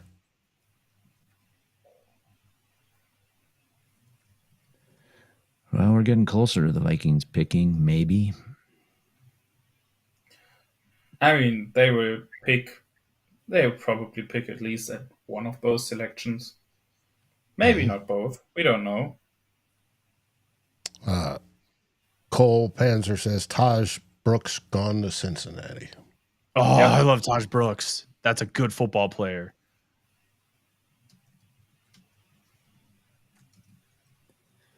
He's a good football player. They'll be playing with the Bengals now. On the offensive side, I'm surprised they didn't go all defense. They're paying for their offense. And they need help on the defense.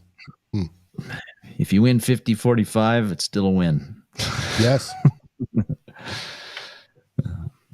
Yes, it is. Boy, internet's been crappy today. It's because you didn't get your coffee till late. Coffee, but that has nothing to do with the internet. And it's fiber, no less. I'm kind of struggling with it right now too. Although, to be fair, I have the draft stream on there. I have this call, obviously, and I'm also trying to watch the Wild right now. So there's a lot of stuff going on. So I get why it gets kind of tough. But yesterday it worked better. Mm-hmm. Well, we could have a solar storm or something hitting satellites and slowing things down as well. Joshua asks, who are the best wide running backs and cornerbacks still available right now?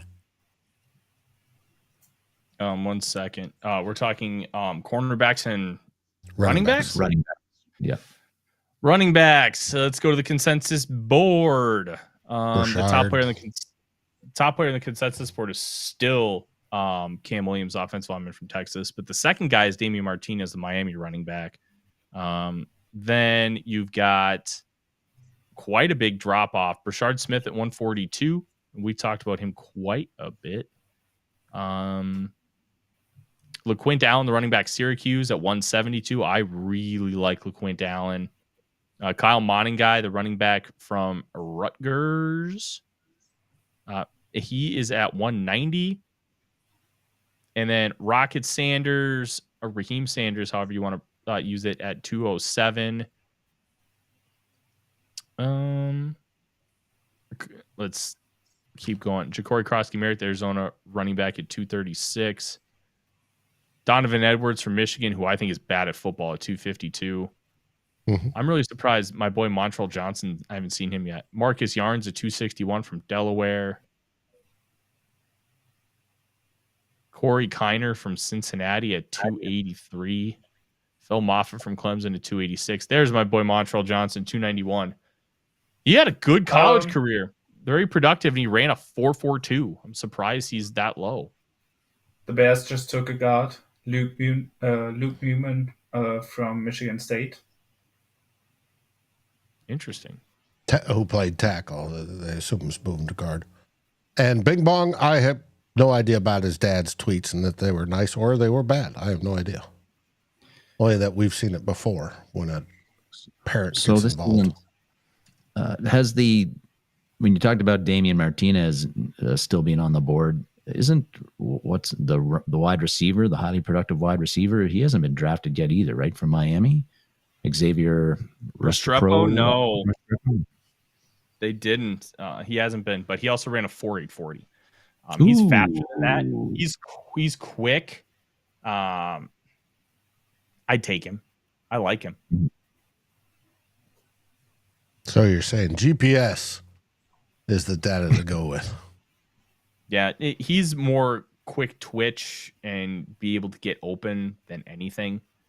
I'm not sure. Josh makes a point that Damian Martinez would be a stud in short yardage. I wonder if they'd want to take another one of those guys, because when you have Jordan Mason already on the team, do you want to be redundant with that skill set? Not saying they wouldn't be, but that's a question. It's something to consider as we continue moving forward. 196 is in, so 197's on the clock, and the Vikings are getting real close. Or maybe not.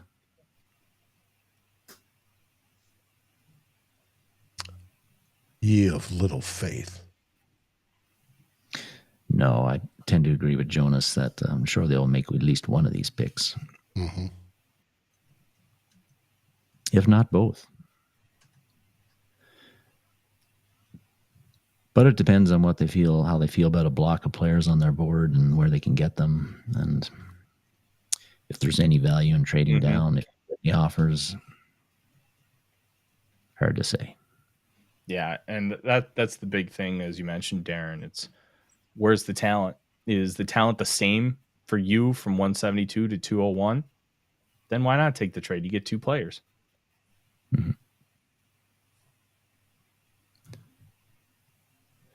Yes, James mentioned Tez Johnson too. He hasn't been drafted, right?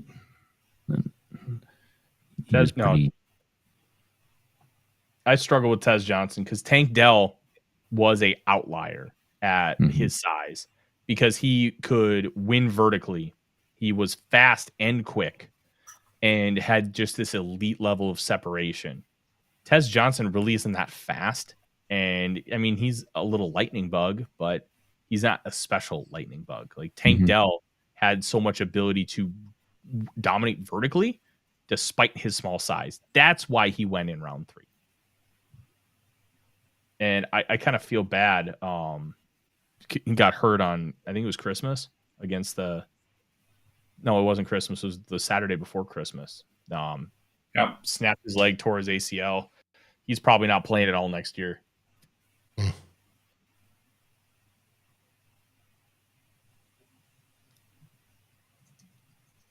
The Colorado kids outside of Hunter have had a tough time. Shadur doesn't get drafted until way, way late. And then they had all these other wide receivers like Jimmy Horn Jr. and the Webster kid that's still, I don't think they've been drafted yet. No, they were late Lions, day 3 kind of guys. The Lions just got an edge rusher, and the Texans traded up right behind them and traded up for Graham Mertz. Mertz? Okay. Yeah. Yes. Oh, I'm going to have fun with this one. Well, you're updated quicker than I am. I'm still showing the Broncos. The Lions pick was just announced with Ahmad Hassanain. Edge rusher from Boise State. Yeah. Hassani.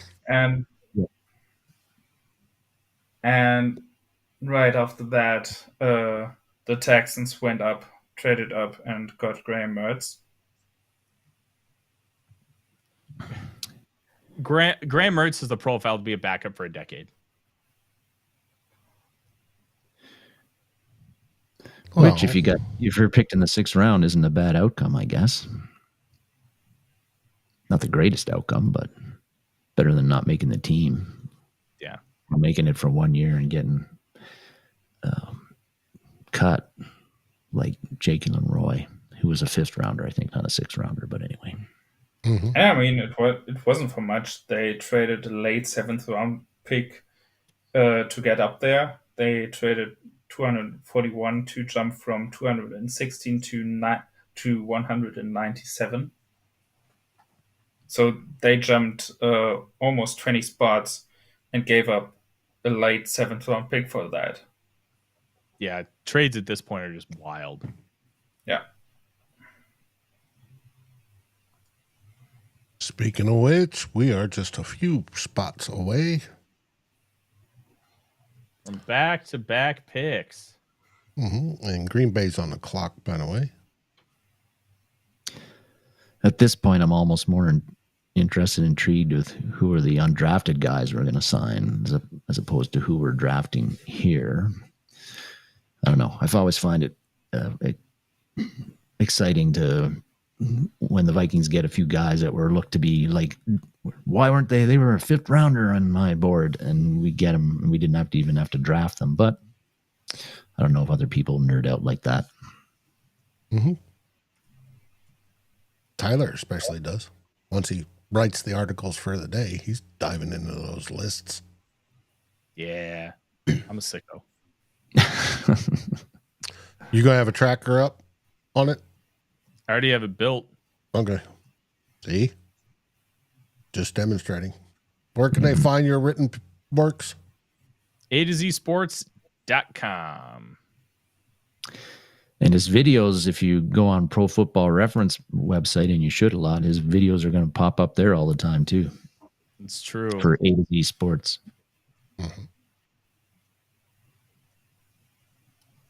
His shorts that he does for A2Z. Speaking of, I might have to dip out for 5 minutes so I can do one. We have to leave the house by like 5:15, and it's an hour drive to where we're going, which stinks a little bit, but Yeah, it's fine.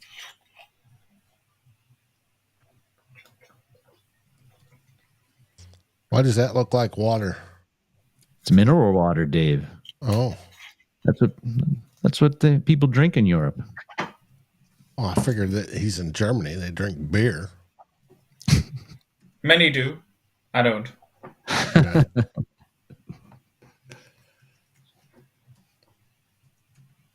I've chosen to be a Vikings fan while not drinking alcohol at all.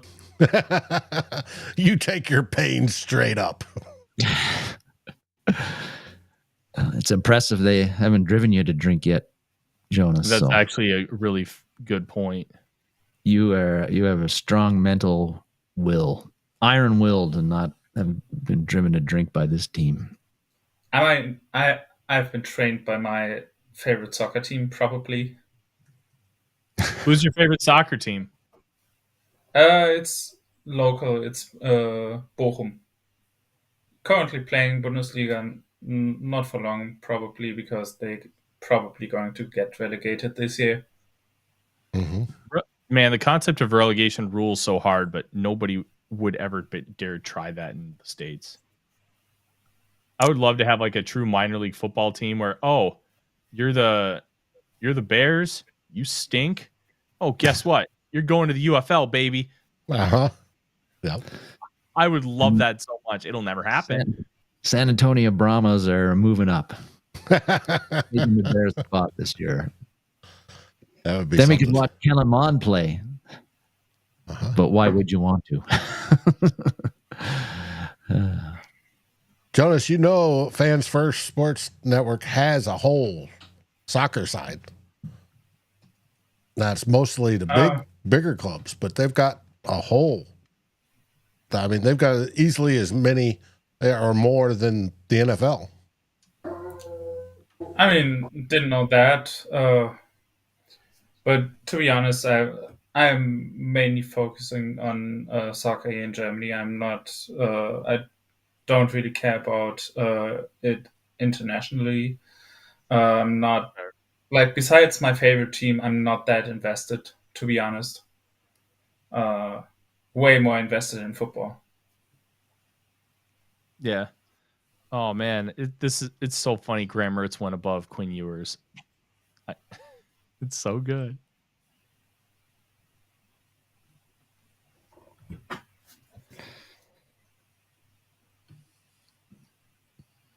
So the Texans move up, but they're taking their sweet time making this pick. It's Graham Mertz. Oh, then it's the Packers then, right? Yep. They're on the clock. Guess the wild game's on. What's the score? 1-1. Vegas had very early goal, and then it was tied by Rossi. I love Marco Rossi. People around here wanted to trade him. I was not having any of that.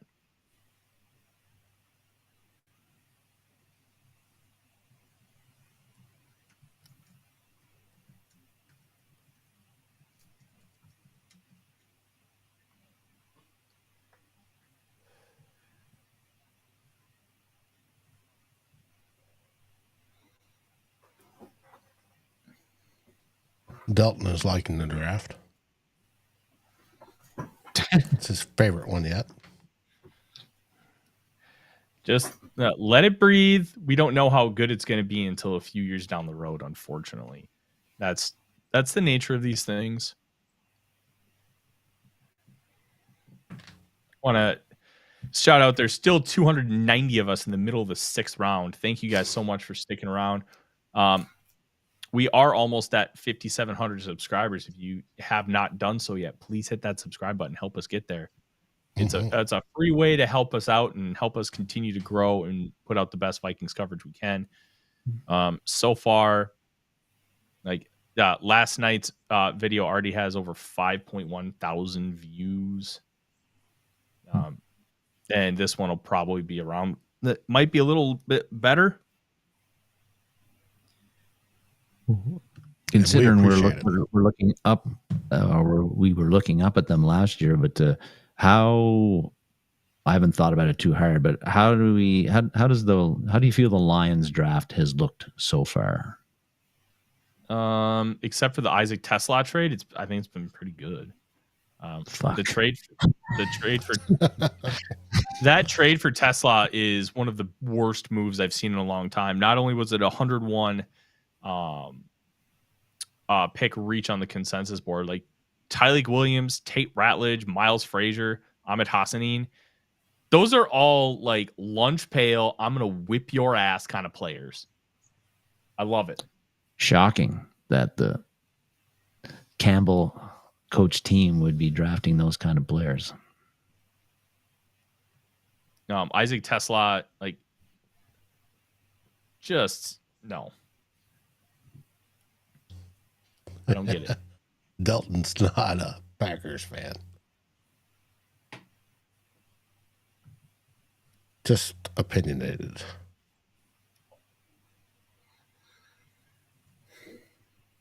I haven't seen the Packers pick yet.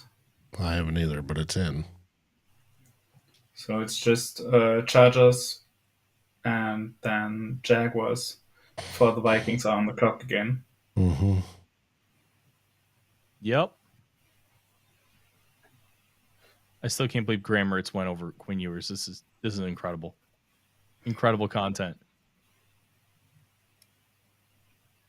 Oh, you saw Howard went to Pittsburgh, right? You were gone. For that pick. Ron Brinson from Georgia. Oh yeah, one of the linemen that the Vikings had in for a top 30 visit. They were looking at him too.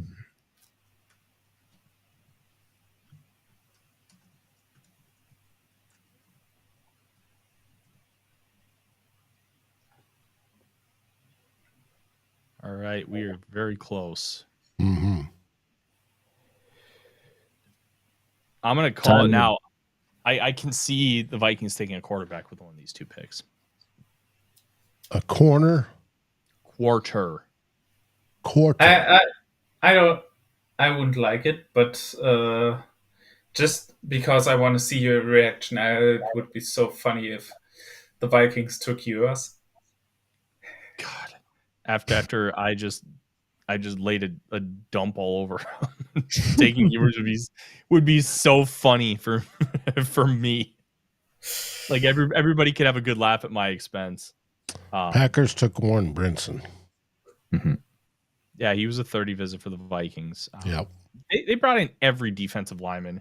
My theory on that was they wanted intel on either guys in the D-line room or the O-line room.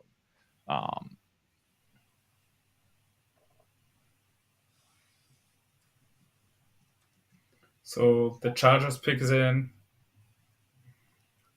Jaguars are the last team before the Vikings are on the clock again. Oh, man, I've been sitting in this chair so long this weekend. My butt hurts. All right. Tackle Branson Taylor. Mm-hmm. The Chargers. I don't know who that is. Not a good sign for the Chargers then. Well, I don't know everybody in these classes because this is like a part of my full-time job. It's not my full-time job. You know what I mean? Which is why I'm sure he's on Dane Brugler's The Beast board, which has 15,000 draft prospects on it. I think he was only at about 800. Now, Thor had Branson Taylor at 226, an offensive tackle 19. Comp to Yodny Kajust. Kajust, yeah.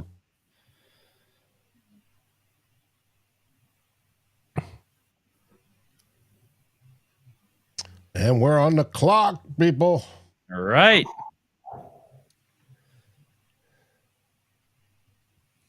So we probably know it by now if they would have traded out of their first pick, I guess. Yeah, we'll find out. because this stuff happens pretty quickly on day 3, and you usually know it like a couple of picks before the picks announced, because the announcements are usually like 1 or 2 picks behind. So if the Vikings would have traded out of their first pick, we would know it by now. Durf95 says Damian Martinez, running back. Why is Martinez fallen?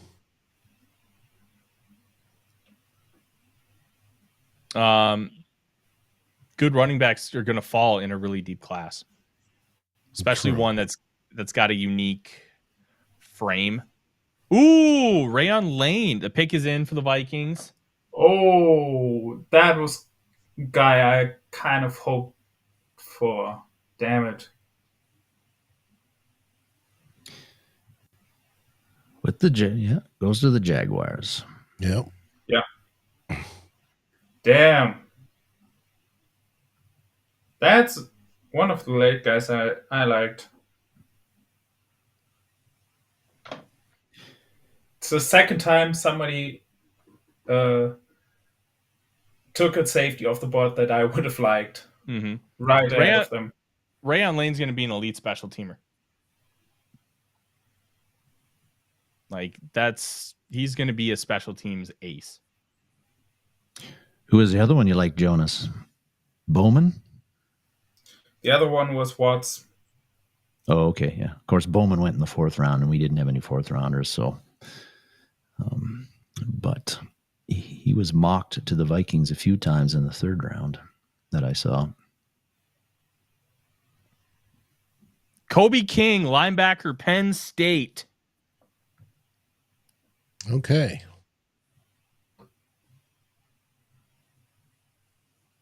I'm assuming off ball. Because he was announced as linebacker, yes. I'm going to be honest, I do not know much about him. Let's find out. Kobe King, 6'1", 236, good backup with the potential to be develop into a starter. Overview, projected to go rounds 4 to 5.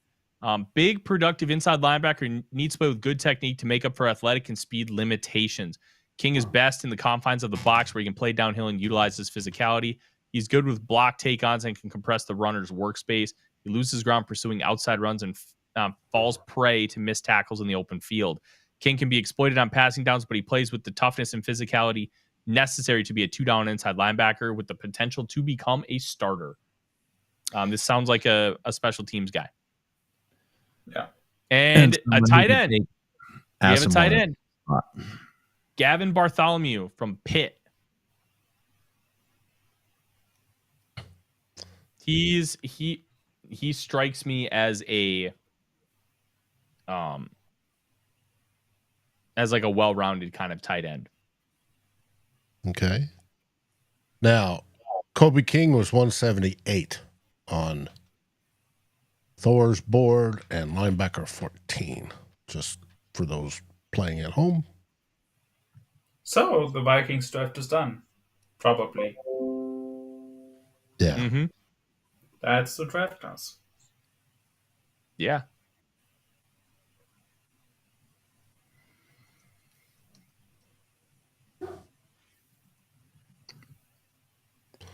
Gavin Bartholomew on Thor's board is 408, a reach.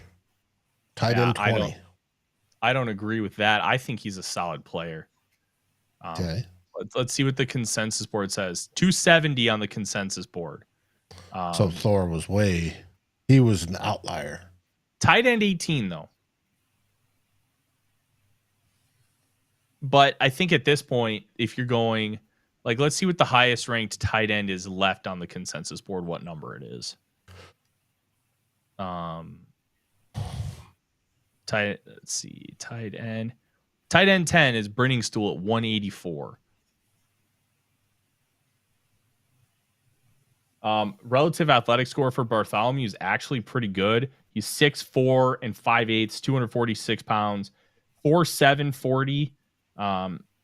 He's got decent, actually kind of short arms, 31 3/8 inches, but really good explosiveness and quickness drills. 36.5 inch vertical, 10-foot 2-inch broad jump, both in the 91st and 2nd percentile. Short shuttle, 82nd percentile. 3-cone, 89th percentile. So you're looking at a really good athlete. Gotcha. I've watched Bartholomew for years. I just think he's a solid kind of inline tight end. I don't think he's phenomenal, but I think he's solid. Okay. Which ain't bad in the 6th round. Right. And it'll be a developmental deal. Everybody knows I say you draft a tight end for their next team, so it's going to take a while. So Bartholomew is likely probably your number 3 tight end next year for the Vikings. Yep. And Kobe King will be competing with Brian Asamoah for a roster spot. Mm-hmm. Exactly.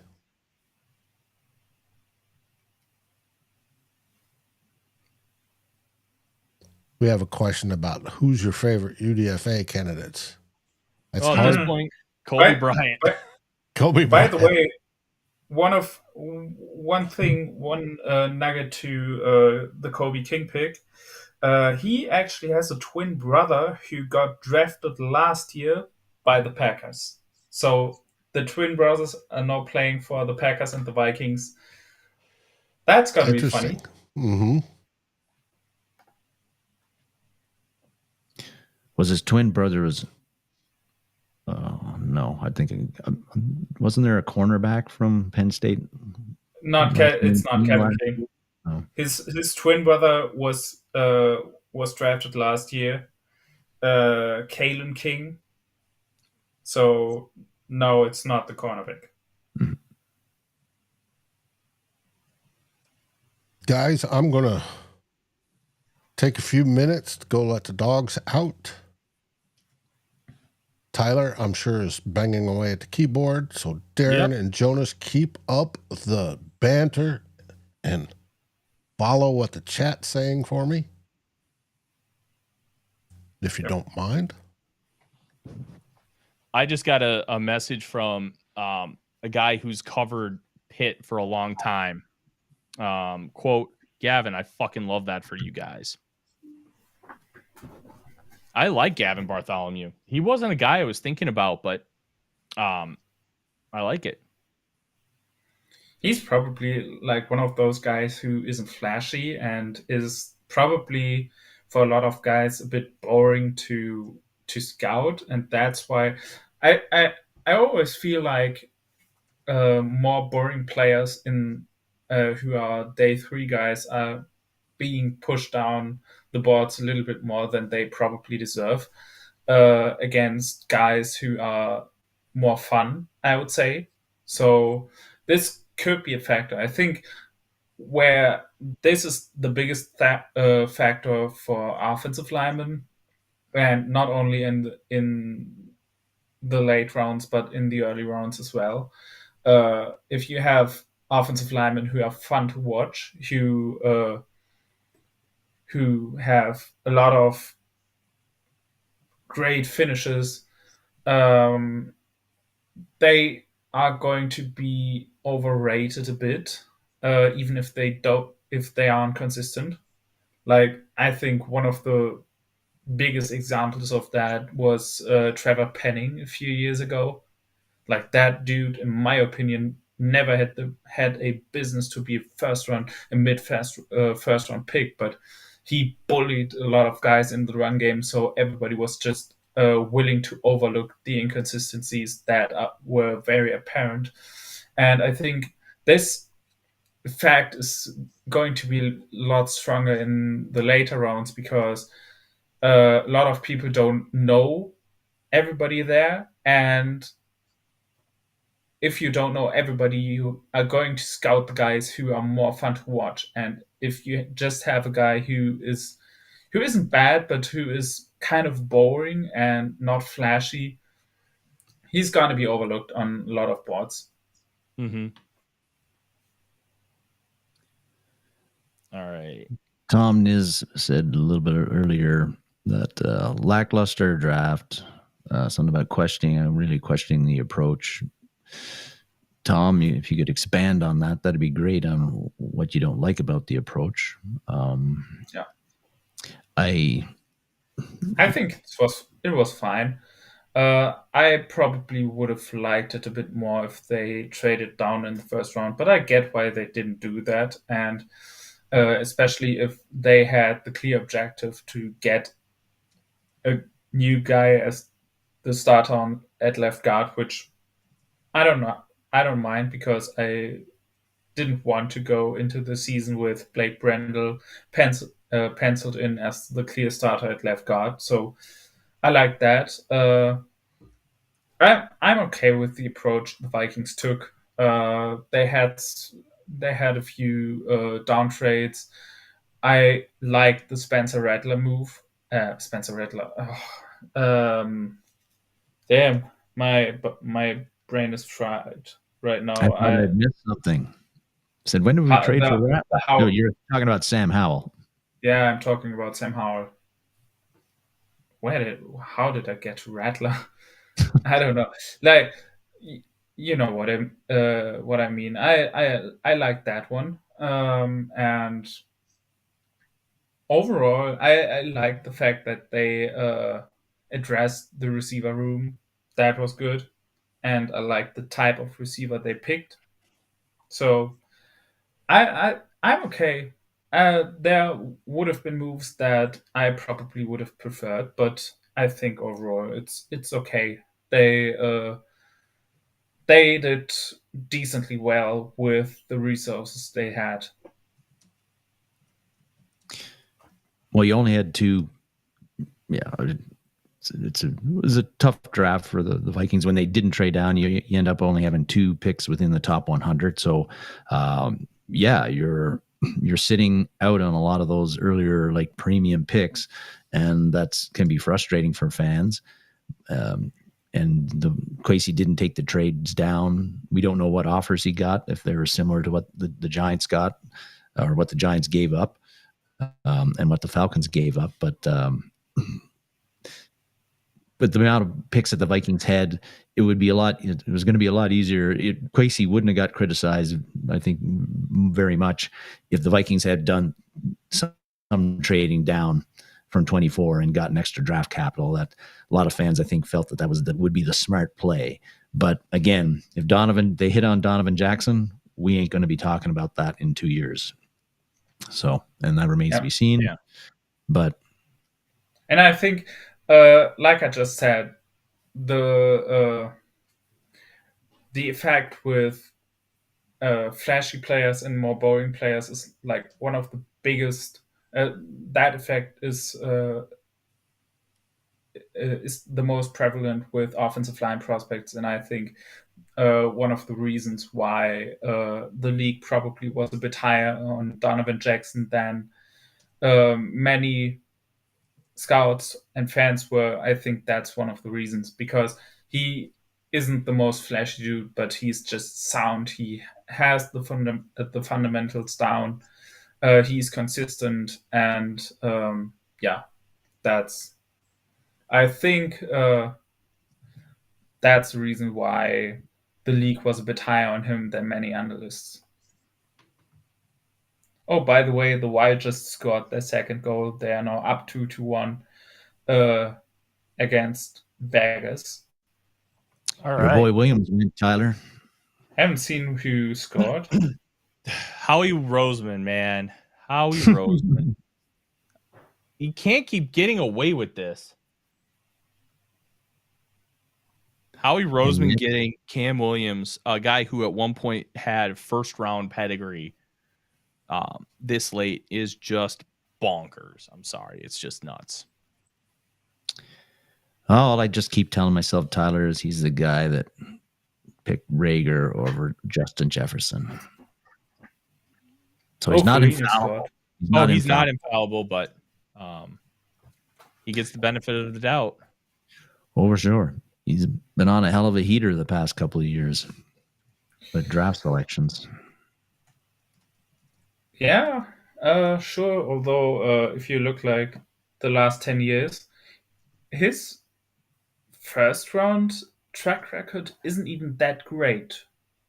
But it's he's been very good in the middle rounds, and that made up for a lot of that. And he's also one of the best guys when it comes to trades. So, yeah. Yeah, don't trade with Howie Roseman if you can help it. So the Vikings did not take a single player in the secondary. I think that might be my biggest takeaway of this draft. Mm-hmm.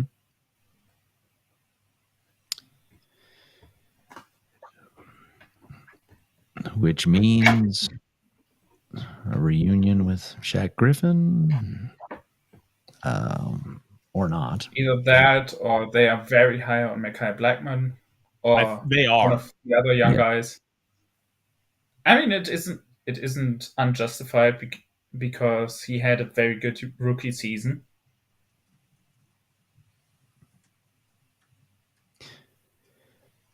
Yeah, but definitely the lack of attention, at least at this point in the draft at corner, it surprises me. And but like you said, Jonas, Mekhi Blackman, who I like, they must be very high in him. We heard that his health wise, he's looking good. They seem to be fairly enthused with the signing of Okudah, and you got McLaughlin, who looked promising last year in the preseason, but that's preseason. But they're certainly not done adding there. But who they're going to add, that'll be interesting. Yeah, I think they're going to add some veteran, whether it's going to be Shaq Griffin or somebody else. I don't know if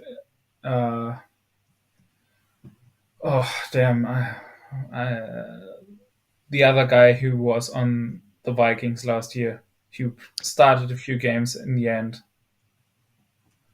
Oh, well, I mean, Gilmore's still out there too, but Gilmore retired, I think. I didn't see anything on that. I think he retired a few, like 1 or 2 weeks ago. I've read that somewhere. And people keep still mentioning about the Asante Samuel Jr. rumor that he'll sign with the Vikings, but I don't know. There seems to be a lot of health issues with him. And we've signed a few free agents so far this offseason with some health issues. And what I mentioned like a few days ago, he also has he's also a guy who has serious tackling issues, and that's something that Flores' scheme can't really afford.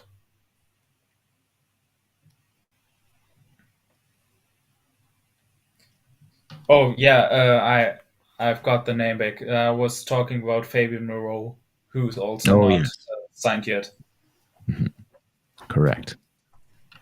So this also could be a guy who, I mean, he did well when he was asked to play a little bit more at the end of the year. So yeah, I just get somebody like that back in the room, and I think the Vikings are fine.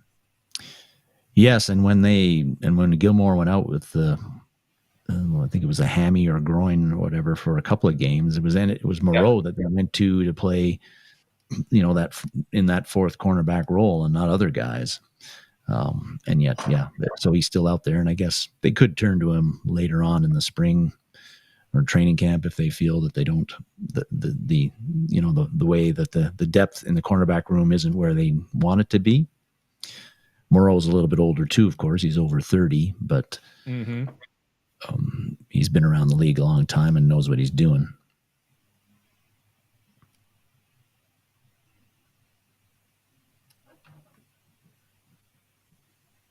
Love the chat right now. They've been people are fired up. Mm-hmm. And if they want to go nickel, there's also the possibility, like if you want to go nickel, I probably wouldn't go Asante Samuel. I would probably go Mike Hilton. I think they might feel they have their nickel in that Tavier Thomas. That could be, yeah, I think that might be the case too. Like he had at least one pretty solid season defensively. And then he was also like one of the biggest standouts on special teams. So I think that's a signing that many people are overlooking right now, but I think he definitely has a role. I don't know if it's going to be like starting nickel. I think we also could see either Blackman, although I don't really like him in the slot. I like Blackman more on the outside. Well, that's where Byron Murphy comes in, of course, because you can slide him inside when you're going to that alignment. But certainly Thomas is a guy that, Dave, you and I talked about it briefly on 2L Bloggers about how we thought we know he's a strong special teams player. We didn't consider him. We didn't think that the Vikings added him onto the roster to play any significant snaps as a corner. So I'd be interested to see if the Vikings have a different view of him. He has played a fair bit in the past, although not in the recent past, where he's been the Ravens just got one of my favorite day 3 players. They just picked up Aeneas Peebles. He's explosive, but I think he's just a DPR, which kind of moves him down the board for me. Ooh. Jimmy Horn Jr. to the Panthers. That gives them something that they don't have. Speed. They don't really have speed on the outside right now. They have age. And KFC is on the live broadcast right now. Oh, that's cool. I can't really hear what he's saying because I turned down. Everything's great. So everybody's great. That's what he's saying. You're probably right. Can't wait to get these guys on the grass. There's also Kendall Fuller, who's still available, who was cut by the Dolphins. So there are still a lot of names that the Vikings turn to add to the cornerback room. I'm not worried about the fact that they didn't address that during this draft.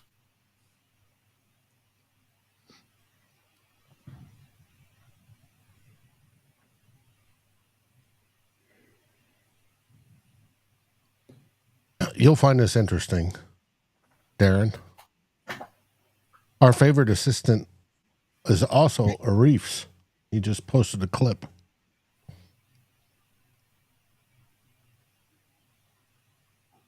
Of different tweets on who was the pick. Tight end.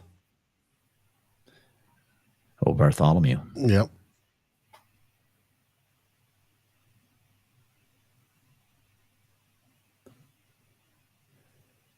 On Bartholomew, Tyler, when we picked him, I quickly looked up a couple of scouting reports, and they seemed to be pretty high on his blocking skills. And you talked about him being solid all around. Did you your thoughts on his blocking prowess? I can't give you like a in-depth, like a super in-depth, detailed report, but I will watch him in depth. I've been watching him for a few years. Obviously, he played early on in his career. I believe he was playing with Kenny Pickett as a freshman. So I do think there's ability there, but he needs to get stronger. Like, he's a third tight end. I think you get him in there, you get him in the weight room. He's got technique. He's got like smaller arms, so he can still win the leverage battle if he gets low enough. But one of the things that is interesting is when his profile is when his route running, he can really dip his hips and he can get low. So if he can get low there, he can get low with blocking, and he's got effort. I can teach you everything else. I can't teach effort. So I think this is a really good pick. Mm-hmm.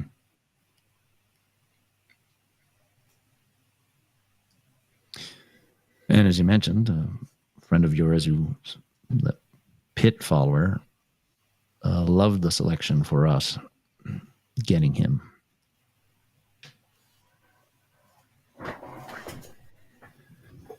Dave, how you feeling about the draft? I think it's okay. Mm-hmm. Nothing spectacular. It still hasn't changed who I think the best pick is and the second best.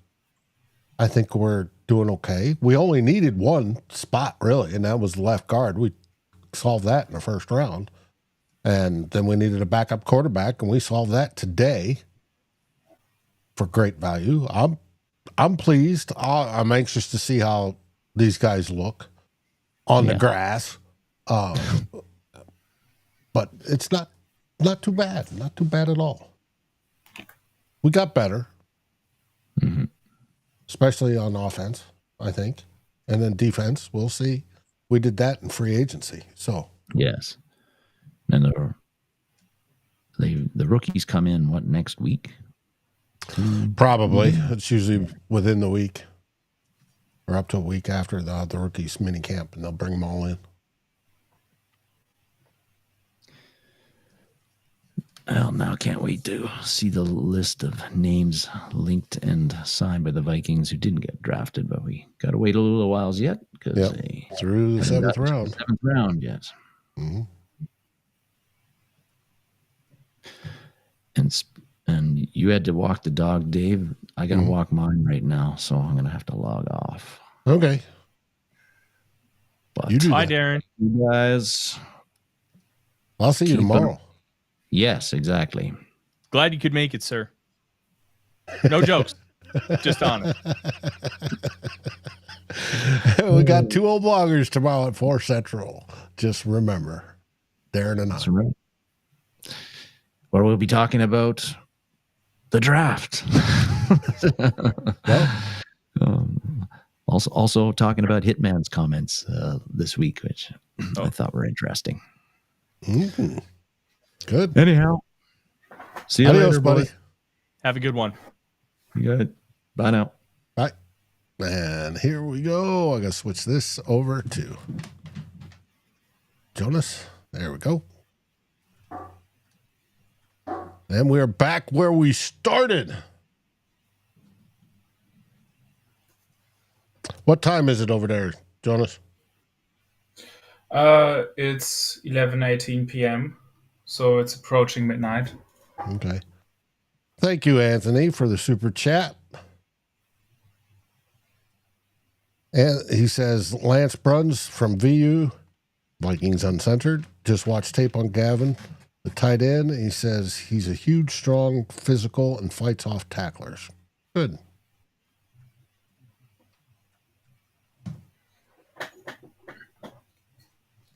Ravens are on the clock again. They have, once again, I hated the Green pick, not because he isn't a great player, but I'm not comfortable with those kind of allegations. So I don't like that. But otherwise, the Ravens are kind of like the discount Eagles in the regard that they always have certain players fall to them that they then scoop up. Now, Chris Miller says, Dave saying it's okay means it's poop poop. Let's be honest, they got one starter in the entire draft. Well, they only had the first round to grab a starter. Our second pick was at the end of the third, and that's almost like the fourth. Getting one starter, especially if it's a good one, at a position that you really needed, is a solid outcome. I think sometimes people need to adjust their expectations of how much you're going to get out of the draft. Like getting like getting somebody who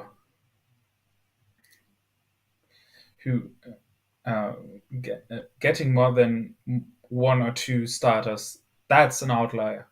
That doesn't happen very often.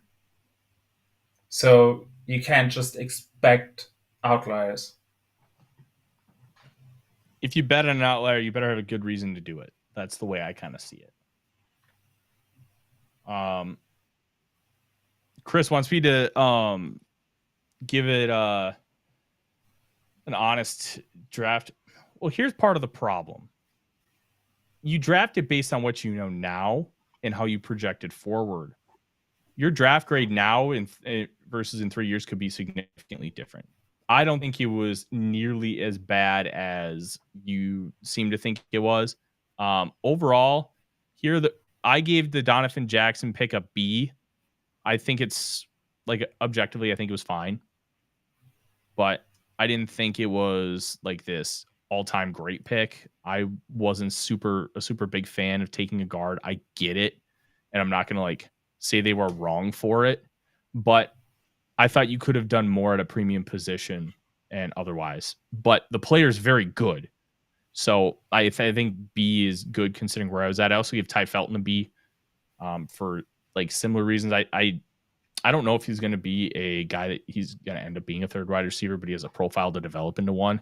Ingram Dawkins, I gave an A- because it's a super high upside pick, top of the 5th round with elite athleticism. Like that's a guy I want to take. 275 pounds. You can kind of use him in a Jahad Ward, Pat Jones kind of role. And I think he can potentially thrive, but he needs a lot of work. That's why you're getting him in round 5. Kobe King, linebacker from Penn State. I gave it an A-. It was a really good value. And I think he could be a core special teamer for a long time and maybe even be like a 2-down starter. So that's good potential. I talked to a couple of people who got to watch him, and the synopsis was very simple. Run fast, hit hard. Sounds like a linebacker to me. And Bartholomew, I gave a B-. I think that there were a couple better tight ends on the board, but the idea of him, I think, was good. Like, I didn't hate any of the picks. Yeah. I didn't hate any of them. It's fine. I think that's it. It's not flashy. It's not going to be like the Vikings 2015 draft, but it's fine. And I think the Vikings are probably going to get at least one good starter out of that. And that's, like I said, that's an okay outcome. Especially with the kind of resource that the Vikings had to work with. Mm-hmm. I gave the overall grade a B. I don't think it's offensive. I think the Sam Howell trade is loops into that quite a bit. Yeah, I solid draft. It's not flashy, but I think you could get some good depth pieces out of here. Yeah, Tommy Millard is the what do you call it? He's the quarterback from Montana State, but he runs like in the 4.3s or 4.4s. He's going to be a slot receiver in the NFL. He's not a quarterback. He's more of like a gadgety kind of quarterback as far as like a transition to the NFL, but good player. I think he could be a really nice slot kind of player in the league. We'll find out though. It's hard to transition positions, period, let alone doing it when you go into the NFL. Yes. Jeff asked, did Shedeur Sanders ever get drafted? And the answer is yes. 5th round to the Cleveland Browns. 144th overall. No, it's just, we did fine. It's like you said, that's the word you used. I said, okay. For where it's not sexy, but it's fine. Right. I would say right now the NFL Network is kind of stealing our content because we did dog content way before they did. They are doing it right now. Okay. Yeah, that happens. Mm-hmm. They spend way too much time focusing on like storylines and stuff. They're catering towards casual fans. They're not catering towards people who want to like really hear about the picks, which I mean, that's the audience they feel like they have to grab. So I get it. but it makes the biggest chunk of fandom are the casual fans. So it makes sense. But we only had one need, and it wasn't a terrible need, but one need, and that was left guard. Everywhere else, we were just looking for backup types. And to think that, hey, you only got one starter out of the draft, that's bad. Well, look at the positions we were drafting in and what our needs were, and we accomplished, I think, what we set out to do. So it was fine. Wasn't great, flashy. Mm-hmm. We didn't get, any superstar quarterbacks or whatever, but we did get a backup quarterback, which was amazing. It was good. Yeah. Easily, I would grade it a B if you had to give it a grade. I'm okay with it.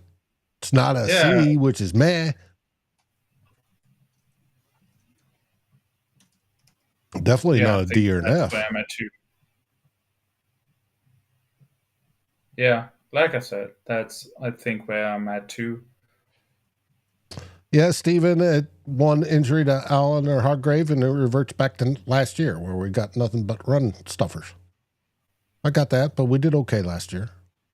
That just means we blitz more.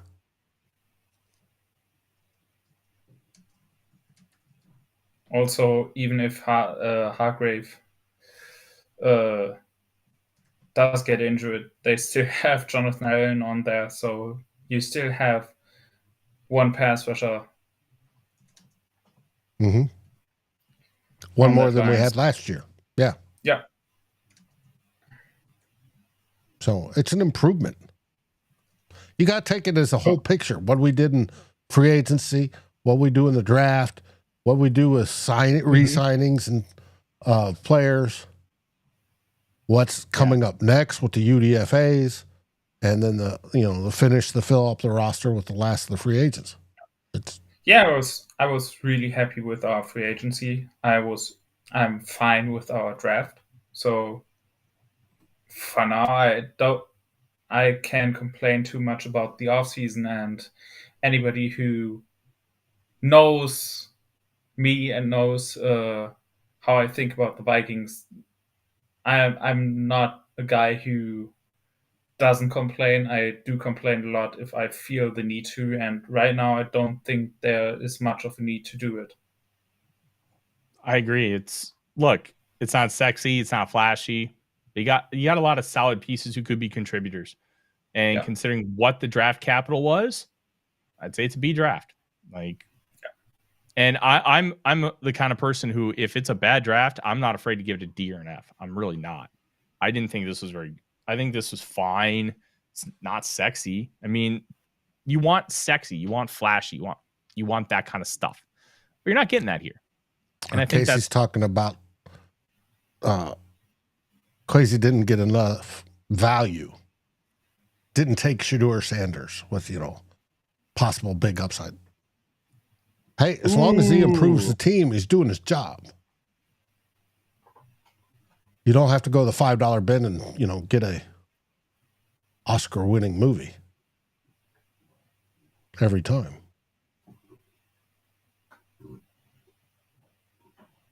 So, Casey, if you believe we're talking homers, you haven't watched our show long enough. Trust me, I've been doing this well over 2.5 decades. And if the team needs criticized, I have no problem doing that. But it's the draft. I've sat through tons of them. And we're at the position where we didn't have that many needs, just one that I saw, and everything else was going for, depth, and we accomplished that. Yeah. That's always the first thing you mark off.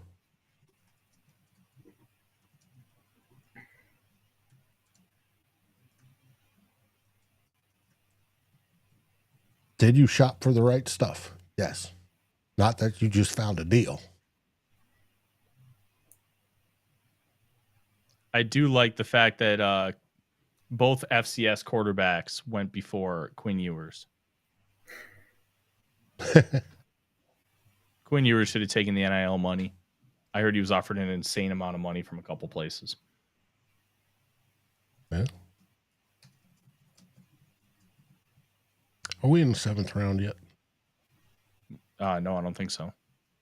It's currently the last pick of the 6th round, and then Dallas is going to kick off the 7th round. So the Broncos pick is in. So yeah, we are now in the 7th round.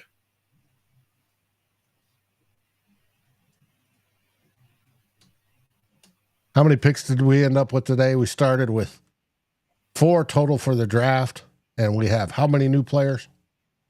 6. Okay. I mean, 5 draft picks and Sam Howell. Sam Howell. That's not bad. Yeah, I'm fine with it. That's picking up capital. You don't need 27th rounders that don't make the team past training camp.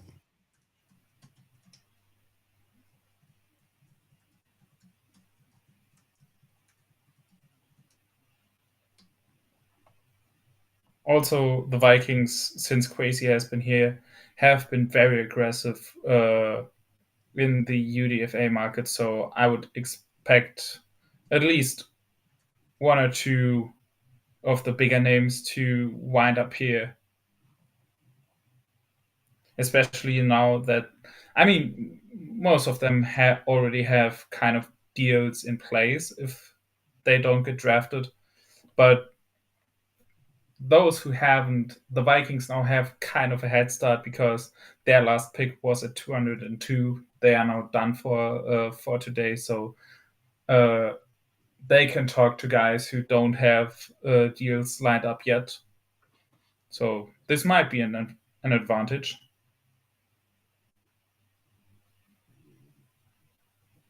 Yep. And thank you, Biggs, for the super chat. It's very much appreciated.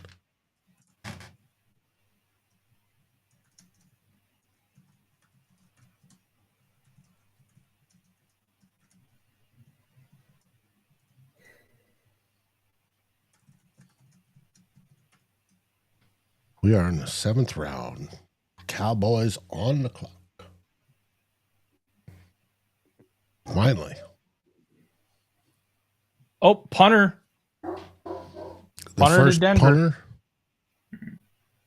Wow. I also, I don't know because I was on my break while it happened. If it was discussed that the Ravens have taken a kicker. Yeah, we talked about it. It's pretty good. It's probably also the end of Justin Tucker's career, I guess. He'll be released and have time to fight his legal issues. Yeah.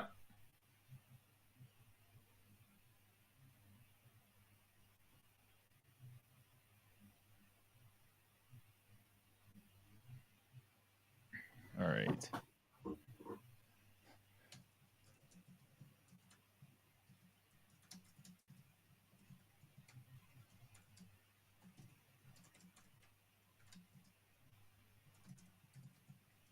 George, go over to fansfirstsportsnetwork.com and click on the Browns, and you will find out what their impression was of taking Sanders.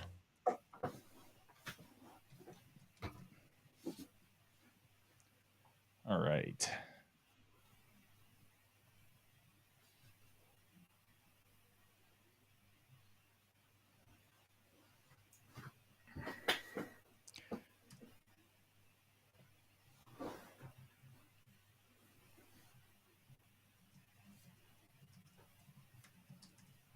Charlie, the Eagles, Howie Roseman's been on fire these last couple of years.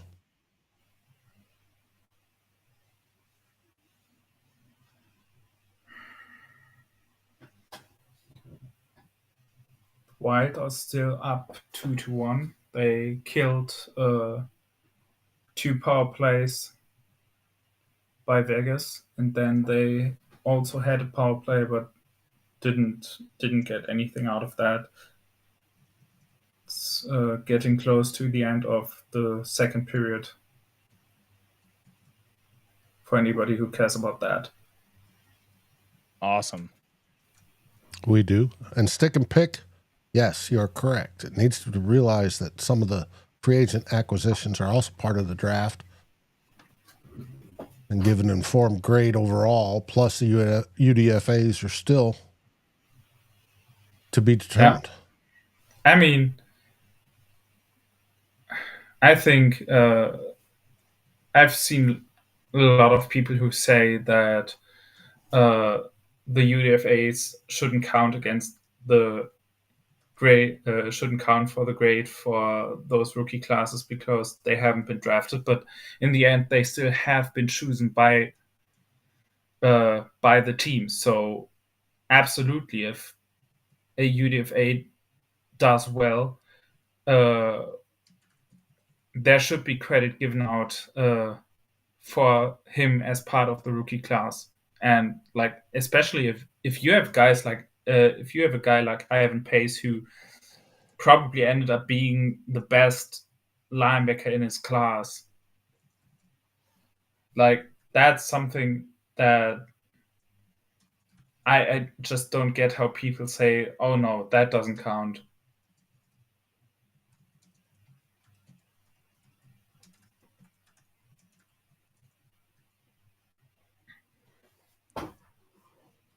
Brian Porch asks question, who's the competition for Theo Jackson?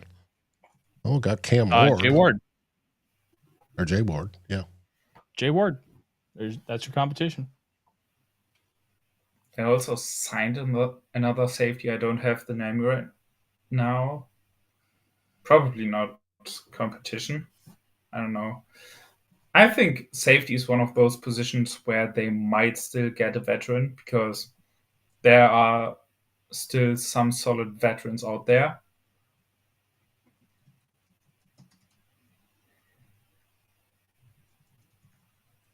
It was Bubba Bolden. Oh, yeah. Who they signed. But yes, we have Bolden, Jackson, Metellus, Smith, Ward. All right. There's 6 of them. Yep.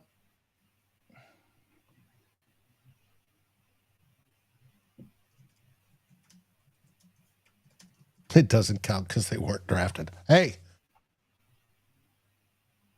not everybody on the team's drafted. It's not 100%. Nor does it have to be. As Kwesi said, there's 3 buckets to get players. There's the draft, there's free agency, and there's trade. Yep. And again, if you get the best player, the best rookie at one position group, and you don't even have to draft him, how do you say that doesn't count, man? Mm-hmm.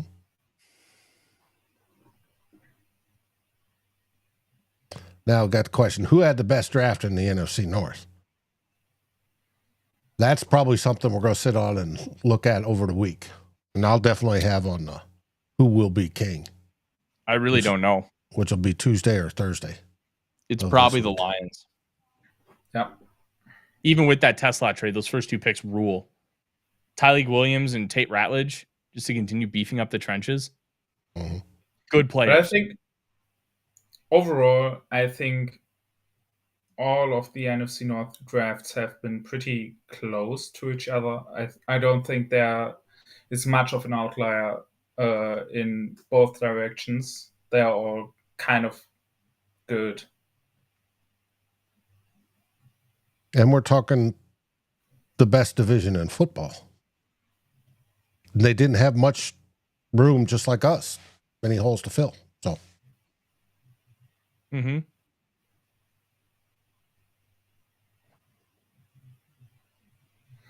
I mean, for the Lions, it's going to be interesting because they, over the last few years, have been very fortunate that they had a lot of young, cheap guys, because they had 1 or 2 draft classes that went really well, kind of like the Vikings at the start of the Zimmer era. And they have been feasting off that, but now we are getting to the time where all those guys have to be paid. They have an expensive QB who is good but not great. And it's gonna be interesting, because now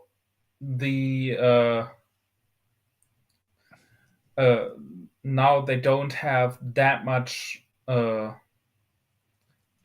room to make mistakes, and that's what brought the Vikings down, because they made too many mistakes to still to get away with that. And it's gonna be interesting to see if the Lions can keep the quality of their roster halfway intact, despite the fact that it's getting way more expensive.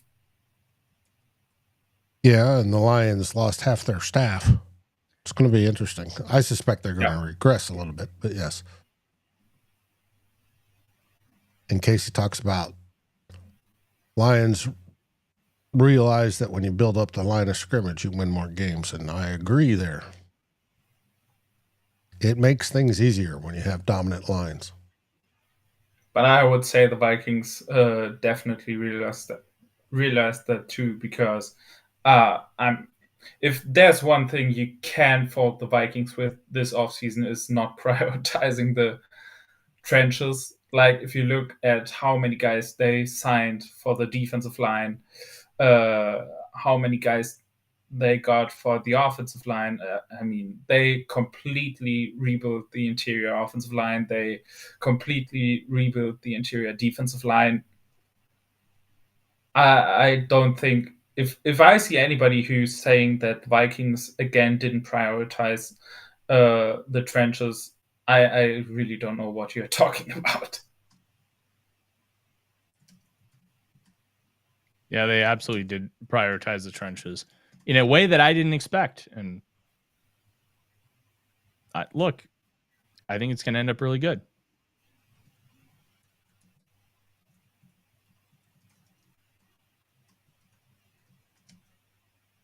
Casey asks, Tyler, do you think linebacker Stutzman would have liked to have seen him in purple? I would have loved him. I love Stutzman. Mm-hmm.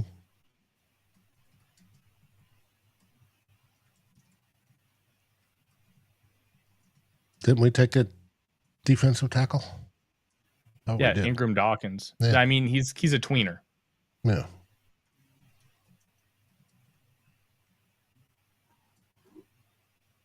And yes, Stick and Pick's right. A great defensive line will help the corners. Absolutely. Yeah, I think that's one of the points that a lot of people who are currently worried about how the Vikings cornerback room shakes out don't really factor in, like, this pass rush. If they stay healthy, and if Hargrave and Jonathan Allen are playing like the players they used to be, this pass rush is going to be so much better than it was last year.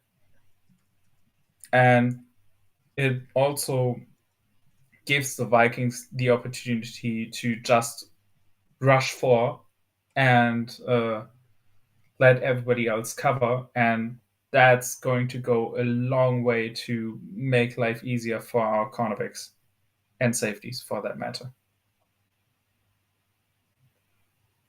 Yeah.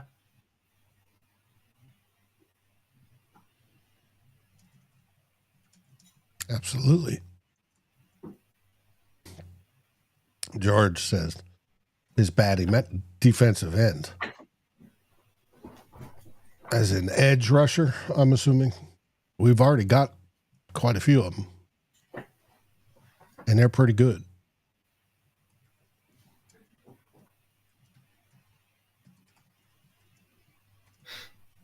You only got so much room. No, we might pick one up as a UDFA. I could see that.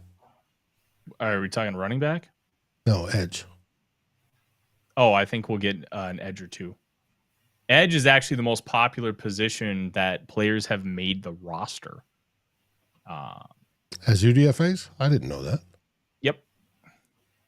Luigi Villain, Andre Carter, Gabe Murphy, and if you count him, Bo Richter. So I'm going to say 3.5 of the 8 who have made the roster as UDFAs are edge rushers.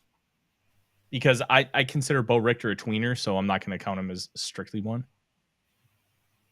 Okay.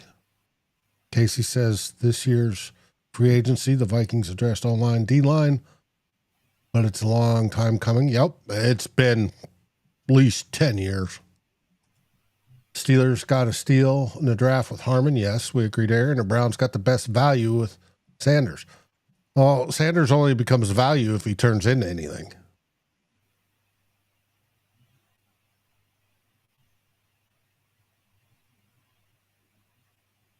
And we'll see on that. That's yet to play out. Because there's questions, obviously, on that.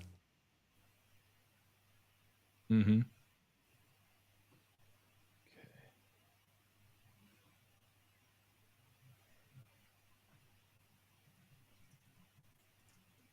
Anthony says, I remember right before the combine when Restrepo looked like it'd be a late second round, early third rounder, and now he's going to go UDFA. Nope. Because that 40 time. Okay.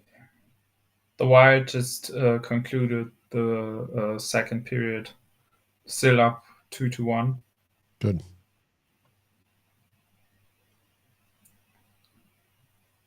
Right at the end, Marcus Foligno had a check that was absolutely beautiful. But now it's Zamboni time.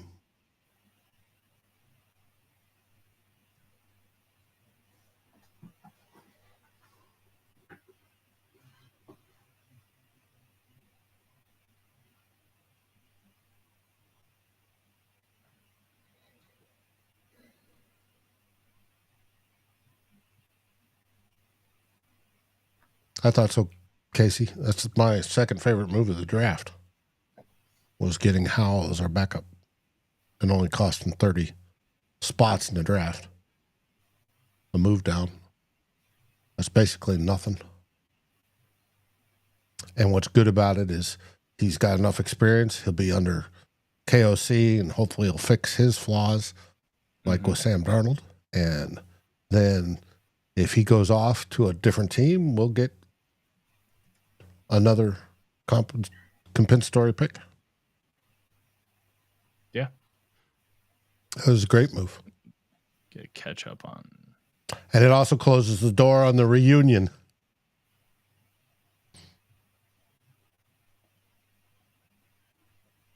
We don't have to pick up $10 or $20 million salary to get a 26 pick. And the controversy of how it would turn out. Don't have to worry about it now. We talked about him quite a while because he was the highest ranked running back for a long time. Damian Martinez just went off the board. He was the highest player left on the consensus board. If you take a look at the consensus board right now, he went to the Sea Chickens. The new highest player is Isaiah Bond from Texas, wide receivers at 106, but he has the worst, some of the worst off the field stuff of anybody in this class. Xavier Restrepo, the Miami receiver, who ran like a dog water 40. He's at 119, and Quinn Ewers at 120. Okay, Houston's picks in. Cardinals are up. All right. Keontae Hamilton. Charlie says he gets why people want Kobe Bryant, but he's lost weight after the combine and he's down to 169. I thought he was still at that 180. Either way, like what he played at, I'm fine. especially at this point. Who cares what the weight is? Take him. He's a good football player. Yeah, at this point, he's depth, and you got time to build him back up. Yeah. All right. Maybe the Vikings already have a UDFA deal for him on the table. Who knows? Let's hope so. All right. Okay. Dave, unfortunately, I have some stuff come up. I'm going to have to leave early. Okay. But we can close it out. Oh, no, you guys can keep going. I have to go. Oh, yeah, but I'm saying Jonas and I can close out the draft. Oh, I got you. I just want to say thank you, everybody, for sticking around, having a good time. Vikings are done picking. We still have 140 people in here. That's incredible. I am another draft season gone. This has been fun. This has probably been the most frustrating one of all because of what do you call it? The weird class that it was, but there's a lot of talent. And I think the Vikings got some really good players, and I'm excited. The Vikings are in a good spot right now, and we should be excited. We'll have a lot of stuff tomorrow with 2 bloggers, Monday and Wednesday with the Real Forness Show talking about these guys. I'm going to try and watch some film, break them down, and I just want to say thank you. Jonas and Dave will still be sticking around, but thank you, everybody. I'm going to go take care of some family stuff. So I will see you on Monday night. Yes. For the Real Forno Show. Thank you, everybody. We'll see you later. See ya. All right. Me and you, Jonas, to wrap it up. Yep. Yeah. Switch screens again.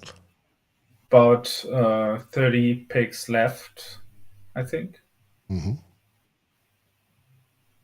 Like 225 is in right now. The Cardinals just picked. Not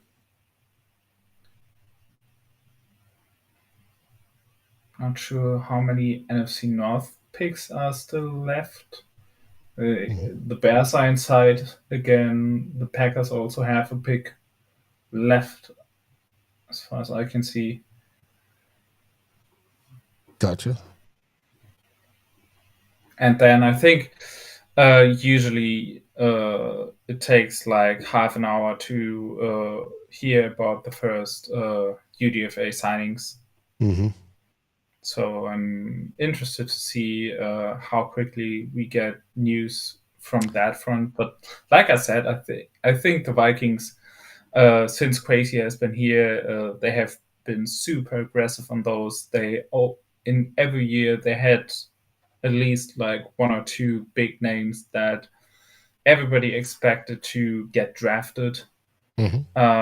Last year it was McLaughlin, who was thought to be like a 4th or 5th round pick, and Gabe Murphy, who also was projected to be picked in that same range. The year before that, obviously, Ivan Pace was the big prize. Yeah. No, it's going to be interesting. And Tyler's going to track it over at A to Z Sports, but if he doesn't get to it in time, I guarantee you Christopher Gates and the crew over at Daily Norseman will be hot on it. Now, Cause and Effect asked both of us, who do we think our Ivan Pace for this year's potential UDFAs are? I mean, if Kobe Bryant doesn't get drafted, he could be.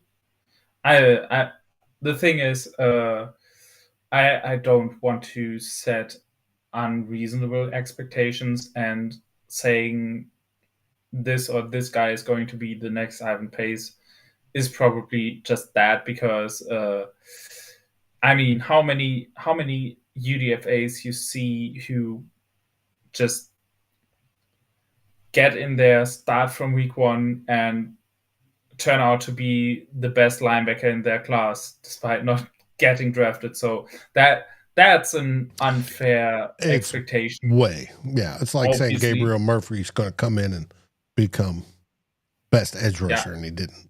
I mean, it's before Ivan Pace, everybody was like, okay, who's going to be in the next Adam Thielen? which again is like not a reasonable expectation for a UDFA class. And it's unusual that we've had so many. Yeah. Now, I don't know who's going to be the next Ivan Pace, but I suspect that we'll sign Brosmer, the QB out of Minnesota, as our fourth quarterback. I mean, the Vikings had quite some success with those guys. Let's not forget Anthony Harris, who was a pretty good starting safety for multiple years. Like more than pretty good. He had years where he played close to Pro Bowl level.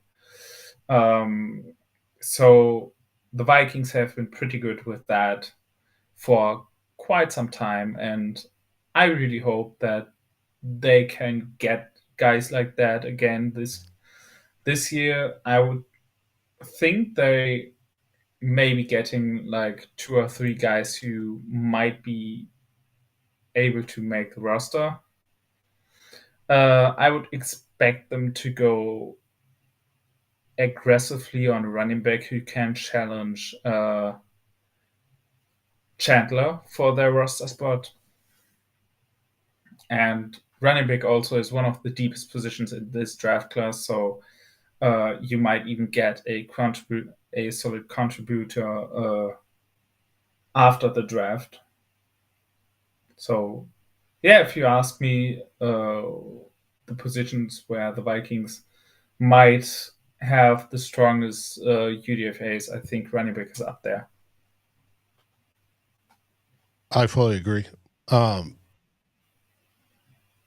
Steelers took Carson Browner at linebacker. Kitna Crawford went to safety to the Redbirds. Before that, the Cardinals.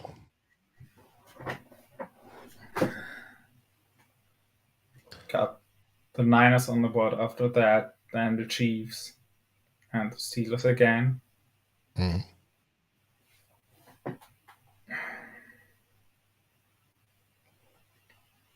Niners pick is in. Pats are on the board. On the clock. It's for the Niners. I said it yesterday, and it's very obvious that Robert Saleh is back with them. They have had their front four be their defensive identity for years, and that kind of slowed down the last few years. And now they have Saleh back, and they picked a number of guys. I know that Tyler was bummed when they took CJ West off the board. But yeah, I think it's very obvious that they try to get back to that kind of mentality, to that kind of play from their defense. They just want to be that strong. They want to have that strong defensive line. It's very obvious that this was a priority for them. Just to see what they're going to do with their last pick. If it's their last pick, I'm not sure. Cause and Effect asks, what do you think the stories of Browns are going to spin? They took a QB. They took Curtis Rourke from Indiana. Okay. Maybe Brock Purdy's eventual replacement. They've got to pay Brock Purdy, and they're not wanting to, from what I gather. They're off on the cost. They'd like to pay Purdy $40 million, and he's wanting more and deserves more. He got him to the Super Bowl. Now, what do I think the story is from the Browns? Oh, the Chiefs traded up. It's going to be interesting, whatever it is, but it's probably something like Roger Goodell needed a favor in reality, but we'll see. I think it's more like and I already mentioned that it really felt like an owner pick.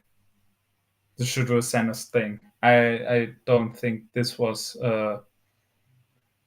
something that Andrew Berry actually wanted. I think that was an owner pick, which isn't exactly something that makes Andrew Berry look more favorable because considering that the guy he wanted apparently was Dylan Gabriel, which still is insane.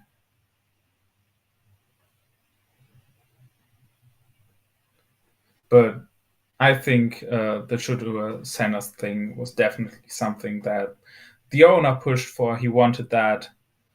And as much as coaches and GMs probably don't want that kind of publicity, owners do want that.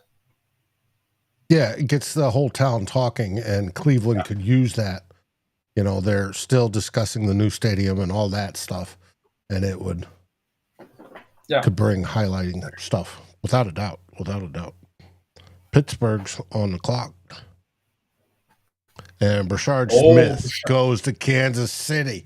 Oh my! This is a great fit. Mm-hmm. I love that fit. Yeah, for Kansas City. Why is it to Kansas City and the Eagles? Ugh. I mean, but we're getting close to that point. Those teams are good for a reason, obviously. And we're getting better. We're getting closer to that point with us. So it's something that we wish to have. Oh, did the Lions trade again? Because they're on the clock. They're on the clock. Mm-hmm. Let's see where they go. I have to look it up. They go for another edge or not? Or a lineman? We'll see. Casey says Nazir Stackhouse is a stud against the run. Well, he's definitely got the name for it. Anthony, I said, I suspect, unless Brosmer's taken here in the last round, that the Vikings will probably sign him as a UDFA in the fourth QB in the room. Camp arm, quote. Let's see if he beats out Rippon.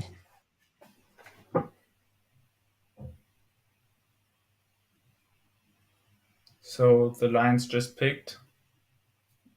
I still haven't seen if they actually traded to get there, or if I just didn't see them.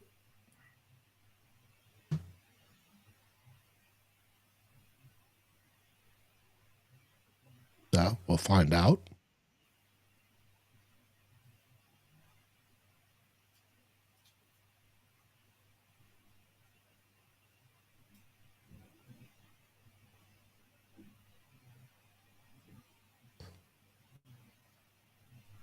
I think it's good that we've done well, and I think 2 of the 4 teams in the division have improved. Yeah. Some might argue 3. Doug, yes, we drafted 1 starter. That's great.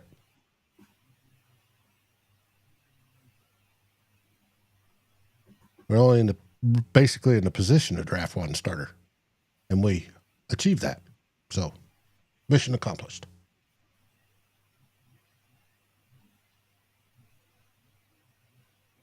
I mean, if you have a roster that's well rounded, you're not gonna have many rookie contributors.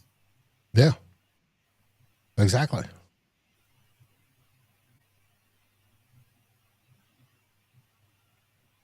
Tom Ned says Smith was in for a 30 visit. It just seems if we don't get the gadget player, that would make our team explosive. Very frustrating. Well, the gadget player that's going to make this team explosive is Tai Felton. Casey That's says what he was drafted for. We need to find an explosive punt returner. As for punt returner, yes, I agree. We need a better punt returner. Is there a guy on the roster? Hopefully. Yeah, but Felton has experience as a returner. I'm not sure if... I think it's kick. Yeah, there's a difference between kick and punt. Now, if he could do that, if he could swap over, that's fine. I'm not sure. I didn't see if he did both. I know he did kickoff returns. I have not looked it up. I went on PFF to check his stats, but it didn't show. I have to go to the draft guide. But then there's also Moore. Yeah. No, we've got some people to compete. Without doubt, we do. So we're going to see. Punt return is rough. I mean, if the average is 9 yards, if you're getting more than 9 yards on average, you're usually doing decent. So, and stick a pick says Felton or Rondale. Yes. There's going to be competition. Yeah. And hopefully one of them turns out. But it's difficult because, you're watching the ball, you're gauging the ball. All the time you got men screaming down to take your head off. And sometimes they're only within like 2 feet of you when you catch the ball. It's a tough position to play. From catching the ball, because especially against left-footed kickers, or punters, it's all different. Then a kickoff. Kickoff, you've got time. Especially now with the guys not being able to move until you're doing it. And that's a different sort of setup. By the way, the Lions just drafted Dan Jackson, safety out of Georgia. Pretty solid coverage guy, but really bad tackling. Like last year, he had a missed tackles rate of almost 20%. So he missed 1 out of 5 tackle attempts. That's bad. Yep. Felton had 8 drops last year, stick and pick, and he had 4 each the 2 years before. That's not. He had 8 drops. He had 8 drops, which means that it's a drop rate of 7.7, which is not great, but also not terrible. Like, I start to worry about that once we approach 10%, and he's not there. And throw on top of that what they call a drop versus not. Now, I was always taught if you get your hands on the ball, you should catch it. So, Cause and Effect asked our thoughts on Shiloh Sanders. I have none. Do you have any thoughts? Yeah, I would say even more than Shadur, he's definitely carried by the name. I don't think he's a good NFL prospect. I just don't see that, to be honest. Okay. Casey, you're entitled to your opinion, as everybody is here. Was Tyler Chandler given a chance? I would say yes. Where he failed was in pass blocking. And that's a key component to the KOC offense. Oh, Ewers went to Miami. I was wondering if he's going to get drafted. You got one weak-armed quarterback going to back up another weak-armed quarterback. Yeah. We'll see how that goes. Indianapolis is on the clock. The pick is in. Bears are now on the clock.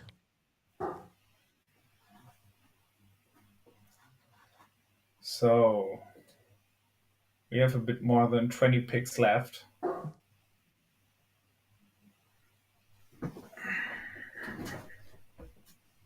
Yep, we do. And Anthony, I watched Ewers play with Texas last year, and I was screaming for Arch most of the time. He has the smarts to play. It's just, I don't know what it was, but he seemed to lose arm strength.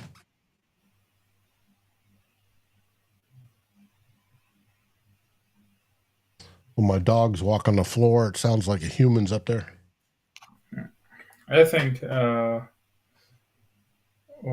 now the Wild have to fend off a 4-minute power play. I didn't see what happened. Yes, Eric, thanks. And Jake Middleton just went off the ice kind of awkwardly.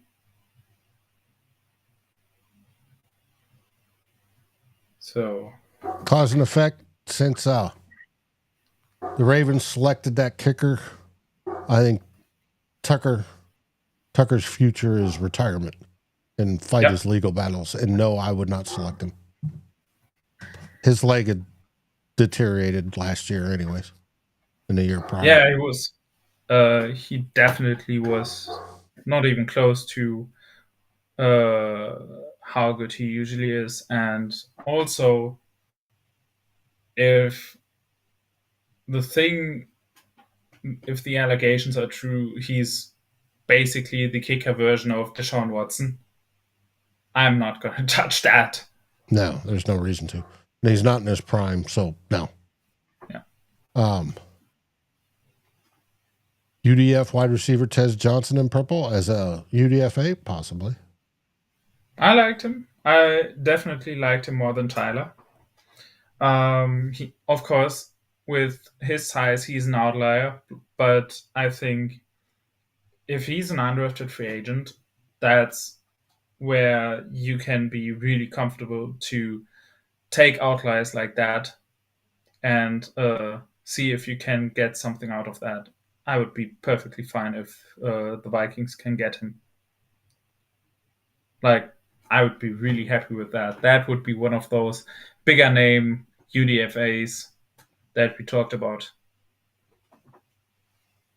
The Bears selected running back Kyle Monagia, something like that.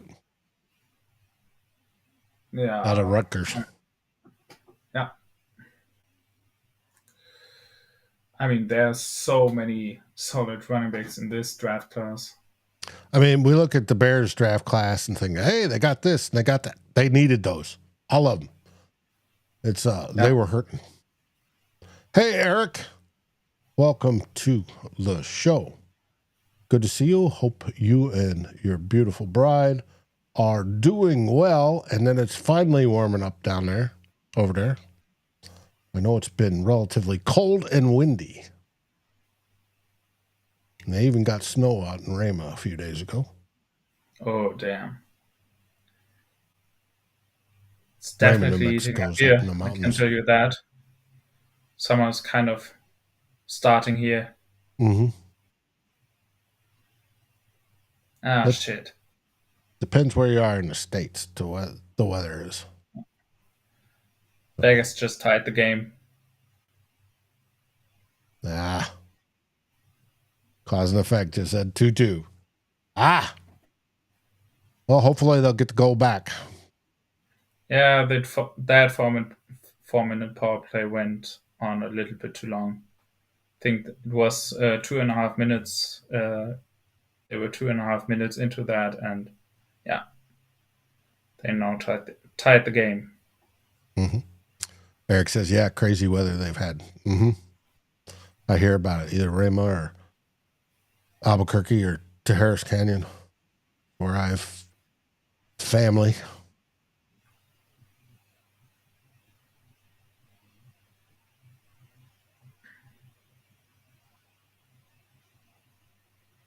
Okay.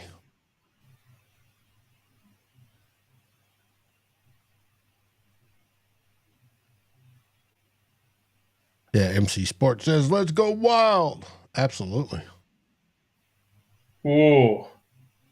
And we didn't discuss that the Timberwolves were victorious last night. Oh, yeah. I stayed up for that after the draft concluded. Mm-hmm. Another good game for Minnesota. Yeah. So Wolves in 5, hopefully. You people can't see it right now, but on my thanks for showing up, Stick and Pick. We appreciate it. on my chair right in the corner, I have 3 hoodies lying on that right now. There's a Timberwolves hoodie at the top, a white hoodie right under that, and under that there's the Vikings hoodie. and I'm wearing the Gophers hoodie right now, so I honestly don't really have many clothes right now that don't have any sports team on them. Mm-hmm. Whether Absolutely. it's one of the Minnesota sports teams or my home or the soccer team I'm a fan of, or obviously my own football team. Gotcha. George is hitting up on most of the New Mexican conspiracies. He says, Eric, cloud seeding, lasers, aliens causing it, possibly. And you always forget the hum, the Taos hum, which is real. There's I don't know if you've ever heard of there it. goes Tess Johnson. The Cardinals just scooped up Tess Johnson, so he's not going to be there for us as a UDFA. Cardinals. Damn it. Showing Green Bay on the clock. Did they trade it? No, it was a couple of picks before that. I think it was just before the Jacksonville pick. No, it wasn't the Cardinals. It was the Bucks, according to CBS. Okay. Buccaneers. Cardinals Hey, it could be either one. They're talking about him right now, but I can't hear anything. So.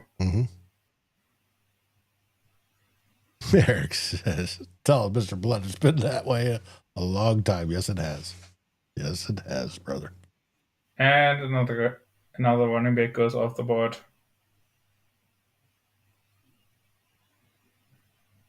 Hey, David Rinaldi, yo. Hey, buddy. Nice for you to join us. Appreciate it. We're just wrapping up the draft, which is cool. Yeah, he was picked by the Buccaneers. Their receiver room is insane. Yeah. Yeah, Baker Mayfield's going to love it. Yeah. Mick Sports, been a fan since the Tarkenton days. That puts you about as old as I am. That's the case. The original Scrambler. Yeah, I can't compete for that. No, that's okay. That's quite all right. And there's few that can compete with Miss Mary. Miss Mary absolutely rocks, as we've talked before, but she's been a fan since conception of the team. She's a sweet, sweet woman. And she's just waiting for that one ring. And if it takes us from us earlier, I sort of conflicted over that. But hey, hope she gets it though. Hope we get it. Packers pick is in. Yep. Let's just root for it to be a long snapper or punter. Casey says, Fran Tarkenton and Chuck Foreman were the greatest. Hey, they were fun to watch. I remember that as a kid. Oh, come on.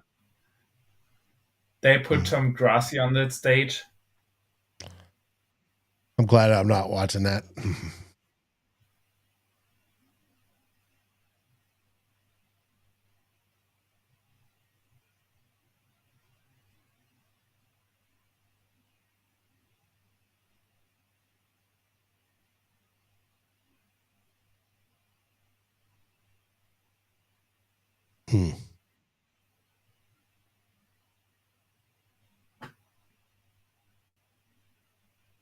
Brian Porch says, fan since 77. More Kramer. Error. Remember watching games at the great-grandparents' home. Wells, Minnesota. Where's Wells? What part of Minnesota? North, south, east, west? Also, it's not a punter and not a long snapper. It's a DB. Okay. Micah Robinson out of Tulane. For Packers? Yeah. Yeah.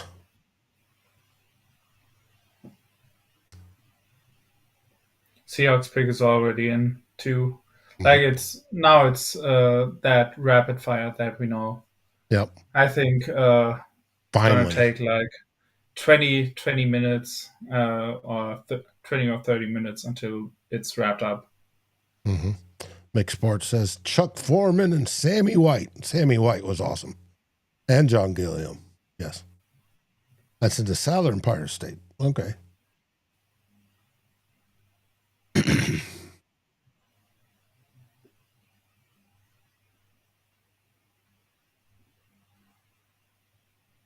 Now, Casey says, can we agree that the Vikings organization needs to be more vocal and get defensive end Jim Marshall into the Hall of Fame? Hell yes. Mr. Iron Man himself. And the only reason he's not, well, there's two. It's mainly the wrong way run and the fact that most of the 70s era, 69 through 76 era Vikings are already in there. But it is crazy that he is not. He's an original Viking, and he played that long.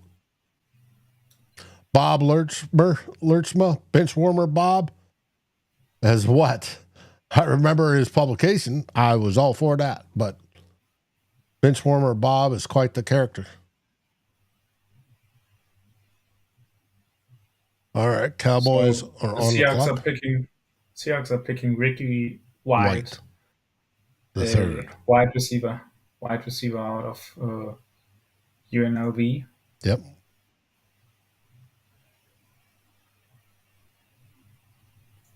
Apparently the only player in UNLV history with multiple 1,000-yard seasons. So okay. That's cool. Cowboys pick is in. Mixed sports, I don't believe Marshall ever did miss a game. That's why he was the Iron Man champ for so long. So Detroit still has a pick left, and Green Bay still has a pick left, and that's it for the NFC North. Mm-hmm. And the final pick will go to the Pats.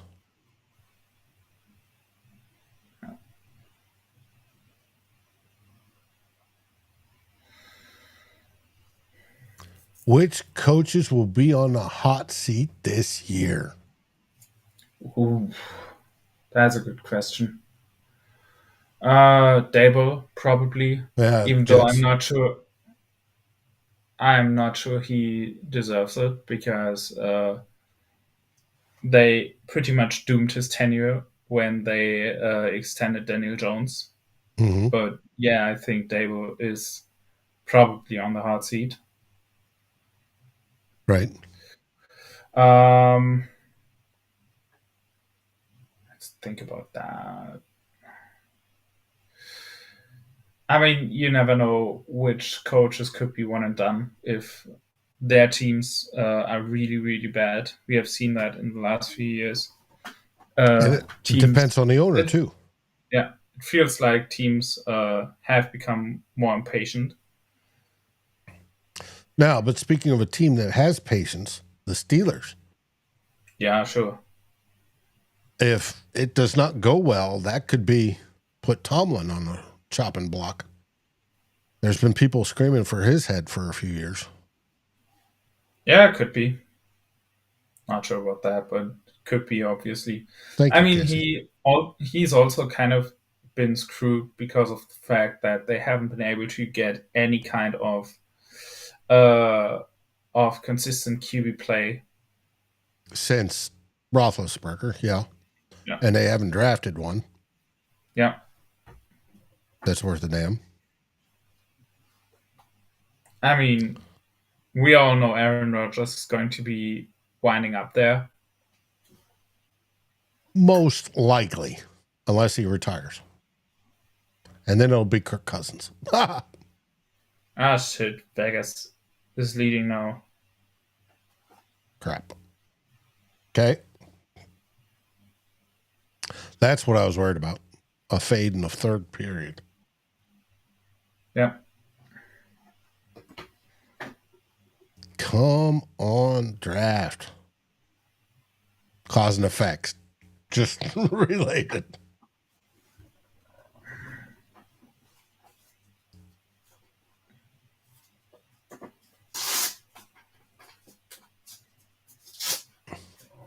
Hate to do this, Jonas, but give me about 30 seconds. Yep. I have to.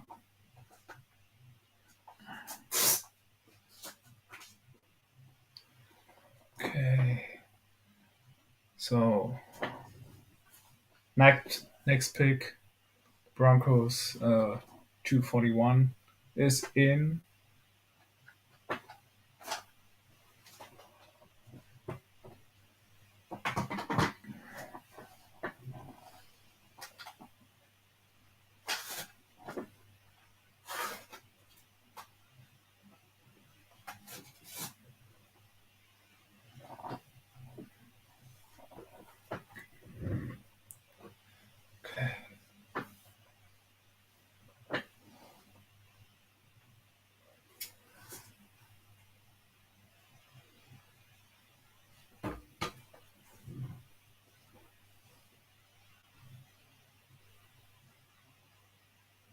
Oh, and the White just tied the game. The White just tied. Good. It's 3 apiece. Good. My eyeballs were floating and I needed to do something about it. Yeah, I just, I don't know if people heard that, but I just opened my cast to get some air on my leg. Cool. Because it's really hot in there. I'll bet. Was it Spurgeon who King Dickham scored? says Tomlin should leave on his own account and build someone else.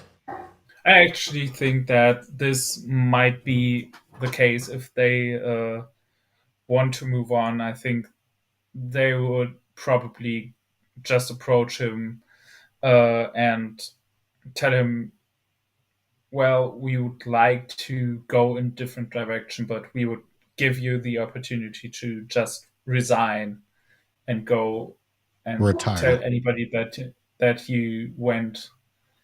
I mean, I don't think he's gonna retire. I don't think he's old enough for that. And the way I think about Tomlin, I don't think he's a guy who would do an early retirement.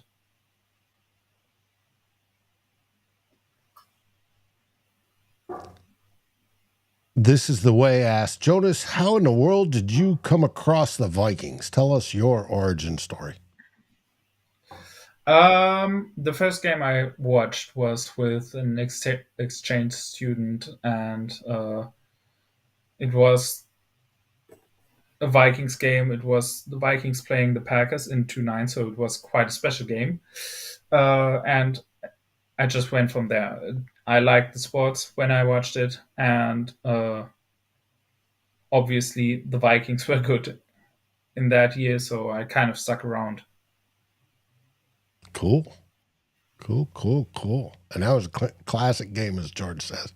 Yes, it was. Yeah, definitely. Both Packers game and that year.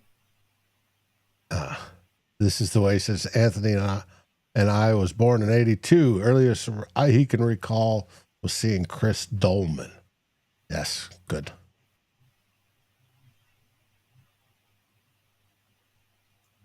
I graduated high school in 82. They checked the goal by Spurgeon, but it counts. Oh, AC was a great receiver. Killed the Saints, and then the San Francisco game, he just freaking rocked. Cause and effect, Tomlin to the Bills if they don't get to the Super Bowl. That would be an interesting move. Yeah, I don't think so.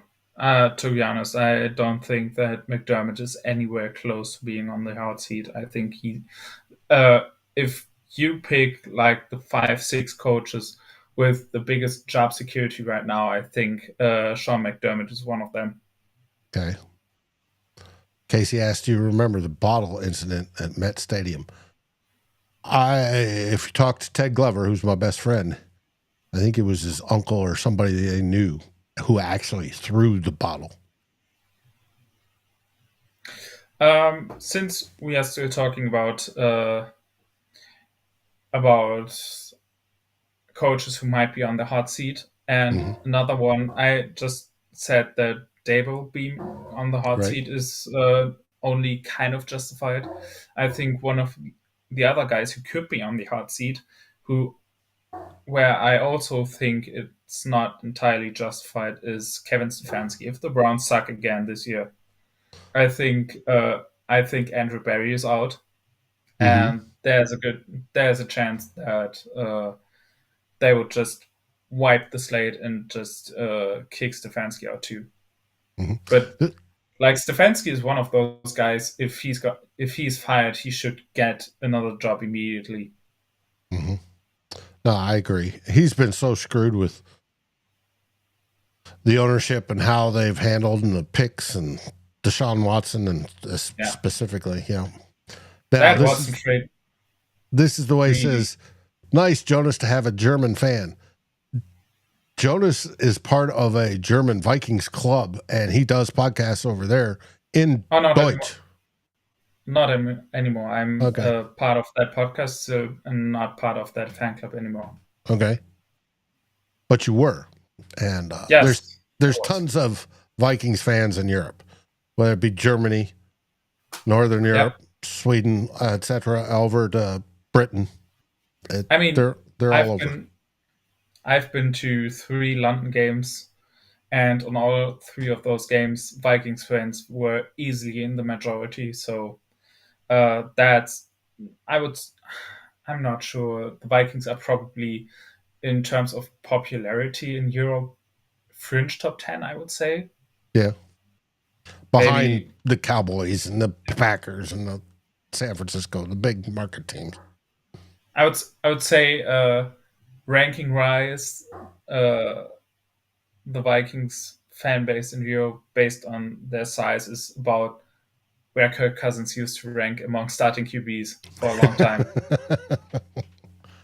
All right, Detroit's on the clock.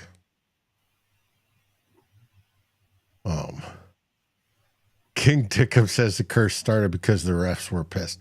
No, I think the curse started with losing the NFC Championship trophy.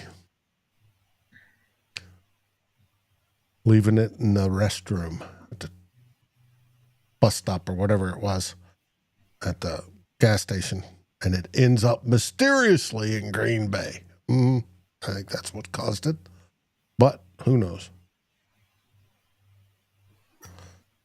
Casey asks, what was the worst loss in Vikings history?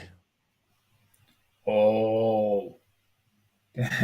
As in closest, most heartbreaking, or the biggest blowout? Biggest blowout, I think, when it counted, was the 41 donut, where the Giants cheated and were listening to the radios. Speculated, heard. But come on, Detroit. This shouldn't take that long. I like the Ravens pick. Garrett Dellinger is a solid day 3 guard. He was one of the guys I kind of had on the radar. Had the Vikings not picked guard in the guard early, he would have been one of my late guys that I think could have released got into a competition. So good pick by the Ravens in my opinion. Yeah, for heartbreak, Casey, that was a good one. He hasn't missed a kick all year. Oh, thump. Wide left. I mean, yeah, that one's obvious.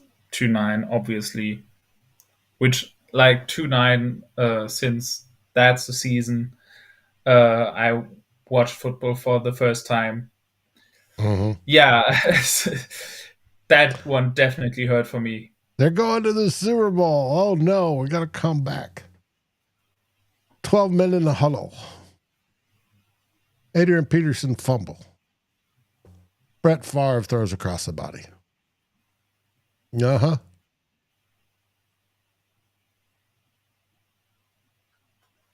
Lions pick is in. This is the way he said it, because the Falcons and the Dirty Bird dancing in the end zone got him. Yeah. Mick Sports says the Hail Mary game. Yes. The push off. Yeah, Lions pick is in. Just waiting to see what it is. Yeah.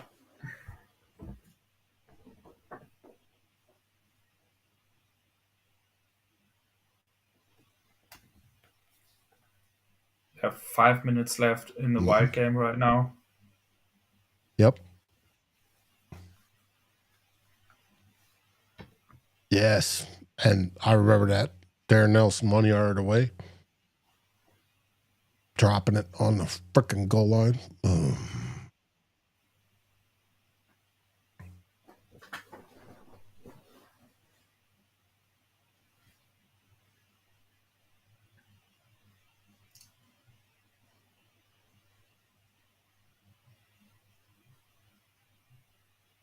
I mean, it's not like it's going to be much to get much better for Dable and the Giants at the QB position, considering they drafted Jackson Dart.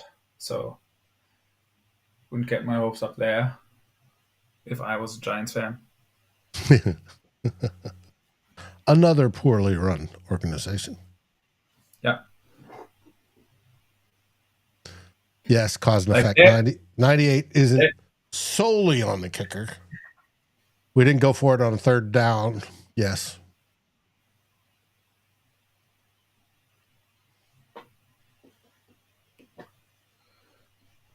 Come on, CBS update. Who did the Lions pick?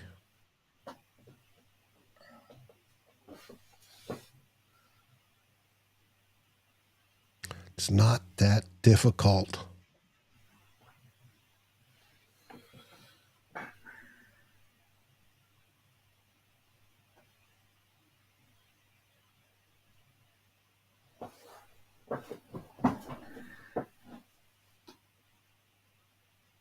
And to know that these picks have been made like 20, 30 minutes ago.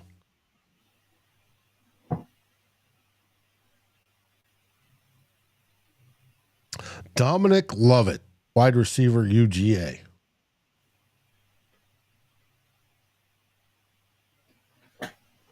That's who they got. That was second to last in terms of NFC North picks. There's one Packers pick left on the board.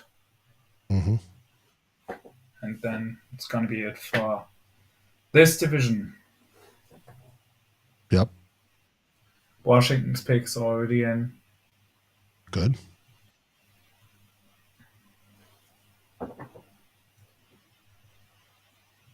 So our Giants on the clock at 2:46. I don't know why they're showing the Eagles draft class with Washington's draft room right there. Doesn't really make sense. Especially when it's Washington's pick that's in. I don't know. It's the whole casual fan thing.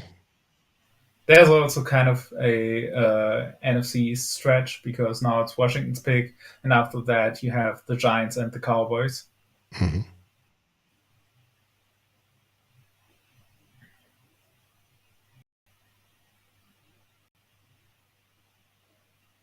Right now, I think they are talking about the Campbell pick. They are doing it again, putting up the Eagles draft picks with Washington's draft room.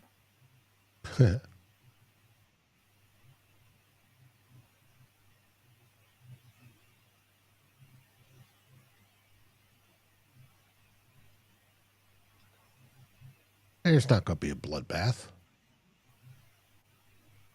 Maybe our opponents.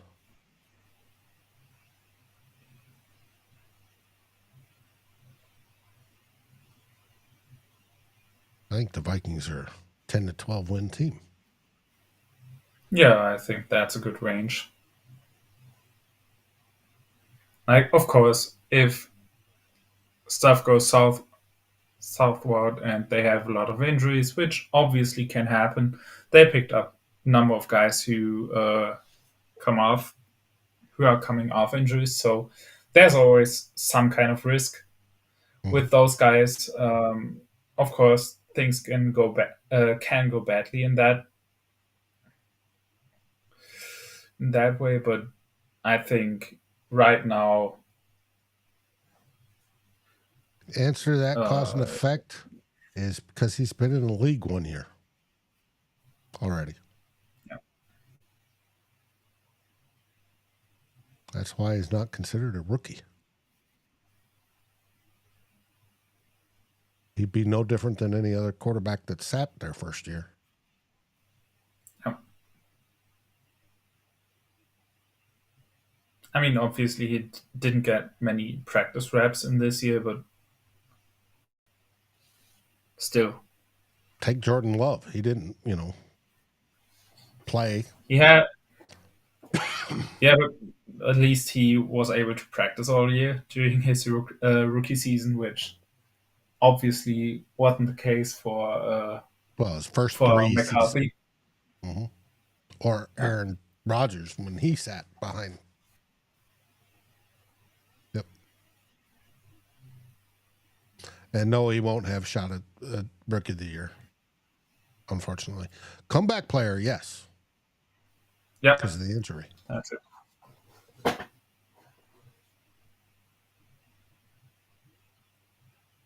Yeah, Casey, Vikings have been blessed with wide receiver talent. That's true. Mm-hmm. Throughout their history, they've had some great ones. I mean, if you just look at like the top 10 wide receivers, you already have 2 Vikings in there. Mm-hmm.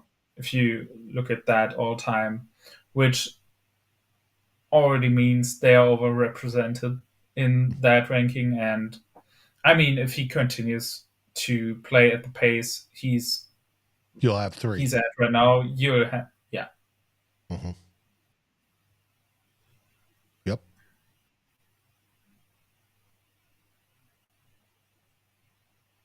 Quadri Ismail, there's a name I haven't thought of in a while.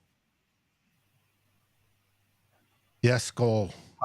Let's see. I hope Kobe Bryant makes it to UDFA status now. There's a good chance. Not many teams left. Just looking if there's still somebody who has multiple teams. Yeah, the Patriots have 2. And New Orleans also has 2. San Francisco does. Oh yeah, that too. So there are really not many teams left considering. I'll watch them go to the Packers. Hope not. Or the Saints. Looking at CBS says have needs. I would love Tyler's reaction if Brian just winds up with the Saints. Mm-hmm. He will be convinced.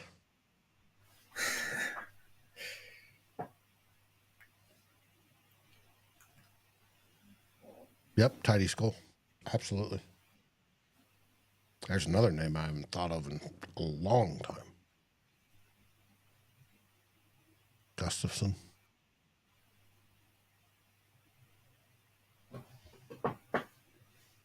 Come on, New Orleans. Get off the pot.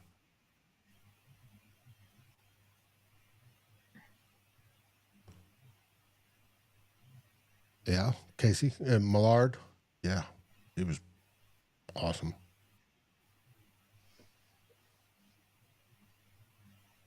There's the whole slew of the what ifs on players. Millard was proven.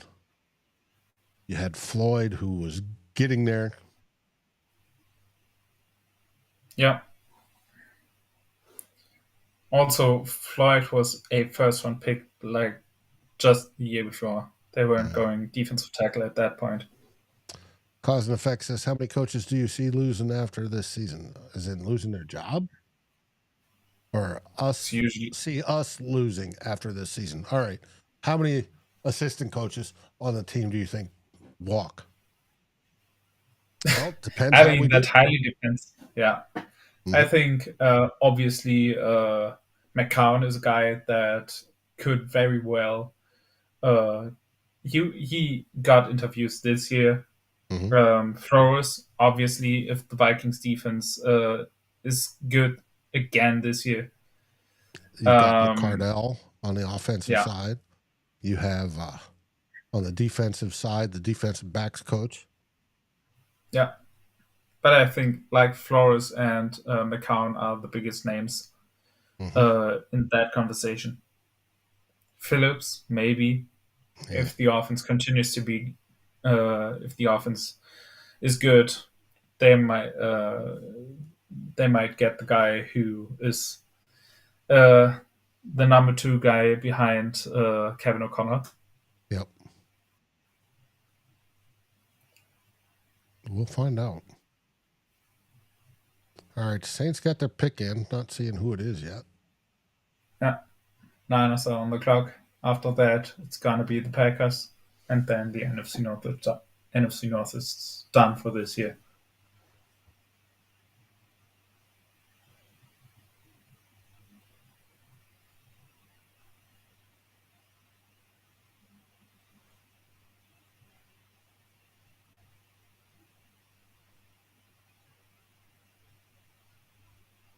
Oh, tight end.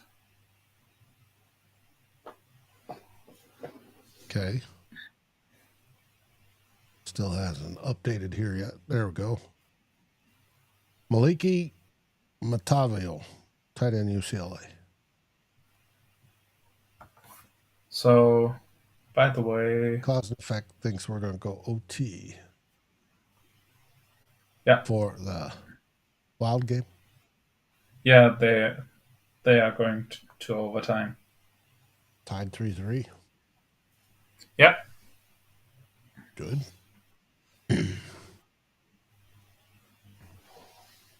Yeah, Casey, we've had some good defensive lines, without a doubt. Millard, Randall, Dolman. There's been some studs. The Williams wall. Yeah, I think if you pick out the 2 positions where the Vikings have been most blessed in their history, it's defensive line and receiver. Mm-hmm. Very obviously. They always seem to have a solid pass rush, and they always seem to have good receivers. Robbie says UDF favorites, Kobe Bryant, Stackhouse, wide receiver Nick Nash, Armstrong, Tyler Beatty, Addy, offensive line Kandra, tight end Yursek. That's a good. That's and what? I'm surprised Kandra hasn't been drafted yet. Okay. Surprised Yursek hasn't been. Donovan, Edwards, McMillan, Childress.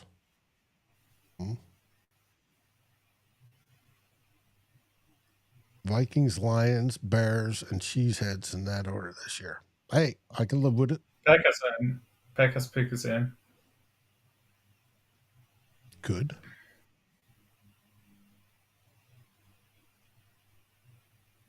Brian Porch says his favorite underrated offensive guard was David Dixon. Dixon's attitude freaking rocked. He was a mean SOB when he played.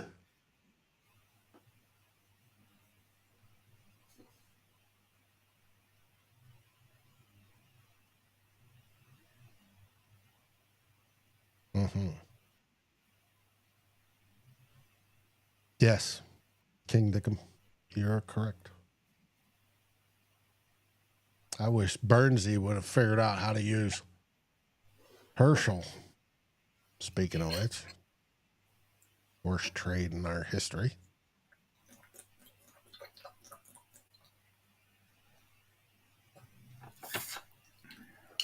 Arnie, doesn't make sense.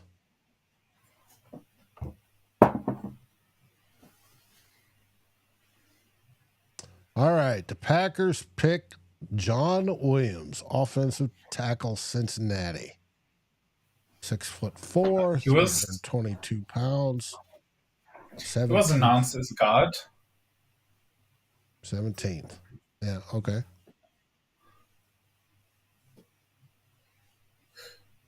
Cause and effect, do you have a nickname for this year's defense? And do we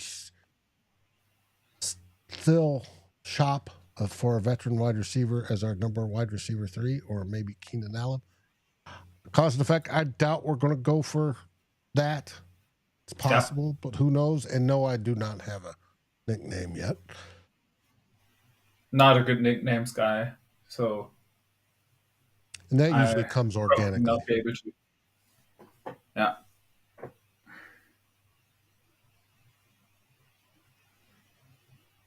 Yeah, Jeremy. Running backs and cornerback UDFA should be fighting to come to Minnesota. I suspect just about any UDFA is fighting to come to Minnesota. I wouldn't be surprised if one of them's a punter. Yeah, sure. Get some competition for Ryan Wright. I'm glad the Vikings didn't do that in the draft.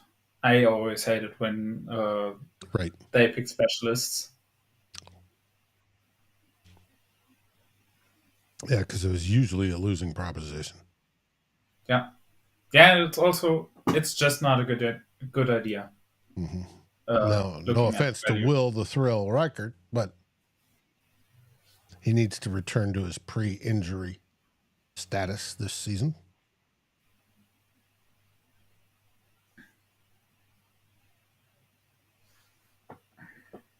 All right. Niners are on the clock for their last time. Then we have the Dolphins, Saints, Texans, Chargers, and close up with Mr. Irrelevant to the Patriots.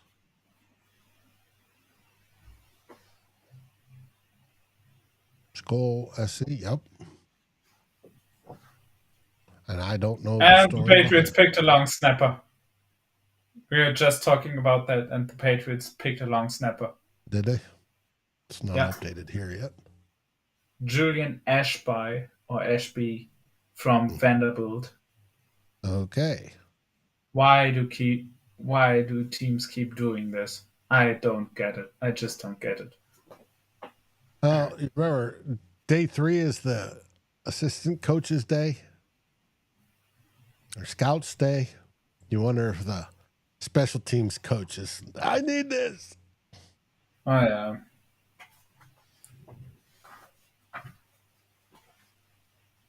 But teams should be smarter than that. Mm-hmm.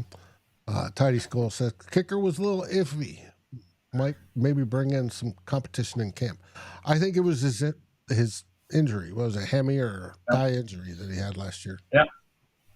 That drew down Reichert's stellar performance before then.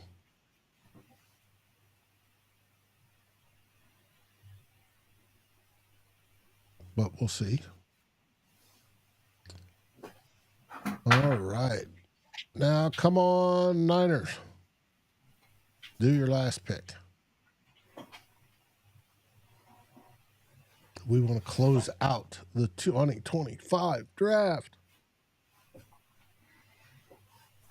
Can't believe there's still 69 people watching, which is awesome.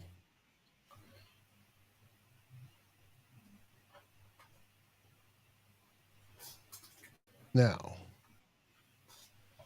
the purple box of SKOL.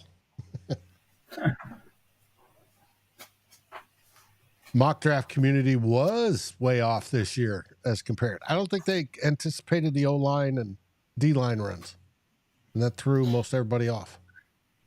I think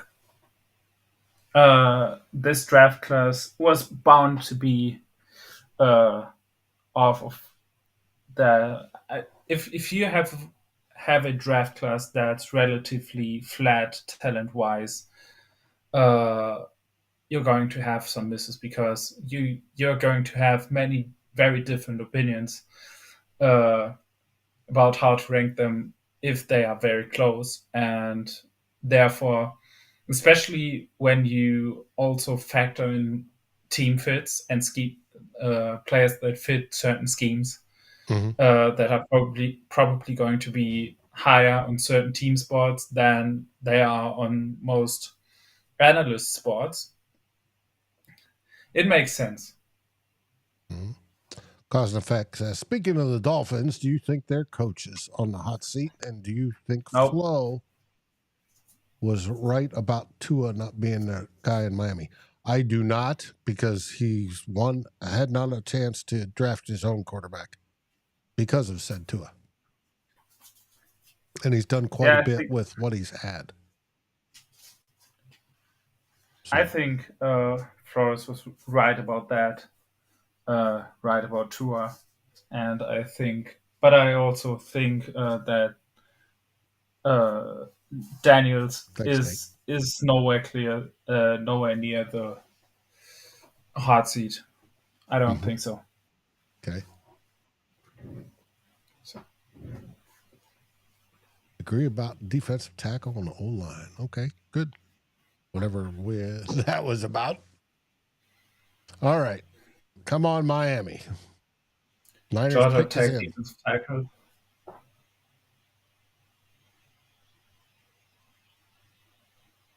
The Niners you already have the Dolphins selection. They are taking Zeke Biggers, defensive tackle out of Georgia Tech. Numbers don't seem great, but it's late day 3, so it is what it is. Saints are on the clock. 3 teams after them. Saints are on the clock? Cool. CBS still hasn't updated Niners pick nor showing the Saints on the clock yet. Niners junior Burgeon, wide receiver, Montana. There's New Orleans pick is already in. So the Texans are on the clock. What great NFL player have you heard played for Montana? I can't think of a single one. Yeah, I'm not sure either. It's like playing for University of Alaska. Now, when it comes to University of Alaska, I think of college hockey.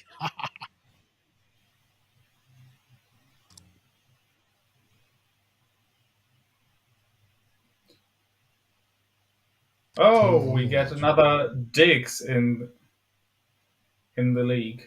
Fadil Diggs, edge rusher from Syracuse, is going to the Saints. CBS has, Fadil Diggs. They changed it. Miami had Zeke Biggers. All right. Fadil Diggs, position rank 241, or rank overall 241 on their big board, and position rank 27, 6'4", 257. Good size. Texans pick is in, so Chargers are on the clock. They are second to last. Okay. Let's see. And now showing Kevin O'Connell calling Donovan Jackson. Or they are going through, I think, all the draft calls, because now they moved on to the Giants with Jackson Dart. Okay. So the Chargers are on the clock, so it's 2 picks to go. Chargers and the Patriots. Yeah. And there's... Now it's the Patriots on the clock. There's Tyler's favorite tight end. Yeah, Luke Latte, or whatever his name is. Latte. Tight end, Iowa. Iowa's produced some great tight ends, but you got to have the good talent there. They'll keep recruiting guys that want to play there in that position. And it's awesome. Alabama was producing D-backs for forever. Yeah.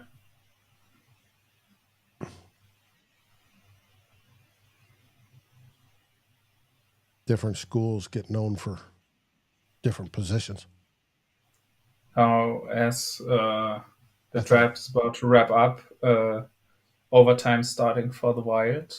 Cool.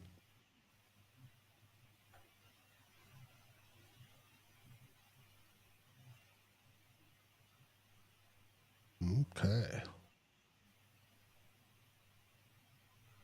It's a good question, Casey. LGB will be interesting. Who plays the Joker position? Does Dallas Turner come alive? And a cornerback position depth. Yeah. It's going to be interesting because Dallas Turner is playing more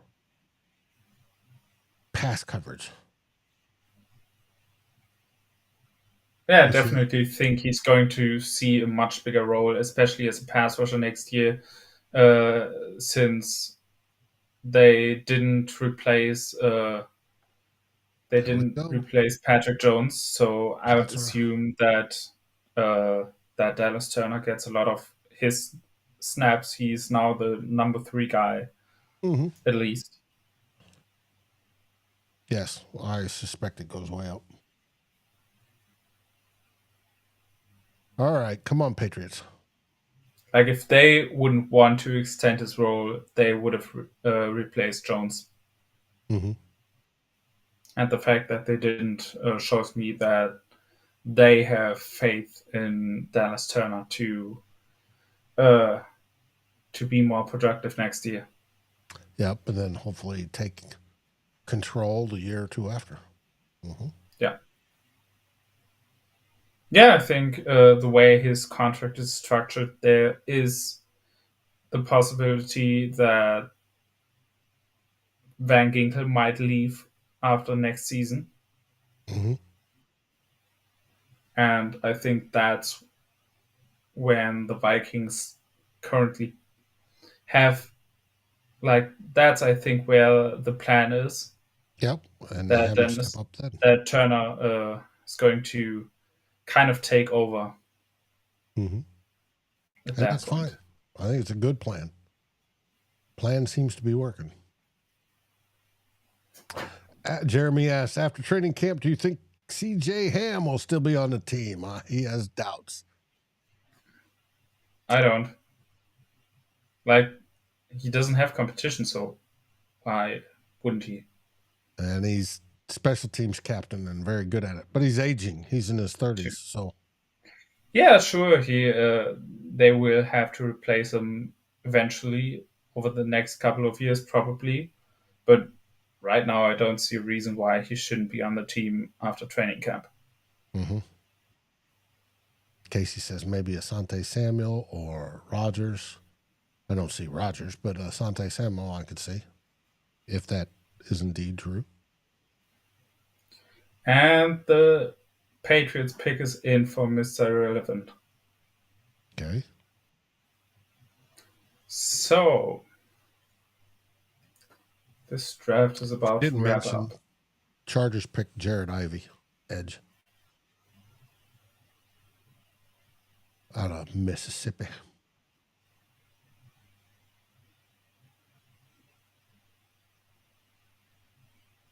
SKOL SC says, new plan, run the ball with Ham in there. I don't think they're going to run generally a 2-back sort of situation, whether it be fullback and halfback or 2 halfbacks. I think one will, if there's both of them in there, I think one's out, spread out in the passing formation. Brian, UDF phones are now working. I'll bet they've been working the phones for the last 2-3 rounds. Yep, especially since the Vikings wrapped up their draft round 6 pretty early. So I don't think they just sat there in their room and waited. Right. They've probably made calls. Oh, they've been making it all along. Yeah. Yeah. Merlin's ready for this to be over. Now, okay. While we wait on whoever Mr. Irrelevant is, I want to thank everybody who's joined us over this since Thursday. You guys have absolutely rocked. I want to thank Jonas for spending his time and talents coming over from Germany to join us as well. Part of the crew. You see Jonas regularly on the post-game show, live at the 2-minute warning. He's part of the Vikings First and SKOL crew. Thank Darren, Tyler, of course. Sal obviously couldn't make it, even though I sent her the link, but she's still been posting shorts of the draft party and such. Steven, yeah, I want Brosmer as a Viking. We'll see if it happens. We'll see. Come on, CBS. Update. Oh, Pellicero's already reported Brosmer. Well, technically the draft is over, so that makes sense. Good. Wild just had several close chances at winning. Yep. I mean, they lost. They sure did. Damn. Not yet. Okay, we gotta find it's still going on. It'd be nice, Casey. It'd be nice. Kobe Minor is Mr. Irrelevant. Okay.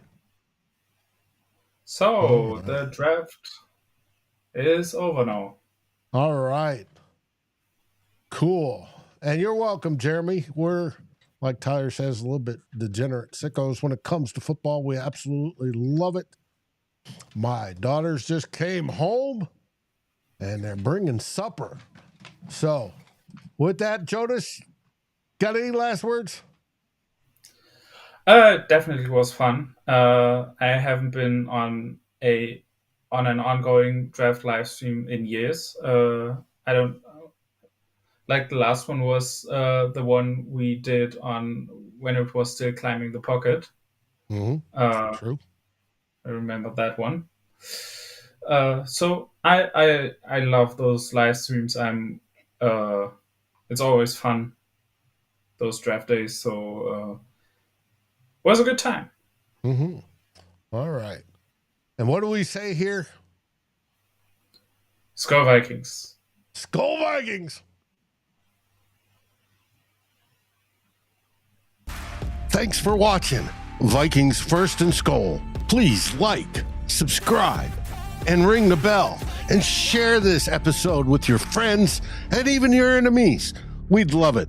We are part of the Fans First Sports Network, and we appreciate each and every one of you. SKOL.